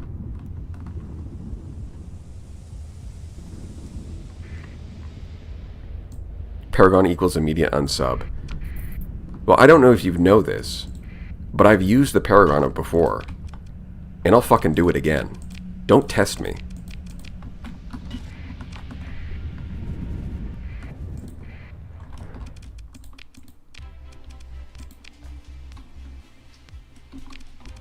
There's even Tachyon Lances here. Well, there's a Paragon, but that's not quite what I'm looking for. Not to mention, you still need a high level of... Very high reputation. Honestly, it might be easier to, like, stealthily assassinate one of their fleets and just recover an Atlas. The only problem, of course, is that the Onslaught Mark 1 is a unique ship, so they immediately know that it's you. And that would be a problem. So with that in mind, I am going to have to build a fleet that can snipe an Atlas, but without relying on this thing.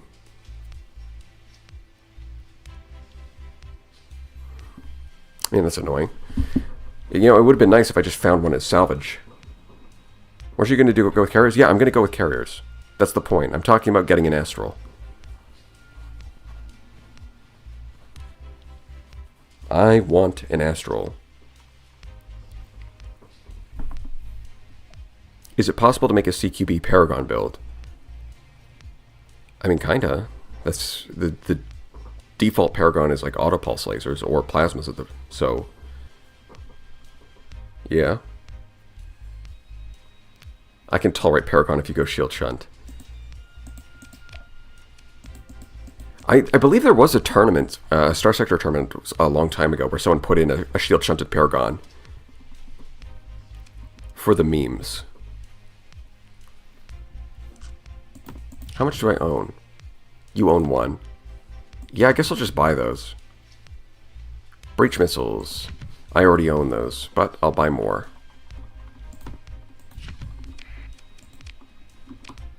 Yeah, I want to change these over to breach missiles. It's just that it doesn't quite... For the moment, it'll just be the one. Because I can't really afford to drop vents. But as soon as I can S-mod this distributor, then that'll give me enough points that I can grab this. That's 3. And then 5 for vents once I get flux regulation. That's 8. And that'll leave me with 12. So turret gyro... Oh, yeah. Ooh, maybe instead of distributor, maybe I want turret gyros. But the problem with that is then I wouldn't have enough ordnance points to do what I actually want to do. Turret gyros is probably just going to have to be regular. That would be kind of lame. Or I could use the 12 ordnance points to upgrade some of these weapons. We'll see. I think proximity charge launchers would be good, or do you think it'd do too much damage to itself? I don't think PCLs damage the ship that uses them.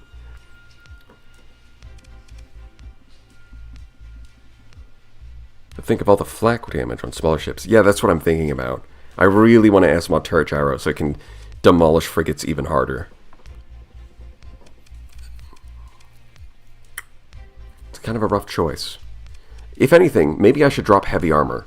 Because the problem with this is it just loses it. It just rams into the enemy and loses all of its armor anyways. Right?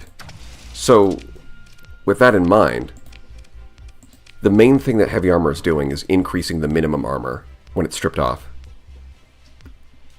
What would be the best hull mods to build in for Phase Lance Focus Tempest? Well, I like building in extended shields and getting frontal like extended shields so that you can get a 360-degree shield arc.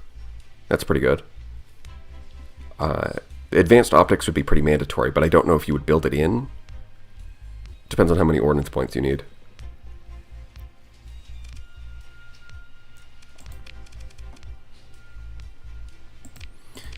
I mean, this only adds 6,000 hull, which is like, okay.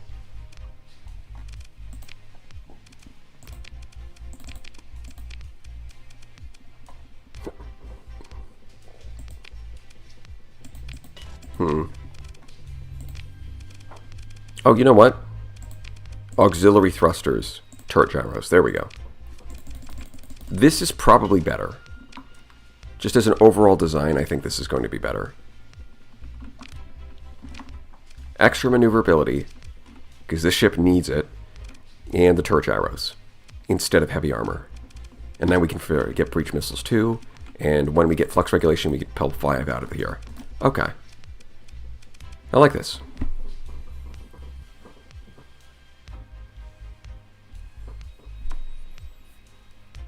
Yeah, I'm probably going to... no, not weapon mounts. 10% rate of fire is not super useful on this ship. When its flux is already getting maxed out just by its weapons as is, shooting more is not really the answer. Where turret gyros gives you damage, just a percentage increase in damage. Right? That doesn't cost you any extra flux.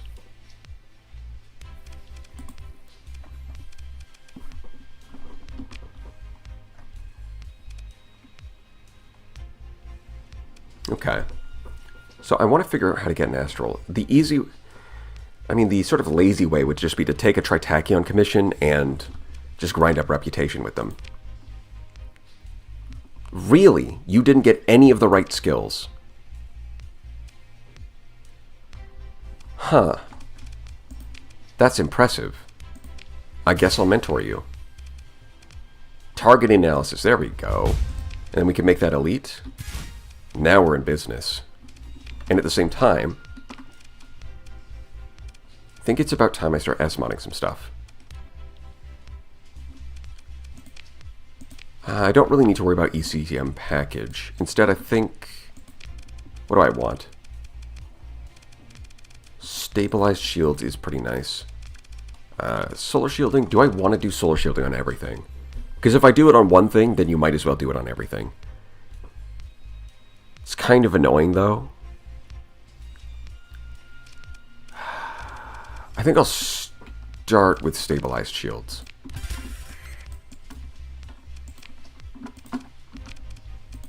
In the past, I've been kind of iffy on whether or not this is good, but then I went and did the math and was like, yeah, I think in pretty much every situation, it's better to get S-mod stabilized shields rather than hardened shields. It's like you would get more ordnance points if you did this. But this gives you like more flux. It gives you, and on top of the S-mod effect.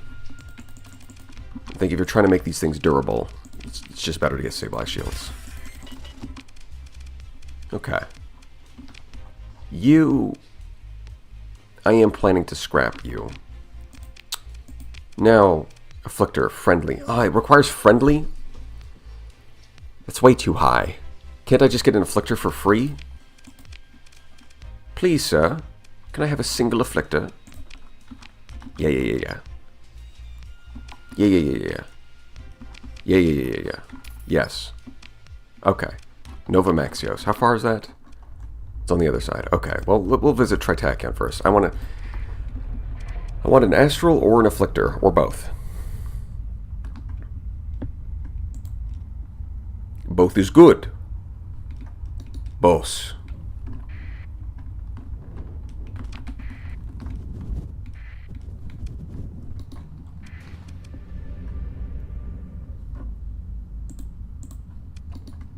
Lore skipped. Well, yeah, it's part of the quest line that's been around for a while. I don't know, maybe I'll go through it in detail again in a future playthrough. I'm not entirely opposed to the idea. Yeah, see, look at that. It's not making as much money as I would like. But then again, it's not bad either. A big part of it is that this is surprisingly high hazard rating. Despite mild climate and habitable, it is high gravity and biosphere and poor light.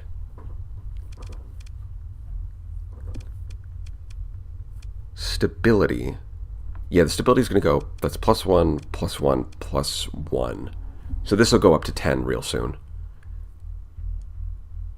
The only thing is the commerce will bring it down by 3, and then you upgrade this to Star Fortress, that'll be another 2.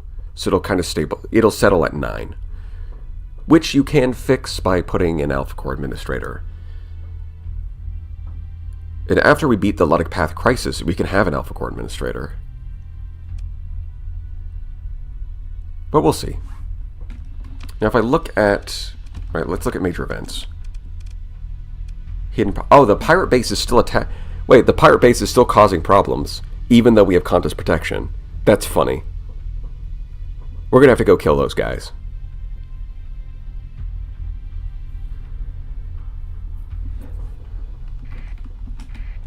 Alright, give me the stuff.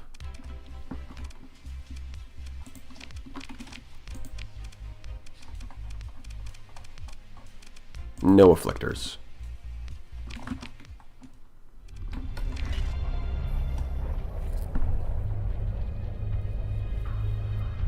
Don't. Killing a pirate base revokes contest protection. Oh, it does.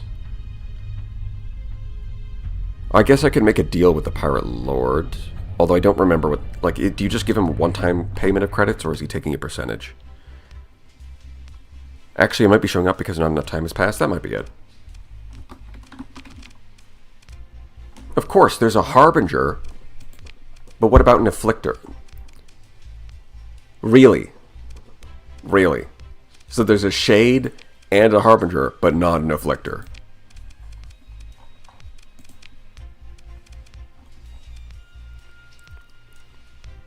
This is the opposite of streamer luck. I should probably throw in a Tempest. Yeah, they did get buffed.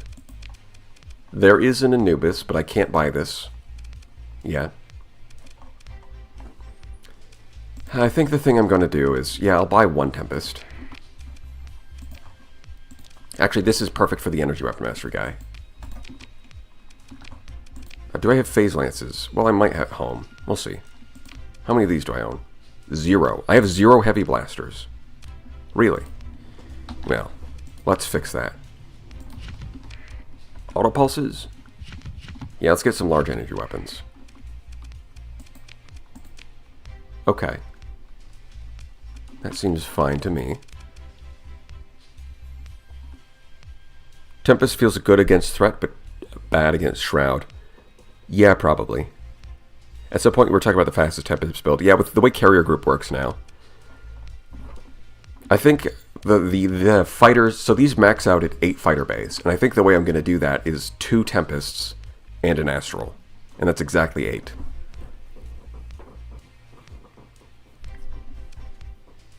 You got 3 pristine Nano Forges. You have no luck left. That makes sense.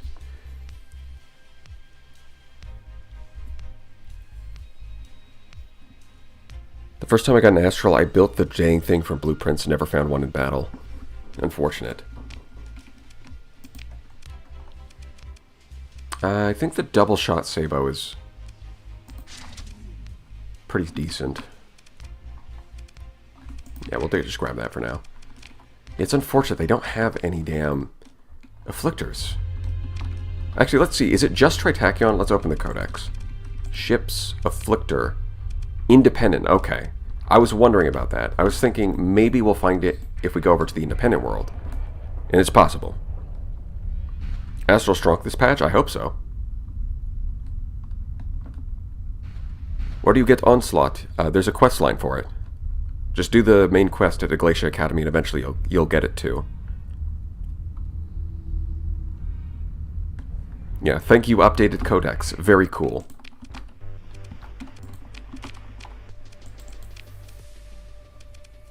So there's a pirate afflictor. Not quite what I was hoping for. Is there any good independent worlds nearby? There's Ilm.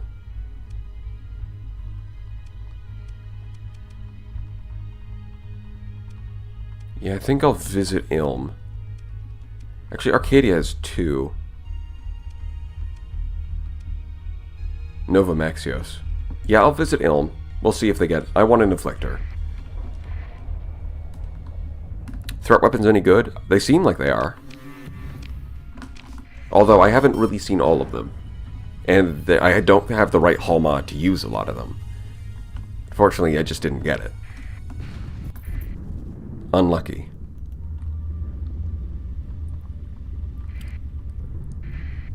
Yeah, the Astral got massively buffed. Like, the ship itself got buffed. Then its main, like, the Trident got buffed as well. And it loves to use the Trident. And then also the carrier skills got buffed. Well, there is Omen and Tempest. That's not quite what I'm looking for. Okay. So, no.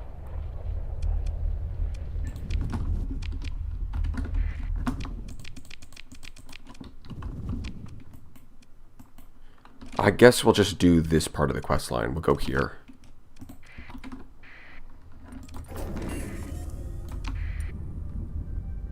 Been away a while. Have you tried the Shroud Hull mods? I have not tried them yet. I don't know how I'm going to fit them onto a lot of the ships. Especially the ships that I have right now. I'm not sure they can really reasonably use them.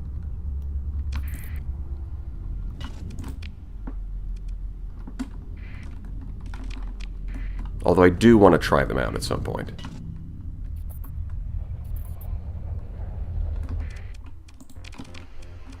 Alright, what have we got here? Afflictor? No. Fine, we'll just do the quest line.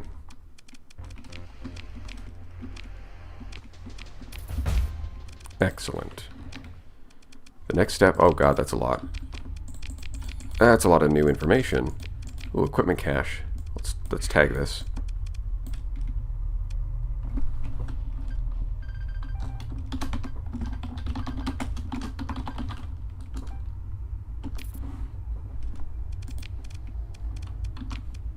So now, if I ever happen to be over there, we know that there's a little piece of something.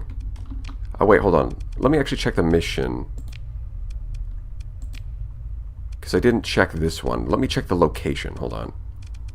Missions. There it is.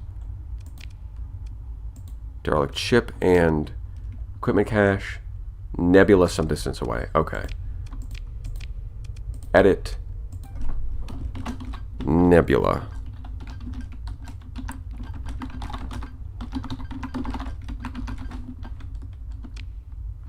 There we go.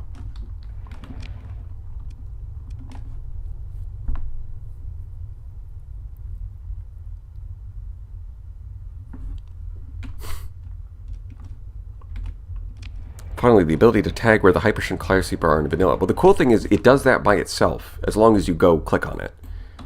Or you actually have to go, like, interact with the object to get it to tag it. But it does that by itself, which is nice.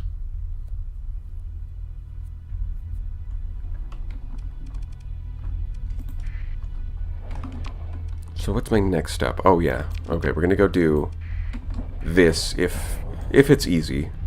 We'll see. It depends on the patrols. We might do this part of the quest line.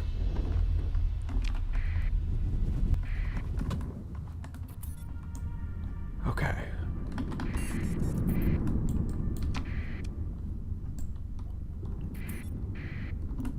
Slow down.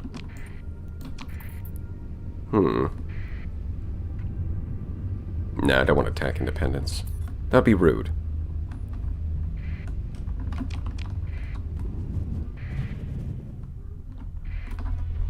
Hegemony, Core Worlds Armada. Do you guys think there's enough onslaughts? They actually only have 4 frigates. Hound, Lasher, Gremlin, Gremlin. And everything else is 14th. They don't have any legions, though, which is interesting. It's straight up a 14... It's straight up a fleet of 14 ships. Yeah, there's the guys protect. So this is a nice little weakness in their system. They protect the relay. What they don't do is protect the sensor array. So you can mess with this thing to get them to leave. What are we getting in redacted weapon tier list? Well, depends on what kind of redacted. Omega weapons I'll probably be able to do fairly easily. A lot of the new ones, the new kinds of redacted, it's going to be a little more difficult. This could take some time. Introduce false readings. There we go. Now, with any luck, should be able to sneak our way over.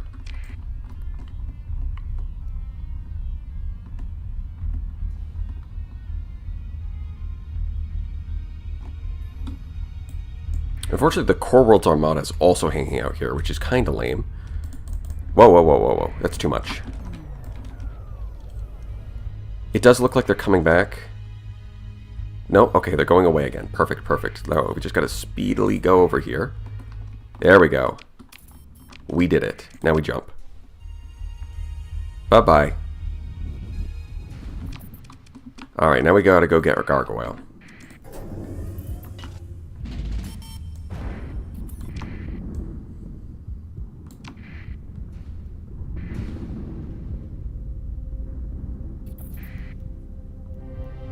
I've been trying Omega weapon that I found, but they seem underwhelming. Not sure if I got good ones or not from Ziggy's stash.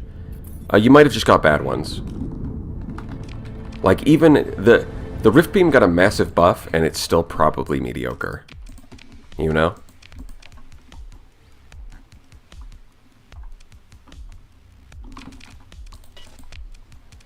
There's a Medusa. But unfortunately, I don't think I'm using that one today.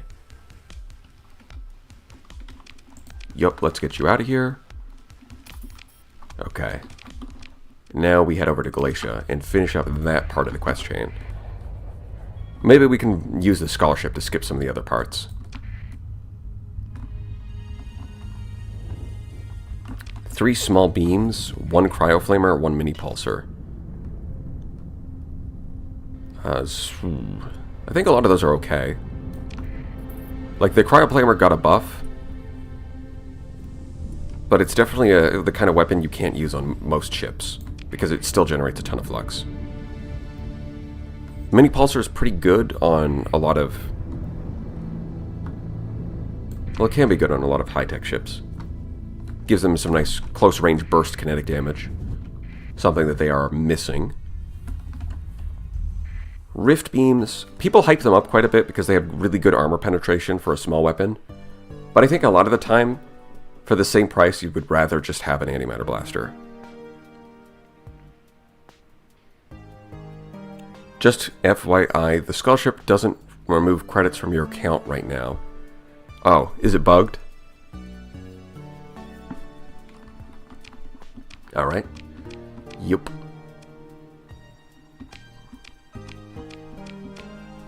We got some cash, 100,000 credits, a paltry sum. Yeah, he's still probably not happy. If I had to guess, he's a little upset. Okay, so we did a little more of the quest line. I think now we want to go home and outfit this Tempest.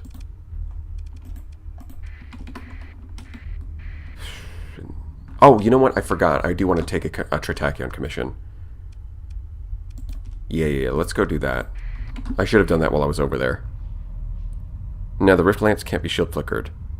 Are you sure about that?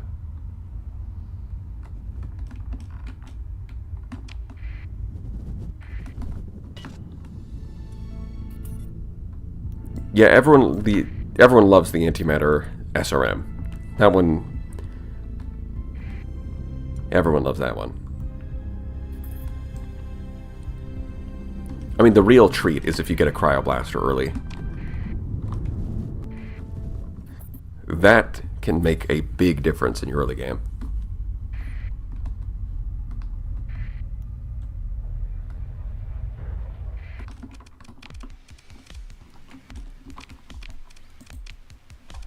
You know, it didn't magically change. All right. Administrator. What are... Let's see. Yeah, it's still just those. Okay. Never mind. I actually don't have any. Okay. Oh, I lost 5 reputation at some point. Huh. When did that happen?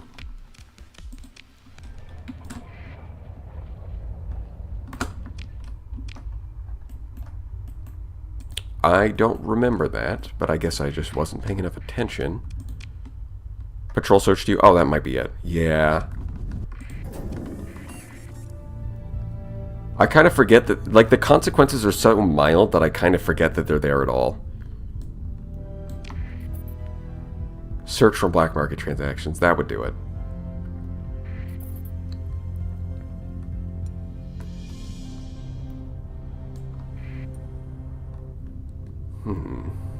Alright.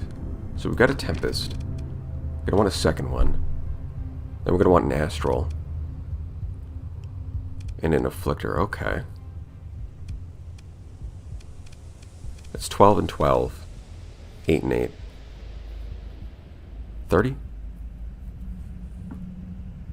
30. No.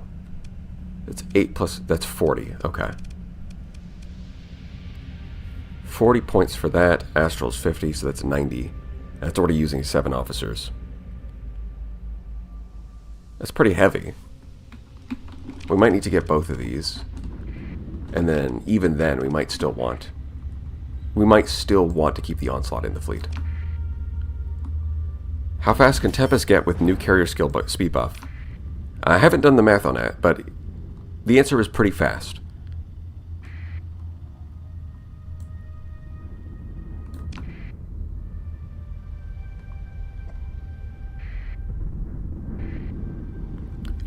Well, Resonator, I don't think you need player hands to use well. You put it on pretty much any ship, and the AI is going to use Resonator good. What about Anubis instead of Tempest? Yeah, that's actually not a bad idea. I'll bring 1 Tempest and 1 Anubis.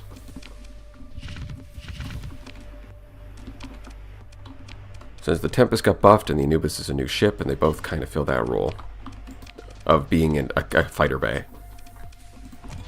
Double phase lance is not bad. Requires item. Yeah. So, I've got to ask. Alex did add some kind of system for adding items to ships. Is this like a permanent thing? If I add the whole mod? Or does it come off easily?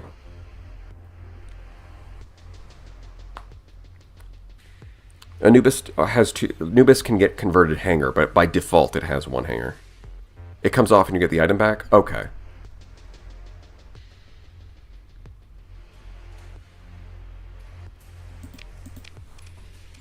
Save and find out. Well, that is the answer, isn't it? Save and find out. Of course.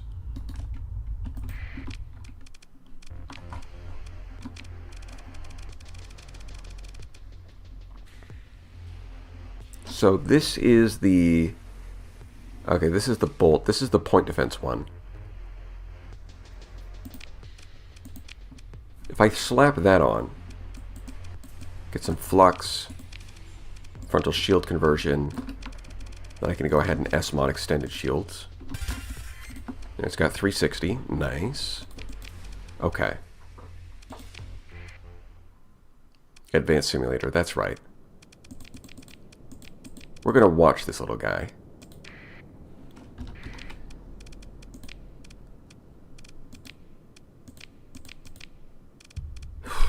I guess we'll just do pirates.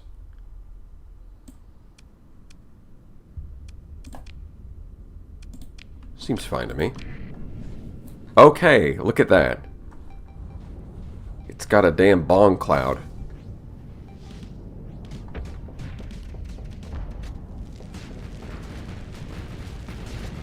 What the?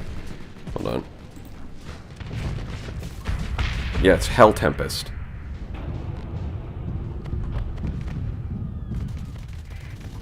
Was the lightning hitting itself? What was that? Bong cloud opening. Yeah, this guy studied chess, that's for sure. I mean, the onslaught's gonna go killing some stuff. That's fine. Let's get you over here. Come on.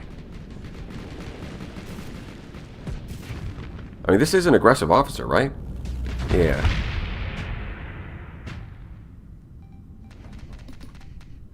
I'd love to see you actually get close enough for something to happen. Okay, yeah, it does, like, slowly zap random stuff. But the range is fairly short. At least for a frigate. It's probably longer range on bigger ships.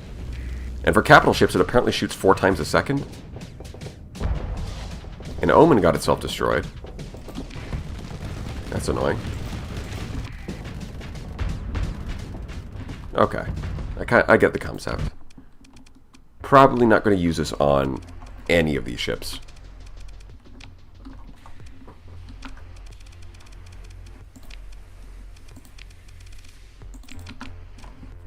Yeah, I'm going to want hardened shields here. Advanced optics might also be nice. Yeah, this thing needs a lot of ordnance points to do this, huh? Speaking of, energy over mastery. Alright.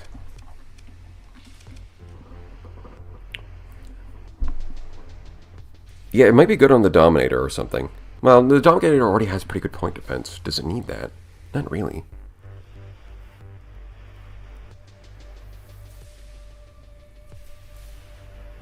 Maybe...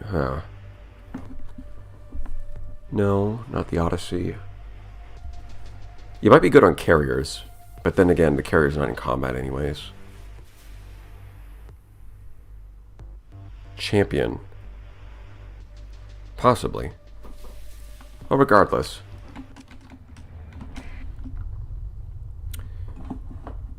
I think that's a good place to call it for now. Feeling pretty satisfied with the progress today. So thank you everyone for showing up. Hope you had a good time. Don't forget to take your complimentary blue lobsters as you exit.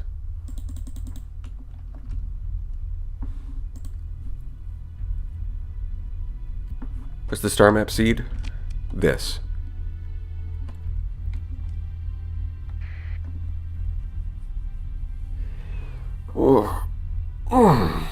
Alright. I'll catch you all guys next week. For now, bye-bye.